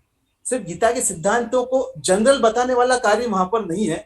गीता का अध्ययन, उसके सिद्धांतों का अनुसंधान, और अनुसंधान करने के बाद जो मानव जीवन की जो समस्याएं हैं, उन समस्याओं के समाधान को खोजकर उनके बीच में उसका प्रचार करना इस संस्था का कार्य है। और ऋषि कुमार जी दास तो इसमें आदरणीय गुरुदेव काफी ऊंचे पद पर है। तो मैं समझता हूं कि आज गुरुदेव के आशीर्वचनों से हमारे सारे मेंबर्स को काफी अच्छा ज्ञान प्राप्त होगा, काफी अच्छा लाभ प्राप्त होगा, और हम सभी गुरुदेव के आशीर्वचनों से कुछ न कुछ सीख कर तनाव मुक्ति की ओर बढ़ेंगे। तो तनाव मुक्ति के बारे में मैं भी अपनी तरफ से एक बात कहना चाहता हूं कि हमारे प्रोफेशन में काफी सारे स्ट्रेस आते हैं, पर मेरा ये कहना है कि हमें कभी भी कोई तनाव नहीं लेना है। कोई भी अगर तनाव या कोई समस्या आती है, तो अगर हम उसको एक चैलेंज की तरह लेंगे और पूरे जोश के साथ उससे निपटने में अपने प्रयास करेंगे, तो हमें तनाव नहीं होगा, बल्कि आनंद ही होगा। मैं एक बार बड़े आदर भाव से आदरणीय हमारे ऋषि कुमार जी दास साहब, आदरणीय गुरुजी का इस कार्यक्रम में हार्दिक स्वागत करता हूं, अभिनंदन करता हूं। सारी कमेटियां, मोहित जी, सारे चेयरमैन, 5 ब्रांचों के, सारी मैनेजिंग कमेटी को बहुत बहुत धन्यवाद देता हूं इस कार्यक्रम के लिए। और मंच जो है वापस से हमारे सौरभ भाई को सौंपता हूं। सौरभ भाई बहुत बहुत धन्यवाद सर, बहुत बहुत धन्यवाद शरद जी। आपके जब अध्यात्म की बात हो, तो आपके शब्दों के अंदर एक अलग ही वेटेज होता है। रीजन एक शायद ये भी है कि आप महाकाल की नगरी से बिलोंग करते हो, तो आपकी बातें ज्यादा सुनने योग्य होती है। और बड़े ही सुंदर शब्दों में आपने एक जो कंटेक्स्ट क्रिएट किया आज इस मीटिंग का, कि इस तरीके से जो एक भावना जो जुड़ना शुरू हुई है सब लोगों की आध्यात्म को लेके और स्ट्रेस मैनेजमेंट को लेके, आपने बड़ा ही सुंदर एक विवेचन किया। बहुत बहुत धन्यवाद सर, बहुत बहुत धन्यवाद। और इसी कड़ी के अंदर मैं मेरे को कोऑर्डिनेटर श्री गोपाल जी मुंदड़ा साहब को ये रिक्वेस्ट करूंगा कि वैसे तो ऋषि कुमार दास जी सर का कोई परिचय की आवश्यकता ही नहीं है, सभी लोग इन्हें बड़े अच्छी तरह जानते हैं। लेकिन क्योंकि आज आईसीआई के मंच पे पहली बार सर पधारे हैं, तो एक छोटा सा जीवन परिचय आप जरूर उनका सभी लोगों को दें, हमारे पैनलिस्ट और हमारे ऑडियंस उनको सुनने से पहले एक बार जाने जरूर। तो एक जीवन परिचय आप देने की कोशिश करें सर। धन्यवाद सौरभ जी। मैं अपने आप को भाग्यशाली समझ रहा हूँ कि मैं प्रभु ऋषि जी के बारे में कुछ कहना चाहूंगा। उनका परिचय देना तो शायद अपने बुद्धे में नहीं है, जो थोड़ी बहुत मेरे को जानकारी है आपकी वो मैं बताना चाहूंगा। वो वाइस प्रेसिडेंट है आइस्कॉन दिल्ली के।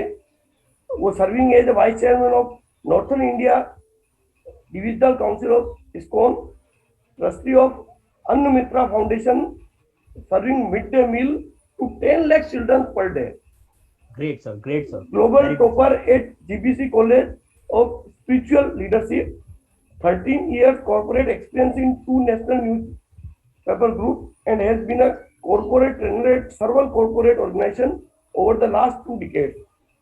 By education, he is MBA, National University Prize winner in quiz and debates, discipline of ISKCON India, Chairman H.S. Gopal Krishnan Goswami Maharaj since 2000. Thank you, sir. great, sir. Great, sir. Thank you, Gopal ji. Thank you for the kind words और हमको जानने के लिए मिला. बहुत बहुत धन्यवाद sir. तो ऋषि सर, आज आपको यहाँ इस मंच पे पाके हम लोग सब धन्य हैं और इट्स आवर वेरी मतलब ये चीज एक है कि आईसीआई के लोगों को आज तक स्ट्रेस बढ़ाने वाली चीजें मिली, आज शायद स्ट्रेस कम करने वाला पहला कोई सेशन हमको मिलेगा. तो ऋषि सर, आपके आदरणीय, आपके काइंड वर्ड्स के लिए हम लोग सब बेसब्र हैं. प्लीज सर, आप शुरू करें सर, अपने आशीर्वाद रखेंगे sir. Thank you sir. Can you allow me screen sharing because it says host disabled participant screen sharing. Mohit, can we share the screen? Can we do the right to screen sharing? Nisarg ji, please एक बार देखिए please. Sir want to show his presentation. Nisarg ji, तो जब तो show हो रहा है आप एक बार बेसिक स्टार्ट कर लीजिए.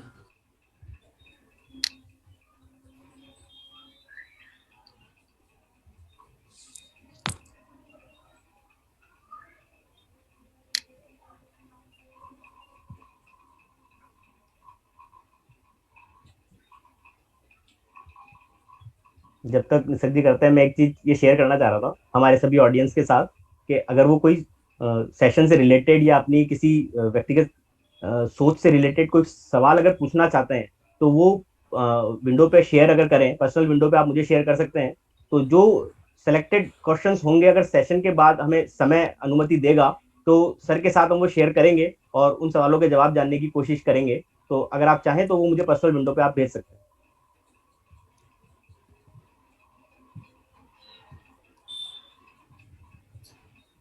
तो just on this.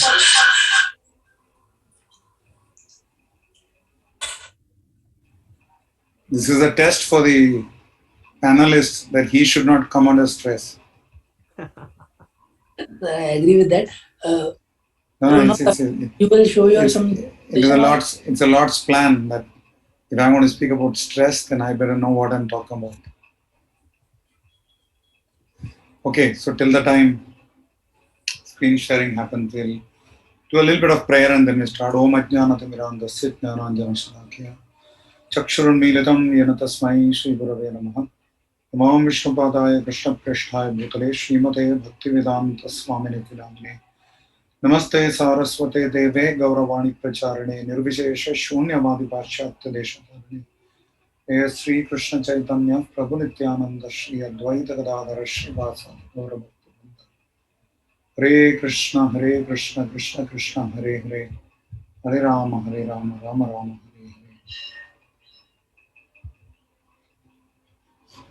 Hare. Hare Krishna. पहली बार आप सबसे भेंट हो रही है. So we'll try to mix it up in English, little bit of Hindi, little bit of English. Great, sir. I was told. I don't know if I'll be able to share the screen. But if I'm not able to, I will still continue. I'll speak the way I can speak the way I can. तो इतना बड़े introduction दे दिया मुझे. उसके बाद मैं आप कुछ बोलना चाहता था आपको कि अगर आपको ये सेशन बोर लगे तो बोर का डेफिनेशन जानते हुए शुरू करते हैं. So Ambrose Bierce says in the Devil's Dictionary that a bore is a person who talks when you wish him to listen. वो आदमी जो इतना बोलता है जब आप चाहते कि मत ज्यादा सुने.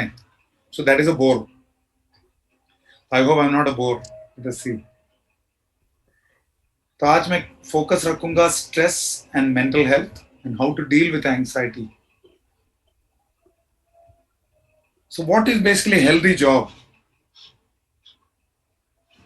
Healthy job is one where the employees are appropriate in relation to their abilities and resources. उनकी जितनी क्षमता है, उनके पास कार्य करने के लिए जो उपभोग हैं, वो दोनों संतुलित मात्रा में है और उचित मात्रा में है.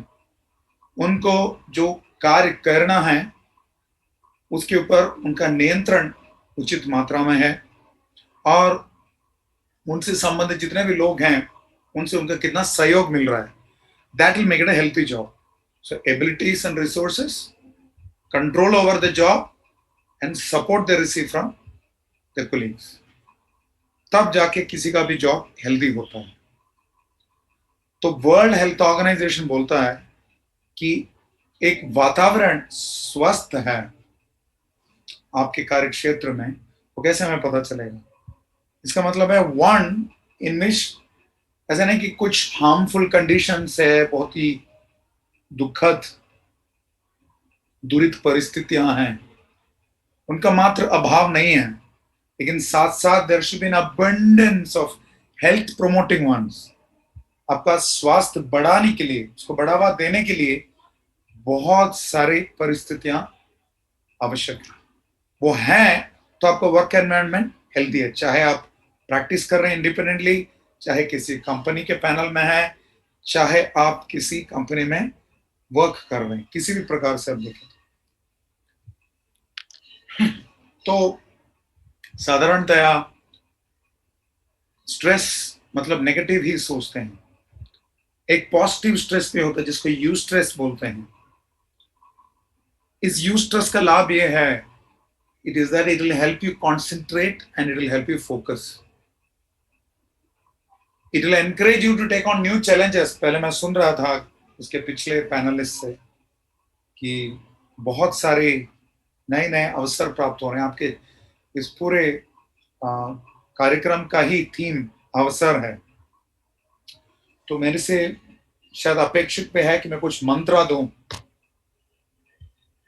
तो मैं मंत्रा पे पहुंचने के पहले आपको बताना चाहूंगा कि पॉजिटिव अगर स्ट्रेस है तो then will feel like pursuing our goals. हमारे लक्ष्य क्या है उसको पीछे पड़ेंगे लगभग हम, और हमारे जीवन के लिए एक लक्ष्य मिलेगा, एक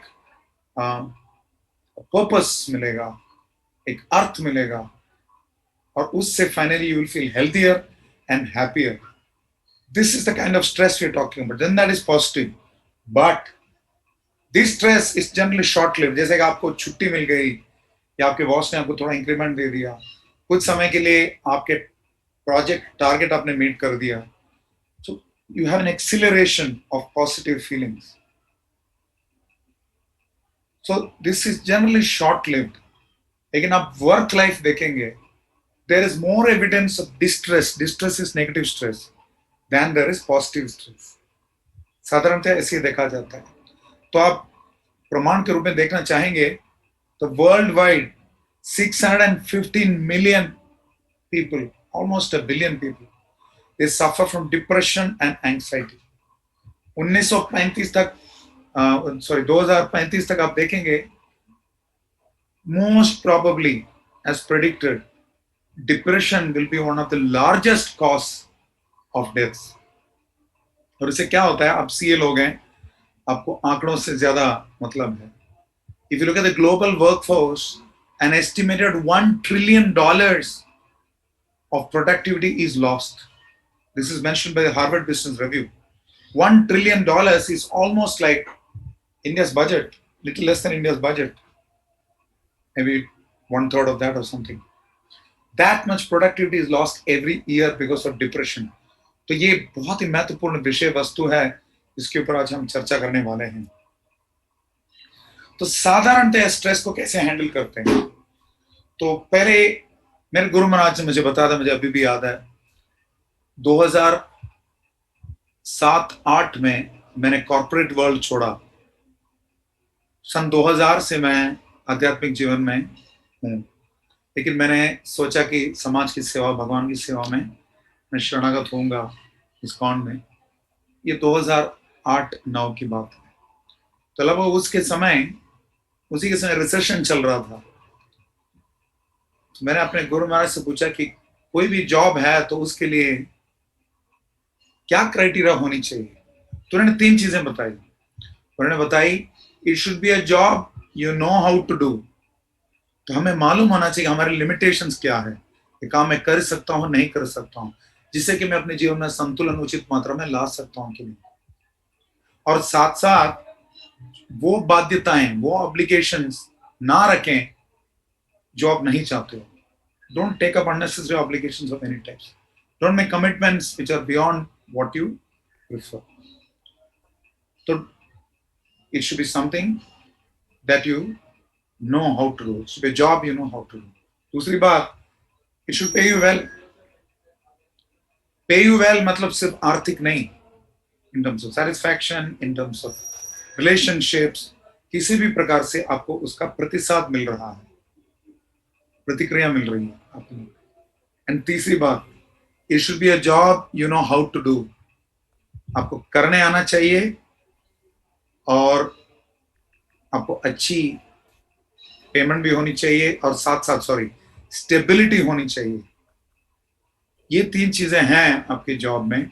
भले ही अवसर का मतलब है कि हम नए नए अवसर भी ढूंढें, लेकिन अवसर का ये भी मतलब है कि हम अपने वर्तमान परिस्थिति में नए अवसर ढूंढें, वर्तमान परिस्थिति के अंदर रहते हुए भी अवसर ढूंढें, जिससे कि हम अपने कार्य क्षेत्र में और प्रभावशाली हो सके, मोर इफेक्टिव. तो इसलिए हमें इन प्रकार के आदतों का अनुशीलन करना चाहिए, जिससे कि in general we will be less reactive to stress. तनाव या दबाव के प्रति हम ज्यादा रिएक्टिव नहीं होंगे. उसके हिसाब से हमारे कुछ हैबिट्स हमें डेवलप करने पड़ते हैं. कई लोग योगा करते हैं, कुछ मेडिटेशन करते हैं, डीप ब्रीथिंग करते हैं या सिमुलेशन करते हैं. दिमाग में सोचते हैं मैं बीच में सो रहा हूं, मेरे हाथ में एक सॉफ्ट ड्रिंक है. नहीं, सॉफ्ट ड्रिंक तो हेल्थ के लिए ठीक नहीं है, तो मेरे हाथ में जूस है. इस प्रकार से विजुअलाइज करते हैं. या शीशे को देखकर बोलते हैं I am positive, I am strong. मैं मुस्कुराता हूं, मैंने इस दुनिया को इस अपने मुट्ठी में कर ली है. All this kind of positive things. And above all we should be comfortable with saying no to those activities that don't really help us. So these are like conventional approaches to stress. क्या कर सकते हैं stress के लिए. लेकिन American psychological association, ये लोग expert हैं स्ट्रेस के बारे में. वो लोग बताते हैं people in general they want contentment, तृप्ति, संतृप्ति. They want love, they want happiness from meaningful work. एक सार्थक कार्य क्षेत्र से उनको संतृप्ति चाहिए, प्रेम चाहिए, सुख चाहिए. And they should have nourishing personal relationships even at home. A healthy mind, a healthy body, दोनों चाहिए. इन सबसे ऊपर the American psychological association says, ऐसा नहीं कि कोई योग की संस्था बोल रही है, you require a spiritual core and a reason for living. जीवन का एक लक्ष्य होना चाहिए, मूल्य होना चाहिए और एक आध्यात्मिक केंद्र बिंदु होना चाहिए. Then we will be happy. And if you are happy you will not be under stress. तो एक famous author, Marilyn Tam, she's a PhD. She wrote a book in 2013. The book was called The Happiness Choice. Sukh ka vikalp. So what does she say in that? She says that शांति अथवा सुख आता है अंदर से. तो कुछ ऐसी चीज जिस पे हमारा विश्वास हो, जब हम पीड़ा में हैं, दुख में हैं, कष्ट भोग रहे हैं, उस समय जो हमें मदद करें. I think now you can see the screen, right? Yeah. Yes, sir. So there should be belief in something that is greater than ourselves. हमसे बेहतर कुछ है, हमसे बड़ा कुछ है जो कि हमें पालता है. एक कॉलेज के समय मैंने एक स्टोरी देखी थी, आपको इंटरनेट में बहुत बार मिला होगा. एक व्यक्ति रात को सो रहा है, उसको सपना आ रहा है और इस सपने में वो देख रहा है कि सागर के तट से चल रहा है और वो देख रहा है कि उसके जीवन की अलग अलग घटनाएं वहां दिख रही हैं, उसके सामने से झलक जैसे गुजर रही हैं. They're whizzing past as glimpses. और उसने देखा कि और साथ में भगवान भी चल रहे हैं. और उसने देखा, इस तरफ देखा तो भगवान चल रहे हैं, और यहां देखा कि जहां सुख की घड़ी है वहां पर 4 निशान है, मतलब 2-2 जोड़ी चरण के निशान है. उसने देखा भगवान है, मैं हूं। तो उसने भगवान से पूछा कि क्या आपके चरण कमल है? हाँ बेटा, है मेरा है।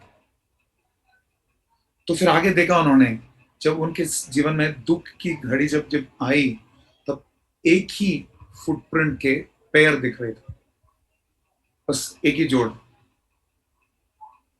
तो उसने पूछा, भगवान आपने तो बताया, आप तो बताते हैं कि मैं तुम्हें कभी त्यागता नहीं हूं, हमेशा तुम्हारे साथ रहता हूं, लेकिन जब जब दुख का समय आया, मैंने देखा कि आपने मुझे मेरा सहारा छोड़ दिया।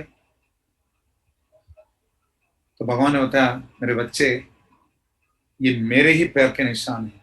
जब जब तुम्हारे दुख का समय था, मैंने तुमको अपने हाथ में उठाया था, इसलिए तुम्हारे पैर के निशान नहीं दिख रहे। So when God gives us a problem, हमें ये नहीं बोलना चाहिए कि God I have a problem, हमें बोलना चाहिए प्रॉब्लम आई हैव गॉड। जैसे दीवार मूवी में डायलॉग आता है ना, मैं तुम्हारे पास गाड़ी है, बंगला, मेरे पास क्या, मेरे पास माँ है, तो मेरे पास गॉड है। That is an understanding we should have, that there is a spiritual core for all of us. We are not human beings practicing spirituality. We are spiritual beings or in a human body. ये पहले मालूम होना चाहिए। शीला प्रभुपाद जो हमारे संस्थापक आचार्य हैं, 70 साल की उम्र में 3 हार्ट अटैक के बाद कार्गो शिप में गए थे अमेरिका, क्योंकि फ्लाइट का पैसा नहीं था, तब तक प्लेन तो चलते थे, पैसा नहीं था। सुमति मोरारजी नामक सिंधिया शिप लाइन्स के ओनर थी, उन्होंने स्पॉन्सर किया कार्गो शिप में। अमेरिका में पहुंचे तो उन्होंने बताया, मुझे पता नहीं था कि लेफ्ट है कि राइट है, कहां मुड़ूं। उनके हाथ में सिर्फ $6 थे, 40 रुपए। Saurabh ji introduce saying that ISKCON Bharat में बहुत विख्यात है। Today ISKCON has 750 centres across the world. It started with a 70-year-old man, $6. Look at the return on investment. Investment banking की बात चल रही थी, wealth creation की बात चल रही थी. This is wealth creation. Why? Because he took the energy from inside, and that energy is not just his. That energy is the same God who carries us. He had faith. Krishna को वो प्रार्थना कर रहे हैं, Boston पियर पे जहाज रुकी कुछ समय के लिए, तो उस पे खड़े खड़े उन्होंने कविता लिखी।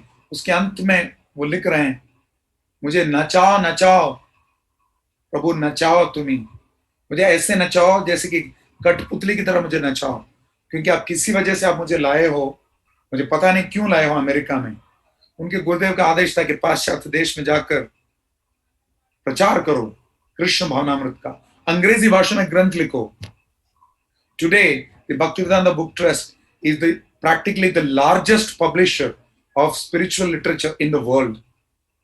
Right. Books have been translated in over 80 languages of the world. Sir, opportunities come in many ways, but you have to go within. If you're peaceful inside, you'll be peaceful outside. If you're corruption inside, you will give corruption outside. चाहे CA हो, चाहे कुछ भी हो, CA हो, BA हो, MA हो, MBA हो. When I did MBA almost 26 years back, life was different. I got placed in a newspaper industry. Every day there is challenge. अगले दिन पेपर टाइम पे निकलेगा नहीं, तो इतना शेल्फ लाइफ कम है न्यूज़पेपर का कि आधे घंटे में व्यक्ति पढ़ के फेंक देता है। तो जल्दी मार्केट में पहुंचना जरूरी था। ऑर्गेनाइजेशंस ऐसे करते थे, विश्वास नहीं करोगे कि डिस्ट्रीब्यूशन सेंटर में पहुंचने के पहले जो ट्रक्स जाते थे उसके रास्ते में ऑपोजिशन कंपटीशन के ट्रक जहां से जाते थे कील डालते थे ताकि ट्रक लेट पहुंचेगा। So first thing to understand is that if you want to overcome stress, is that you must understand that your success depends on your inherent strength and the strength of somebody higher. Your success does not depend on somebody else's failure. It is not a zero sum game. मैं जीतूंगा तुम हारोगे, वो खेल भौतिक जगत का है. But we must understand in the long run, if we want to be successful, our success depends entirely on our ability. जैसे मैं एक ऑटो रिक्शा में चल रहा था, मुसलमान भाई चला रहा था, उस ऑटो में लिखा था मेरी मेहनत उसकी रहमत. So we should work like everything depends on our ability, but we should pray like everything depends on Krishna, everything depends on God. Combination of both are required. Then you can change then you can change $6 into 750 centers across the world. Today, the world's largest temple is getting constructed in Sridhar Mayapur, our international headquarters. Thousands of people are coming.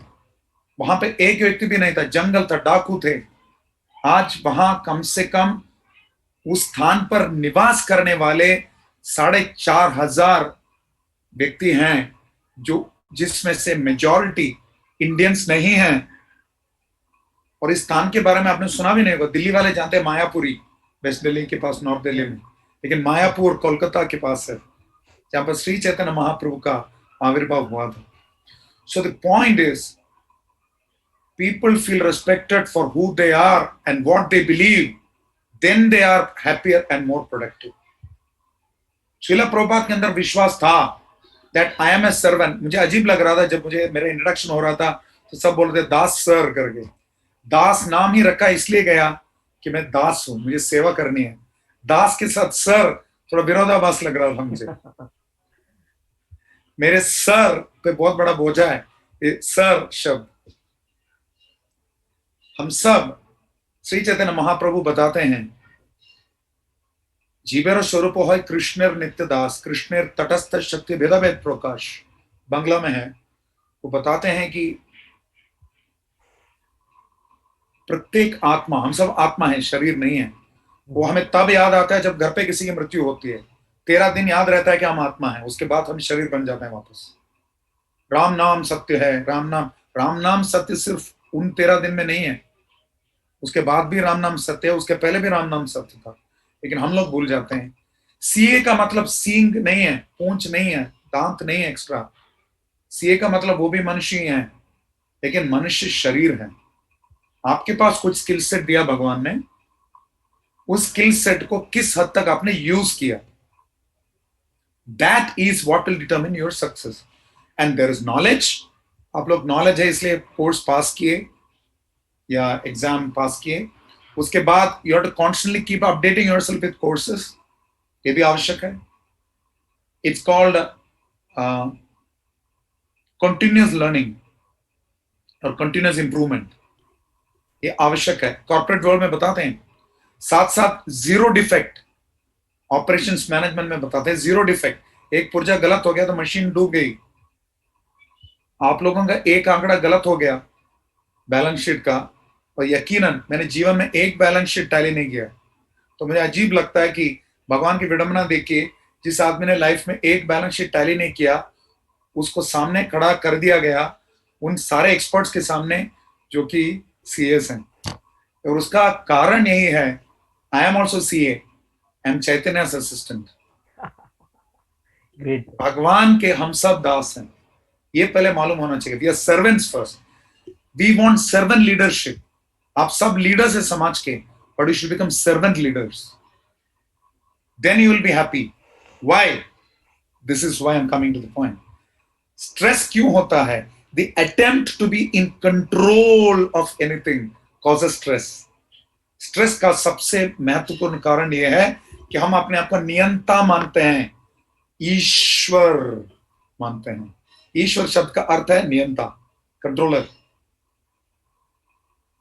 और हम सोचते हैं, यहाँ पे कुछ बातें भी मैंने थोड़ी बहुत सुनी थी कि हमें ऐसी परिस्थिति लानी है कि क्लाइंट को मेरे अलावा और कोई नहीं है, लेकिन हमारे अंदर ये भाव होना चाहिए कि मेरे लिए भगवान के अलावा कोई नहीं है. मैं अपनी क्षमता से नहीं कर रहा हूं, मेरी मेहनत उसकी रहमत.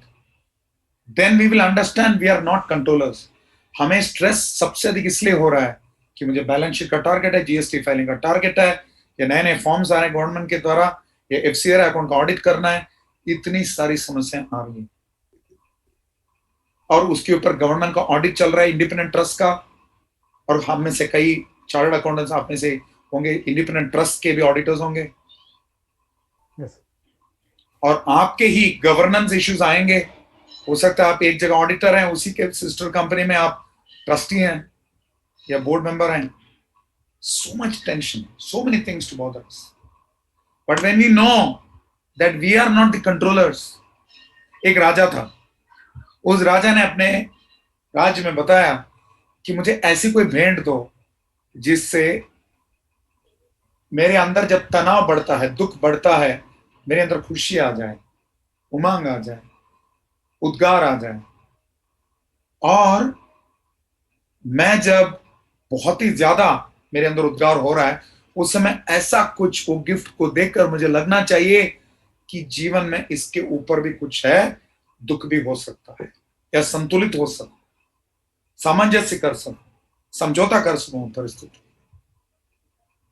तो कई लोगों ने अलग अलग भेंट लाए, और एक मंत्री था, उन्होंने एक गिफ्ट दिया। कुछ नहीं था, एक अंगूठी था जिसपे एक लेबल लगा लिखा था अंग्रेजी में, दिस टू शैल सून पास। ये भी बीत जाएगा। आपको मान लीजिए यूस्ट्रेस आ गया, पॉजिटिव स्ट्रेस आ गया, बहुत बढ़िया, एक क्लाइंट का रिजल्ट्स इतना बढ़िया चल रहा है, फाइनेंशियल रिजल्ट्स, कि क्लाइंट बहुत अच्छा चल रहा है, आपकी भी कमाई बहुत अच्छी चल रही है, और अचानक कुछ मार्केट डेवलपमेंट आता है और उसका स्टॉक्स प्लमेट हो जाते हैं। या देखिए बिटकॉइन है, क्रिप्टो करेंसी है, इतना रिस्क है उसमें, फ्यूचर्स, फॉरवर्ड ट्रेडिंग, कितना रिस्क है उसमें। Greater the risk greater the return, this is the basic CS principle. But we are spirit souls, we are not CAs. The first responsibility of a CA that he has to see a soul inside him. See a soul. Yes, That's my mantra great. for you. The great definition. Please see a soul within you. What आपने अपने जीवन में return on investment देखा है? जीवन के 22 साल सो के निकाले, 2.5 साल नित्य वृत्ति में निकाले, दिनचर्या में 5.5 साल खा के निकाले, और ऑफिस जाकर, ये पिछले 2 साल की बात नहीं कर रहा हूं, ऑफिस जाकर 5.5 साल निकाल दिए, और नौकरी में 16 साल निकाल दिए जीवन के। 16 साल multiplied by 365 multiplied by 24, that is what it means. और फलाना फलाना ढिमकाना में 2.5 साल, और आप घर के पति हैं, माँ पत्नी है, उसके ऊपर आधारित है कि आपका ये मिसलेनियस में क्या क्या आता है, शॉपिंग है, क्या है, वो है। लेकिन इसका मतलब है आपका पर्सनल डिस्क्रिप्शन है 2.5 साल का, सॉरी 11 साल का। 54 ईयर्स ये सब ऐड करेंगे। मान लो कि हम 65 साल के रहेंगे, मैं 50 साल का हूं, मेरी एज 50 ईयर्स है, हो सकता है कि 65 तक मेरी लाइफ स्पैन हो सकता है, गारंटी नहीं है। तो मेरे पास अभी डिस्क्रिप्शन है, यहां पर बता गया 11 ईयर्स का डिस्क्रिप्शन है, लेकिन ये मान के चले कि हमारा लाइफ स्पैन 65 है, तो लेकिन हमारा लाइफ स्पैन कितना है किसको पता। आप एक न्यूज़पेपर देखोगे, उसका life span is for 1 hour 2 hours. आप एक फ्रूटी पैकेट देखोगे, उसका लाइफ स्पैन विल बी से मे बी 6 मंथ्स। एक बिस्लरी बॉटल देखो, हो सकता है 1 year, depending on how it is. मैं कोई ब्रांड का मार्केटिंग नहीं कर रहा हूँ, इट्स स्टैंडर्ड टर्मिनोलॉजी है। लेकिन आप कृपया अपने स्लीव को देखें मिस्टर सीएस, उसमें एक्सपायरी डेट लिखा है, लास्ट डेट फॉर फाइलिंग लिखा है? नहीं लिखा। There is no such mention. तो हमारे पास पर्सनल डिस्क्रिप्शन इतना ही है। किस चीज का स्ट्रेस ले रहे हैं? औकात क्या है हमारी? शास्त्र बोल रहा है कि that we are 1/10,000 the tip of a hair, बाल आग्र शतभागश्च शतता कल्पितस्य च। बाल का अग्र, मेरा तो बाल नहीं, आप लोगों के हैं, उसके बाल के अग्र का एक 10,000वां हिस्सा है हम। We are spirit soul. The impact of the spirit soul is felt across the world, across the body. जैसे दवाई लेंगे तो उसका प्रभाव जो है शरीर भर में व्याप्त होता है, ठीक उसी प्रकार जैसे एक ट्यूबलाइट लगाया, उसका प्रकाश पूरे कमरे में व्याप्त है, ठीक उसी प्रकार आत्मा हृदय से अर्जुन तिष्ठति, हृदय के प्रदेश में स्थित है। उस आत्मा के प्रभाव से हम जीवित रहते हैं। जब आत्मा चली जाती है, लोग बोलते हैं हाय पिताजी मुझे छोड़ के चले गए, तो पिताजी वहीं पड़े, कौन चला गया? फिर अगले दिन जलाते क्यों हैं, दफनाते क्यों हैं? So there is something in the body that is more valuable than the body, without which the body is useless. तो सोचिए कुछ समय के लिए, एक बूढ़ी औरत थी जिसने पूरा जीवन सोने के पिंजड़े को पॉलिश किया, अंदर के तोते को खाना नहीं खिलाया। पूरा जीवन मतलब तोते का पूरा जीवन। कितना समय बचा? तोता खाना नहीं मिलेगा, पिंजरा साफ है, क्या फायदा? पिंजरा क्या होगा? पिंजरा तो वैसे का वैसे रहेगा, तोता का क्या होगा? तो मर जाएगा। मान लीजिए कि आपने पिंजड़े को साफ नहीं किया, सिर्फ तोते को खाना खिलाया, तो तोता पिंजड़े को गंदा करेगा, कुछ समय बाद अमोनिया पॉइजनिंग से मरेगा। So we need a healthy balance of the body and soul.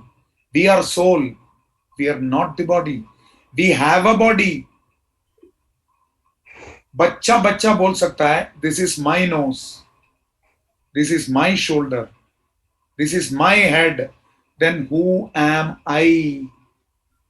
मेरी नाक, मेरा सर, मेरा कंधा, मैं कौन हूं? We are not CAs, we are not financial experts, we are not corporate honchos.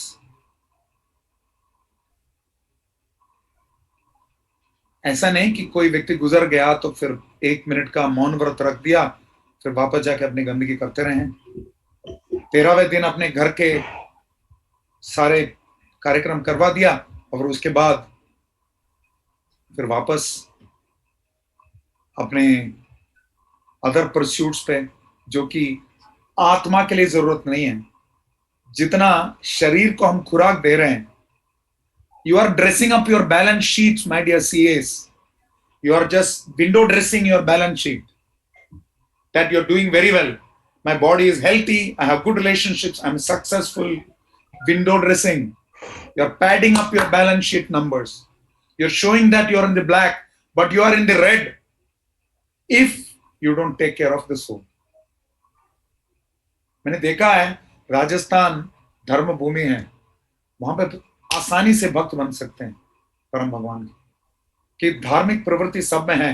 मैं सोच भी नहीं सकता था कि, सोचिए आपने कभी सोचा कि ये ICAI का मेन ऑर्गेनाइजर कौन सा चैप्टर है, कहाँ का है? इट्स किशनगढ़। हाँ, इस नेशनल कॉन्फ्रेंस के लिए Kishangarh. It's Kishangarh, right? Yes sir, yes sir. Conference. So just imagine there is a place called Kishangarh in Rajasthan and you're organizing a lecture on spirituality. See how Krishna arranges. तो धर्म भूमि है आपका स्थान। It is easy for you to take up spirituality. तो work life balance का मतलब है, मान लीजिए कि आपने सबने एक एग्जाम्पल सुना होगा, आपके पास पत्थर है, आपके पास कंकड़ है, आपके पास जल है, आपके पास रेत है। पहला क्या डालोगे? कई लोग कई उत्तर देते हैं, लेकिन पत्थर पहला डालोगे तो अच्छा है, क्योंकि रेत डाल दिया, कंकड़ डाल दिया, लास्ट में पत्थर डालने के लिए जगह नहीं है। So to overcome stress you should know what are your priorities. You cannot manage time. You cannot manage time because time is God's energy. Krishna बोल रहे हैं कालोस्मिन लोकक्षय कृत प्रवृत्तो, time I am the destroyer of the three worlds. मैं समय हूं, कृष्ण गीता में बोल रहे हैं। तो आप क्या टाइम मैनेज करोगे? हमें लगता है कि हम नियंता हैं, हम कुछ बदल नहीं सकते। मैंने बताया हम क्या 1/10,000वां हिस्सा हैं, हमारी औकात ही क्या है। मैंने एक ट्रक के पीछे देखा था, बहुत अच्छा लाइन था, अपने औकात में रहो। तो कॉन्फिडेंस का मतलब ये नहीं कि मैं कर लो दुनिया मुट्ठी में, मैं जो करूंगा सही हो जाएगा। कॉन्फिडेंस का मतलब है, जैसे कि आपने टीवी देखा होगा, आपके इंटरनेट पे भी आया होगा, एक भालू के बच्चे को एक पैंथर चेस कर रहा है, आपने देखा होगा वीडियो। चेस कर करके लास्ट में करोच भी मार देता है भालू के बच्चे को, वो पैंथर भगीरा। लेकिन अचानक आवाज निकालना शुरू करता है भालू, और वो पैंथर पीछे चलना शुरू होता है, और उसको लगता है कि मेरी एबिलिटी से ये भगीरा पीछे चल रहा है। लेकिन पीछे मुड़ के देखता है तो पीछे 15 फुट ऊंची उसकी मां खड़ी है। तो we should know, Krishna Gita में बता रहे हैं, यत्यत विभूति मत सत्वम श्रीमद ऊर्जितमेव वा तत्तदेवाभिगच्छतम मम तेजो अंश संभवम। आपके अंदर जितनी भी क्षमता है, जितना भी टैलेंट है, जितना भी इंटेलिजेंस, बलम बलवताम चाहम, कृष्ण बोल रहे हैं, बलवंत में बल मैं हूं। और जिस भी व्यक्ति के पास जो भी क्षमता है वो मेरे ऐश्वर्य का एक रंच मात्र है, कृष्ण। चाहे आप क्रिकेटर हो, चाहे सुपरस्टार एक्टर हो, चाहे पॉलिटिशियन हो, जिसके अंदर भी विभूति है, कोई भी प्रतिभा है, उसका स्रोत कृष्ण है, भगवान है। गीता में कृष्ण बता रहे हैं, इसलिए श्री भगवान उवाचा बताया गया, कृष्ण उवाचा नहीं। भगवत गीता है, कृष्ण गीता नहीं है। So when you read the Gita, Gita is by the way elective in IIM Ahmedabad. ऐसा नहीं कि जो साधु बाबा लोग पढ़ते हैं या 13वें फंक्शन तक घर पे कोई गुजर गया था पढ़ने के लिए गीता। मैं आपसे अनुरोध करूंगा कि आपको स्ट्रेस मैनेज करना है, अपने जीवन में कम से कम रोज 15 मिनट निकालिए। 10 मिनट आप भगवान के नामों का उच्चारण करिए, जैसे हम लोग करते हैं, हरे कृष्ण कृष्ण कृष्ण हरे हरे, हरे राम राम राम हरे हरे। बच्चा बच्चा जानते हैं इंडिया में। भगवान का नाम लीजिए और 5 मिनट गीता का एक श्लोक पढ़िए। अब अगर मुसलमान भाई हैं,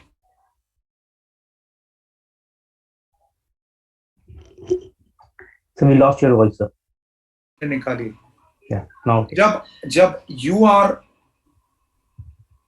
pure inside, peaceful inside, then you will be peaceful outside. मैंने पहले बताया, pollution inside causes pollution outside, corruption inside causes corruption outside, garbage in, garbage out. तो हम अपनी चेतना को जब जितना स्वच्छ रखेंगे, स्वस्थ रखेंगे, हमारे कार्यकलाप भी उतने शुद्ध होंगे। Then we will understand that we are not the controllers. We can do our best. You can take a horse to water. You can't make it drink.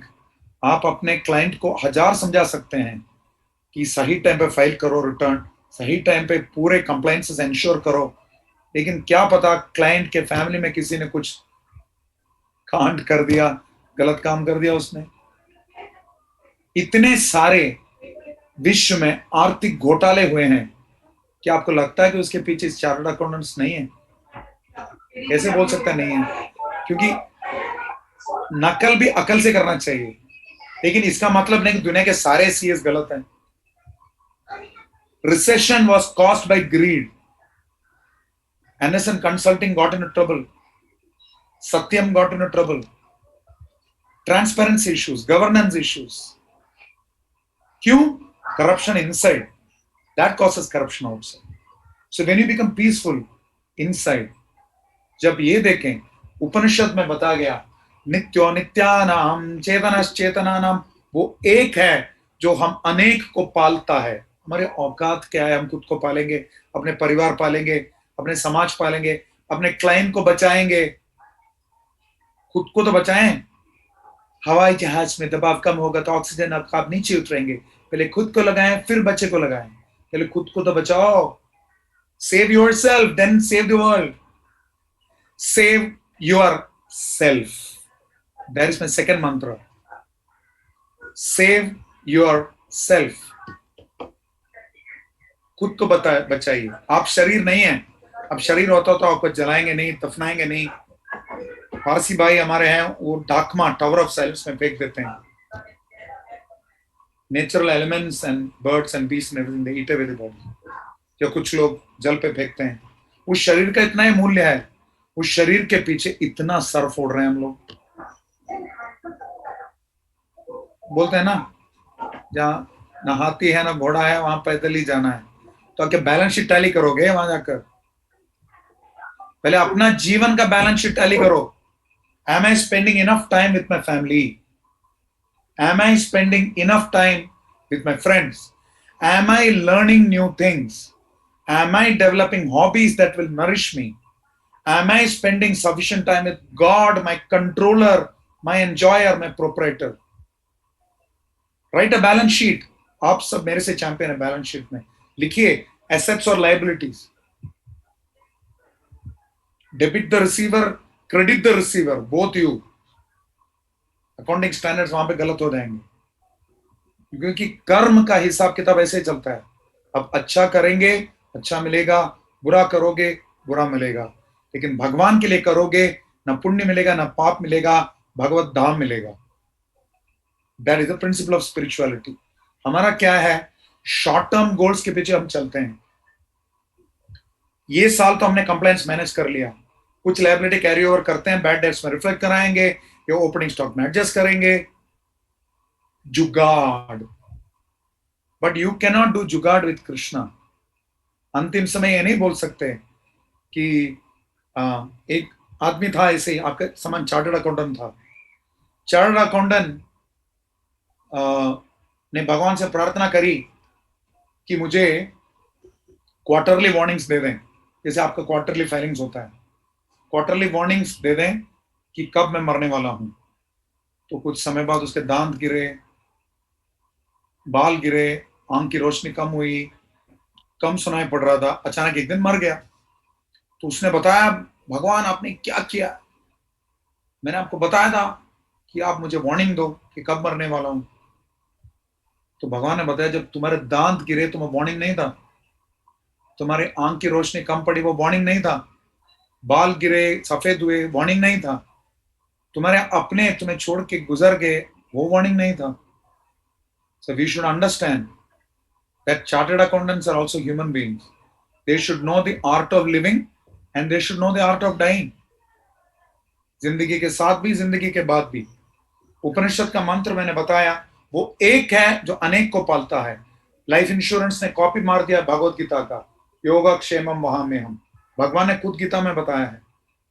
Life insurance नहीं आपको बचाता, लाइफ इंश्योरेंस तो आपके परिवार को help करेगा आर्थिक दृष्टि से। आपको हेल्प करेंगे सिर्फ वही परम भगवान, योगक्षेमम वहाम्यहम्। जिसका मतलब ये है, ये पहले मालूम होना चाहिए that no matter what I try, end of the day मारे कृष्ण राखे के, राखे कृष्ण मारे के। कृष्ण आपको मारना चाहते हैं, कोई आपको बचा नहीं सकता। कृष्ण आपको बचाना चाहते हैं, कोई आपको मार नहीं सकता। कोई भी परिस्थिति हो, चाहे बैलेंस शीट हो, जीएसटी फाइलिंग, एफसीआरए हो, या चाहे क्लाइंट का गवर्नेंस इश्यू हो, हर परिस्थिति में without somebody higher than us, we will not be able to help ourselves. स आत्मा येन पश्यन्ति तेषां शांति शाश्वती नोतरेषां। जो आत्मा इसको समझती है वो शांत रहती है। बाकी लोगों को स्ट्रेस होता है, तो सोचता है कि मेरे वजह से दुनिया चलती है।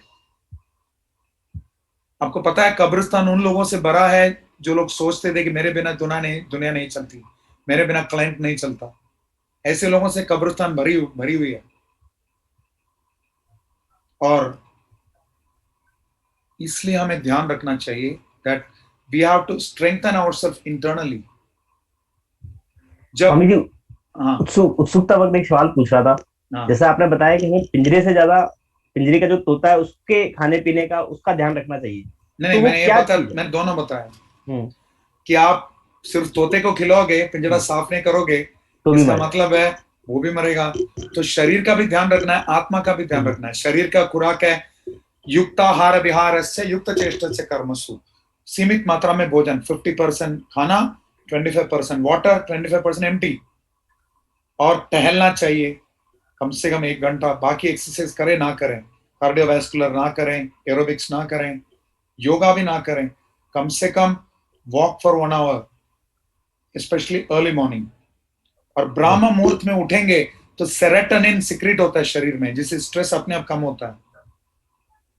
And when we deal with spiritual matters, we generally become happy. आप सुबह का टाइम पे देखोगे 6 बजे 6:30 बजे कोई भी रेडियो चैनल चलाओगे, उसमें कोई हेवी मेटल नहीं चलता, कोई हेवी मेटल सॉन्ग नहीं चलता, भजन चलता है। ये लाफ्टर क्लब लोग हंसते रहते हैं पार्क में, उसी टाइम पे प्राणायाम करते हैं। So add regulated eating, regulated sleeping, कम से कम 6 घंटे की नींद अनिवार्य है। Sleep at the right time. आपको लगता है कि 9 बजे आप सोएंगे तो दुनिया हिल जाएगी, कुछ नहीं होगा। 8:59 को अपना मोबाइल बंद करें, 9 o'clock to 3 o'clock 4 o'clock अच्छे से रेस्ट करें, 6 to 7 hours। Get up, take bath, do some exercise और whatever and do some spiritual activities. जितने भी सक्सेसफुल लोग हैं, they sleep less, do more. आराम हराम है, आनंद का नाम है। तो थॉमस अल्वा एडिसन से, जिन्होंने विश्व में 999 अटेम्प्ट्स के बाद बल्ब का आविष्कार किया, और उनके नाम पे 1000 से अधिक पेटेंट्स हैं। उन्होंने बताया sleep is like a drug, the more you have it the more will you need it. तो संतुलित नींद, संतुलित भोजन, walk at least 1 hour, drink at least 4 liters of water, 3 to 4 liters of water every day.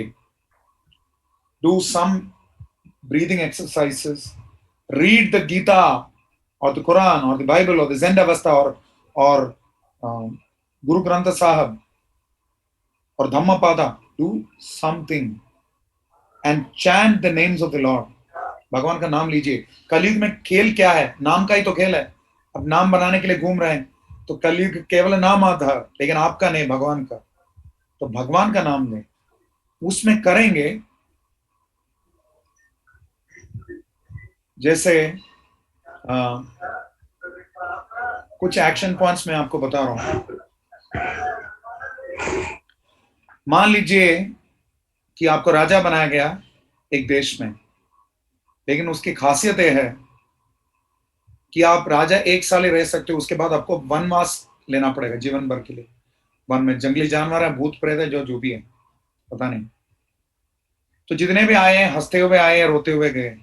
एक बुद्धिमान व्यक्ति था जो 1 साल उसने राजधानी में नहीं बिताया, उसने जंगल में बिताया। हमने जैसे बताया, दिस टू शैल सून पास। खुशी के समय पर अधिक उछलना नहीं चाहिए, दुख के समय पर अधिक दबना नहीं चाहिए। उस व्यक्ति ने क्या किया? 1 साल उसने अपनी पूरी फैसिलिटीज का लाभ उठाया। उसने जंगल में मंगल कर दिया, किला बनाई, खेती बाड़ी तैयार किया, मंदिर बनाया, प्रहरी खड़ा कर दिए, अस्पताल बना दिया, स्कूल बना दिया, सब रेडी कर दिया। उसके पास सारे फैसिलिटी थे, उसका यूज किया उसने, और 1 साल के बाद हंसते हंसते गया। So my request to you is that you are all intelligent people, use your intelligence in serving the Lord, then you will not be under stress। क्योंकि आप क्या कर रहे हैं?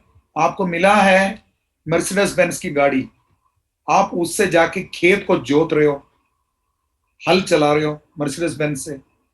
मनुष्य शरीर मिला है हायर टॉपिक्स के बारे में सोचने के लिए, और आप सोच रहे हैं सिर्फ कुछ बैलेंस शीट्स के आंकड़े से सब कुछ हो जाएगा। Balance sheet of life has to be taken care of. So enough eating, enough sleeping, enough rest। ये सब कैसे चेक करेंगे? You should have a mentor, you should have somebody to whom you are accountable। Accountability बहुत जरूरी है accountants के लिए। मैं अपना जीवन कैसे बैलेंस कर रहा हूं? Plus you should have a network of friends to whom you can reveal your heart। जितने भी लोग डिप्रेशन के मारे मरे हैं या आत्महत्या करी हैं, वो इसलिए गए हैं क्योंकि उनको दिल का खुलासा करने के लिए कोई नहीं था। जो Dale Carnegie, how to win friends and what is it, influence people, शायद उन्होंने ही सुइसाइड किया क्योंकि उनके पास कोई फ्रेंड नहीं था। मैं सुबह सोच रहा था, बचपन में इतने सारे हीरोइन वगैरह मूवीज में देखे थे, हीरोज देखे थे, आज कहां गए? हमको लगता है कि हमारे बिना दुनिया नहीं चलेगी. I know advocates in the Supreme Court who go and practice at the age of 90. छोड़ नहीं पा रहे हैं. Your real strength as a chartered accountant is not to just acquire assets. It is also to give up things. That will make you peaceful. Stress इस वजह से भी होता है, छोड़ना नहीं जानते. कॉर्पोरेट सोशल रिस्पॉन्सिबिलिटी क्यों कंपनी को है, सीए को क्यों नहीं है? क्या I don't know whether CA institute has a norm for social responsibility, but if not, I think you should have. And आप जितने भी कंपनीज में काम कर रहे हैं या जहां पे आपके क्लाइंट्स हैं, why should there be prayer rooms only in school? Why should there be no prayer rooms in corporates? धर्मनिरपेक्षता का अर्थ ये नहीं कि भगवान नहीं है. धर्मनिरपेक्षता का अर्थ है कि मैं सभी धर्म को समान समान दे रहा हूं. So therefore, as chartered accountants, what is important for all of us here to think about, like N.R. Narayan Murthy says, the Gita gives all of us a path of peace of mind. That is what I found. So please study the Gita, read the Gita. And the Bible says, what profiteth a man if he shall gain the whole world but lose his own soul?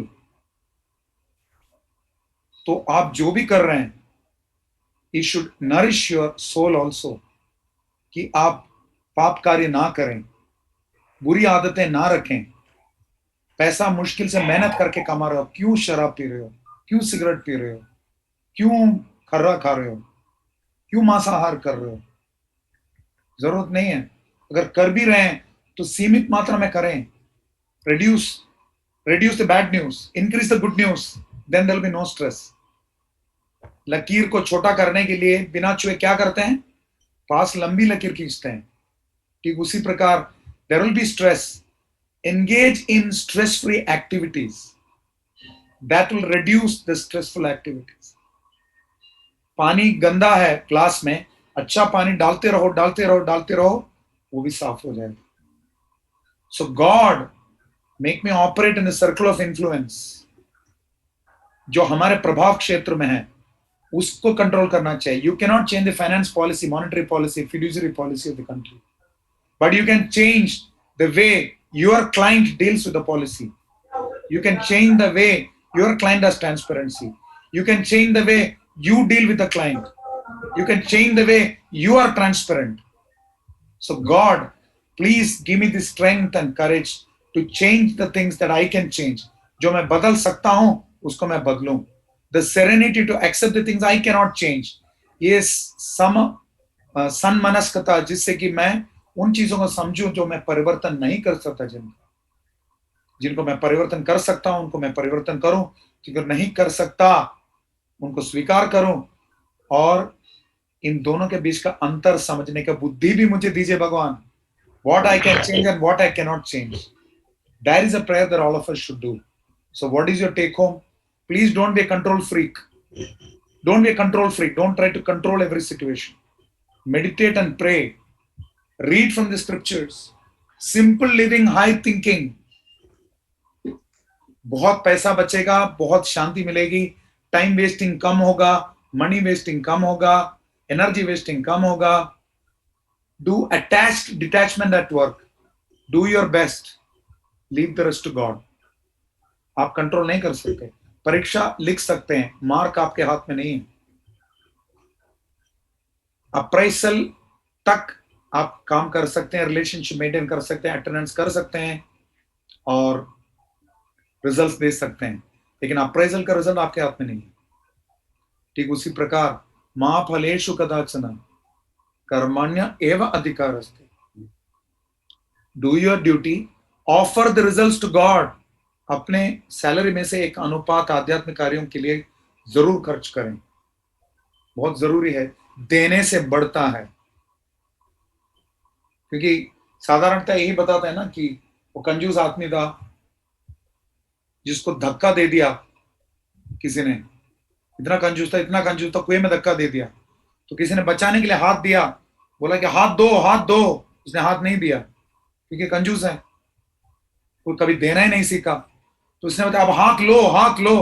तो उसने हाथ पकड़ा और ऊपर आ गया. ये हमें मालूम होना चाहिए, देना सीखना चाहिए और भगवान पे विश्वास रखनी चाहिए, सिर्फ हमारी एबिलिटी पे नहीं। एक आदमी लटक रहा था क्लिफ से, पहाड़ के खाई की तरफ लटक रहा था, अंधेरा था, बर्फ थी, भगवान मुझे बचाओ चिल्लाया, भगवान की आवाज आई, मेरे बच्चे हाथ छोड़ दो, नीचे कूद पड़ो। उसने नहीं सुना, ऐसे क्या बोल रहे, मैं कैसे कूद सकता हूं।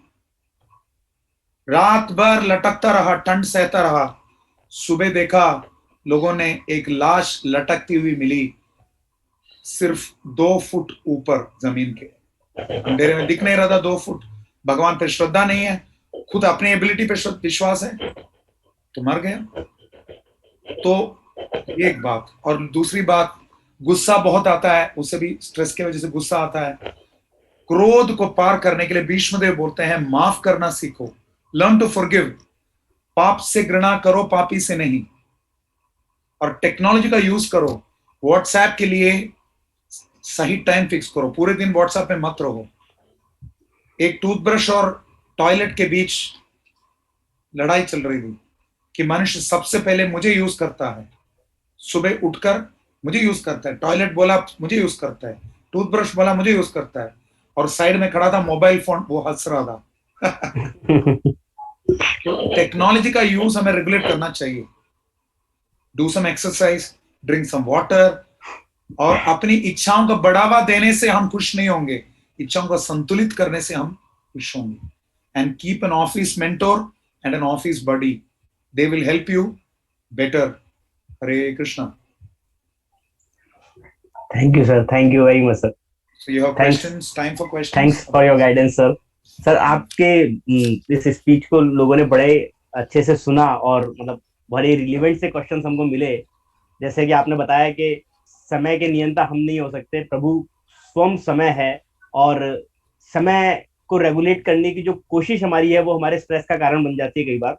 तो उसी से रिलेटेड सवाल एक आया है कि कई लोग जो 24 आवर्स हमको मिले हैं उसका इस्तेमाल करके अपना घर नहीं चला पाते, और कई लोग इसी समय के अंदर अपना देश चला पाते हैं। कई लोग छोटा बिजनेस नहीं चला पाते और कई लोग बड़े बड़े बिजनेस इन्हीं 24 घंटों का इस्तेमाल करके खोल पाते हैं। तो वो क्या सक्सेस फैक्टर है जो इन 24 आवर्स को इस्तेमाल करना हमें सिखा पाती है, या कैसे वो सीख पाते हैं, कि या क्या वो मिसिंग पॉइंट है जिसको हम नहीं सीख पा रहे हैं? तो उसके बारे में आपका मार्गदर्शन चाहिए। First thing to understand is that you cannot manage time, you can only manage priorities. You can manage your priority. तो पत्थर पहले डालें, कंकड़ और रेत डालेंगे तो लास्ट में पत्थर डालने के लिए टाइम नहीं मिलेगा। You should have the intelligence to choose what is your पत्थर। तो उसके लिए you can take the help of mentors, buddies, people you know, people you, even spiritual guides, whatever. उनका help लेके you can decide what are my priorities in life. So when you have your priorities, Krishna खुद बोल रहे हैं गीता में, व्यवसाय आत्मिका बुद्धिर एकेह कुरुनंदना, focused mind will have only one goal. Srila Prabhupada ने बताया था 70 साल की उम्र में अमेरिका जाकर इस्कॉन की स्थापना करने के लिए मुझे इस श्लोक ने प्रेरणा दी, टू स्टे फोकस्ड। वो फोकस अकेले नहीं मिलेगा, कुछ एक्सपीरियंस से मिलेगा, कुछ एक्सपीरियंस्ड लोगों से मिलेगा। और ये याद रखें, good judgment comes from experience, experience comes from bad judgment. Good judgment comes from experience, experience comes from bad judgment. तो जैसे जिसने भी साइकिल सीखा है बिना गिर के सीखा नहीं है। So there will be some mistakes we'll make on the way. Keep doing rain checks, keep doing course corrections, keep checking with others. But the first thing is to understand priorities. And the second thing to understand, no matter what you do, the law of karma is infallible. एक शराबी था, उसके 2 जुड़वे बेटे थे, 2 बेटे थे, जुड़वे थे। एक खुद बना शराबी, दूसरा बना चार्टर्ड अकाउंटेंट कम ICMA कम CS। तो दोनों से पूछा गया आप ऐसे कैसे बने? शराबी ने बताया मेरे बाप की वजह से, CA ने भी बताया मेरे बाप की वजह से। तो हमें परिस्थिति हम बदल नहीं सकते, हम अपने मन स्थिति को बदल सकते हैं। परफेक्ट। मन स्थिति को बदलने के लिए आध्यात्मिक शक्ति चाहिए। तो कुछ लोग अपने कर्म के आधार पर सफल होते हैं, एक ही टाइम पे पैदा होने वाले दोनों बच्चे सफल नहीं हो सकते। So there is an X factor called karma. How can you burn that karma? You can burn that karma by taking shelter of spiritual practices. Apart from that, take the help of experienced people to balance your priorities. You should have clear set goals. Like I am clear about one thing which I have received as guidance. Ki now I don't have much time left. I can die anytime.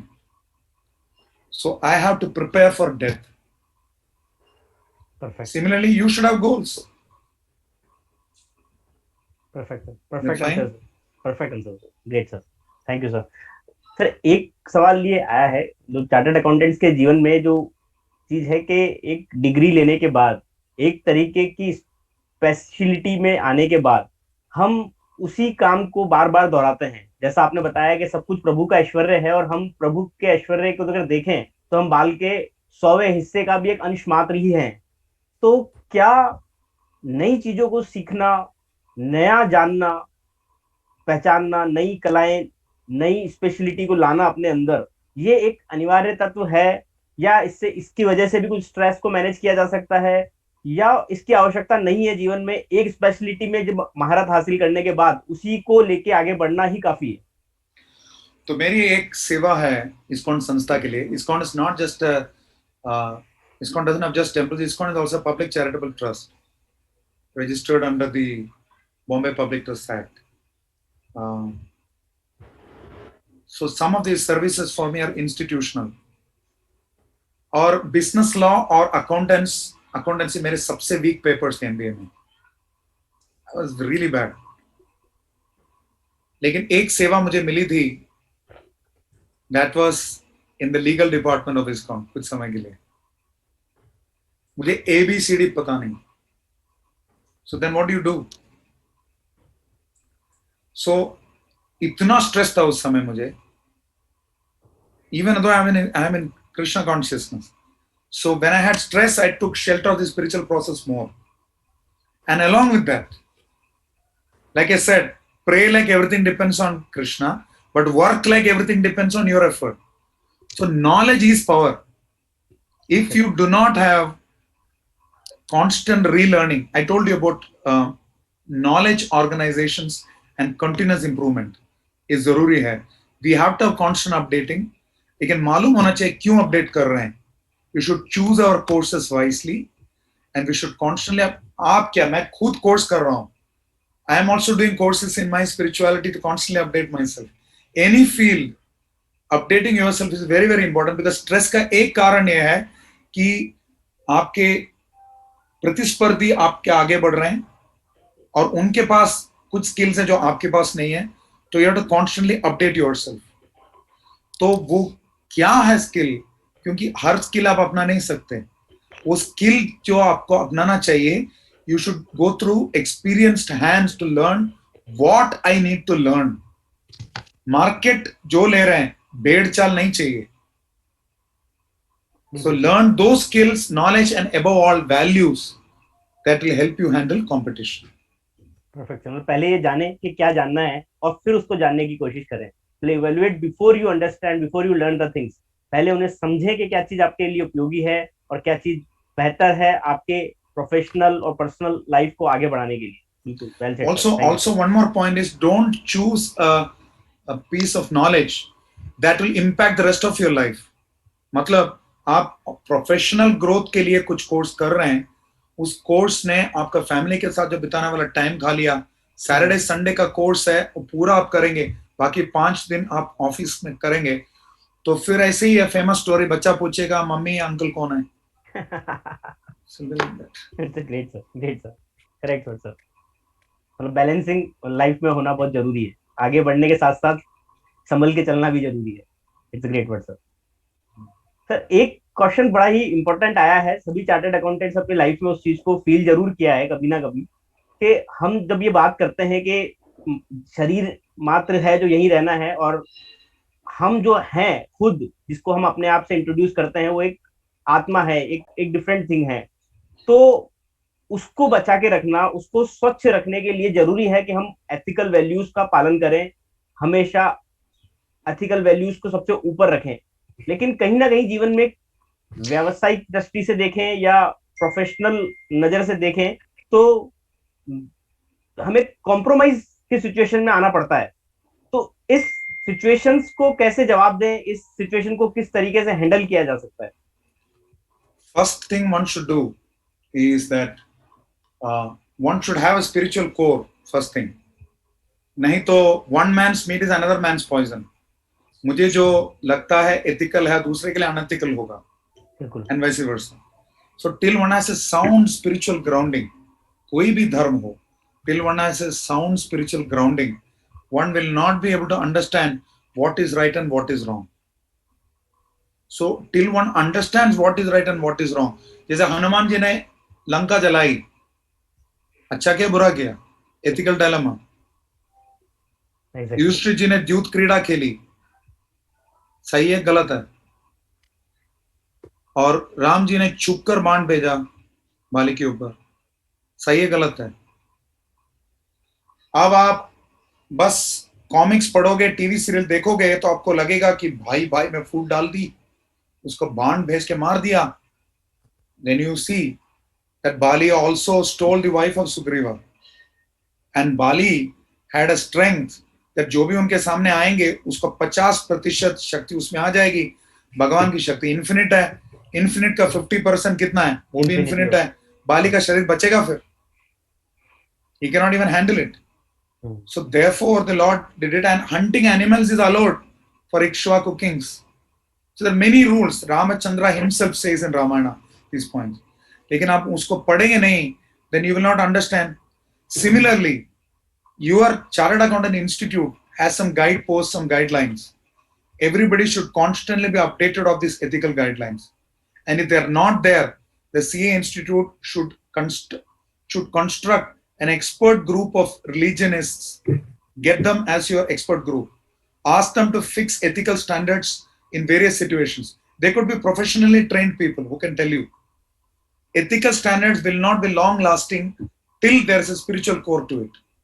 Otherwise, Harshad Mehta के time तक किसी को पता नहीं था कि हवाला खेला जा सकता था ऐसे. And till what is it, Ramalinga Raju, what's his name, that Satyam founder, Satyam Group. Yeah, nobody knew that this is the way you can play. Till Anderson Consulting did it, nobody knew that futures could be played around like this or options could be played around like this. तो facilities पहले से हैं, सदुपयोग या दुरुपयोग जीव अपनी स्वेच्छा के दुरुपयोग से करता है।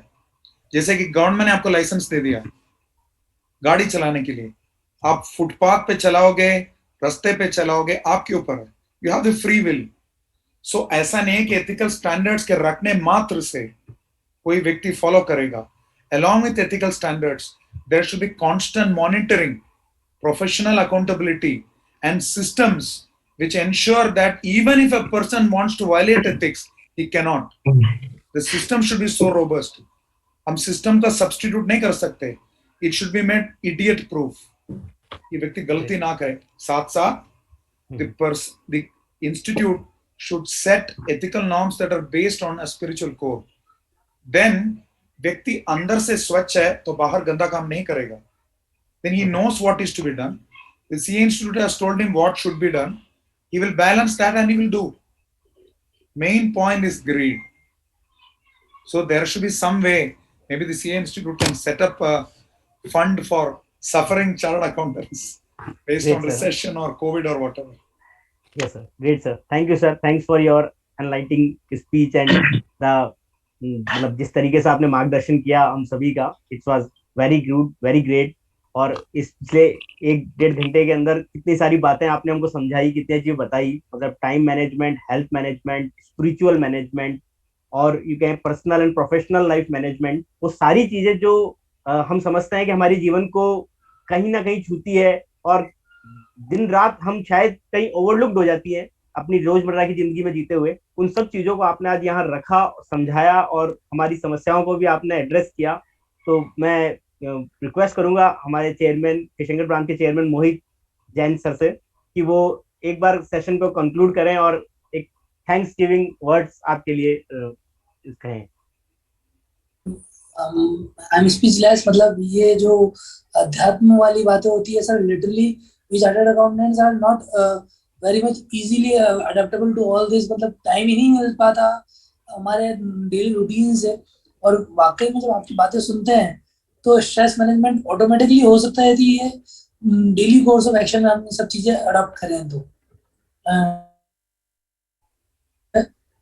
I would like to invite CA Dheeraj Kumar Leela ji, the chairman of Sri Ganganagar branch, to please bring a formal vote of thanks to Rishi Kumar Das ji sir.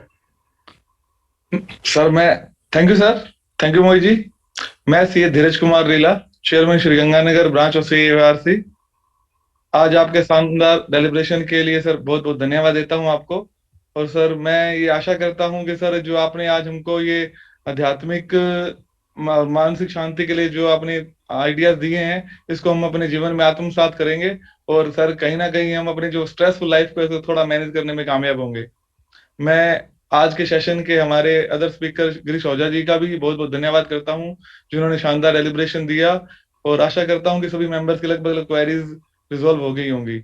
मैं आज के कार्यक्रम के हमारे सभी CCM members Prakash Sharma ji, किमिशा Soni ji, past chairman निहारन जाम्बूसरिया जी, अतुल गुप्ता जी, हमारे chapter को Ganganagar branch बनाने वाले CA उत्तम प्रकाश अग्रवाल जी, मॉडरेटर नितिन गुप्ता जी, सौरभ जी, आकाश बरगोती जी, सभी अदर काउंसिल मेंबर्स का भी बहुत बहुत धन्यवाद करता हूं जिन्होंने अपना कीमती समय दिया और इस आयोजन को सफल बनाया। मैं किशनगढ़ ब्रांच का स्पेशल धन्यवाद देना चाहता हूं जिन्होंने इतने कम समय में सर दिन रात मेहनत करके इस शानदार आयोजन का सक्सेसफुल किया। मैं स्पेशली थैंक्स देना चाहूंगा किशनगढ़ ब्रांच के चेयरमैन मोहित जैन जी को, जिन्होंने वन मैन आर्मी की तरह से काम किया। बाकी जो कोस्ट ब्रांच सर इतना सहयोग नहीं कर पाई, एक्सेप्ट करता हूं मैं इस चीज को, लेकिन मोहित जी आपने बहुत अच्छा आयोजन किया, इसके लिए आपका दिल से आभार। और मैं अलवर ब्रांच के चेयरमैन अमित अग्रवाल जी का, बीकानेर ब्रांच के चेयरमैन अंकुश चोपड़ा जी का, चित्तौड़गढ़ ब्रांच के चेयरमैन योगेश काबरा जी का इस आयोजन सहयोग के लिए बहुत बहुत धन्यवाद करता हूं। और सर मैं आपको विश्वास दिलाता हूं कि गंगानगर ब्रांच हमेशा सर आपके किसी भी आयोजन के लिए हमेशा हिस्सेदार बनने के लिए तैयार है। अंत में मैं सर 2 लाइनों के साथ अपनी बात को विराम दूंगा कि चिरागों को निगाहों में यूं ही सजाए रखना, बड़ी दूर तलक रात ही रात होगी। चिरागों को निगाहों में यूं ही सजाए रखना, बड़ी दूर तलक रात ही रात होगी। मुसाफिर हो तुम भी, मुसाफिर हम भी, कभी किसी मोड़ पर फिर मुलाकात होगी। Thank you sir. Thank you, Dheeraj ji. Thank you for wonderful vote of thanks. Literally, finally, the NetCon officer is on end right now, and I, CA Mohit Jain, chairman of Kishangarh branch, personally admiring all the faculties, all the speakers, all our session chairmen, CCMs, RCMs, PDC committee, especially the tech team and the office team. I want to personally name ma'am Seema and ma'am Priya ji जो हमारे साथ में PDC committee से जुड़ी हुई थी, और इन लोगों ने बहुत लिटरली 1-to-1 बहुत मेहनत करी हमारे साथ में। मैं निसर्ग भाई और अयाज भाई को भी बहुत बहुत थैंक्स बोलना चाहता हूँ जिन्होंने हमारे टेक टीम को बहुत सपोर्ट किया। और जो हमारे साथ में जितने भी मॉडरेटर्स जुड़े हुए थे, ये केवल एक टीम एफर्ट्स का एक अच्छा सा सैंपल है कि जो हम लोग इस तरीके की कॉन्फ्रेंस ऑर्गेनाइज कर पाए।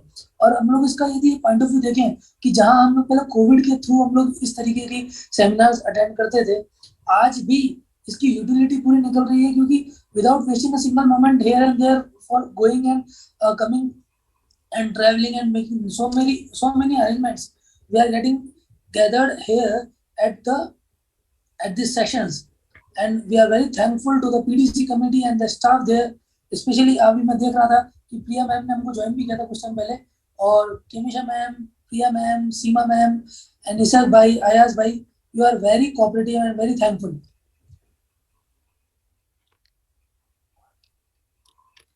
And please believe me, we will definitely share you all the PPTs in single mail for all day sessions, and the speakers you are kindly invited for next NetCon or any kind of seminar we will invite for you. Thank you all lot. Kishangarh branch तहे दिल से आपका स्वागत अभिनंदन करती है, बहुत बहुत धन्यवाद आपका। Thank you sir, thank you lot, thank you sir भाई, Thank you, Thank you, Yogesh sir. ji. Thank you, Rishi, sir. Mohit ji Thank thank you, you sir. आपका सर, हमको कोलैबोरेशन करने के लिए बहुत बहुत धन्यवाद सर। तो सर जल्दी मिलेंगे, हाँ जल्दी जी, से ही वापस से कोई और बड़ा ऑर्गेनाइज और करें।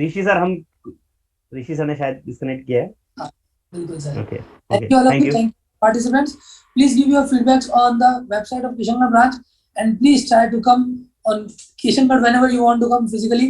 We are ready to serve you at our best, and definitely, sir, we'll give you all the PPTs on हो your गया. registration. Thank you for today. Thank you. Thank you Thank you all. Thank Thank you very बहुत much. धन्यवाद मोहित जी। बहुत धन्यवाद. Thank you. Thank you. Bye bye. Bye.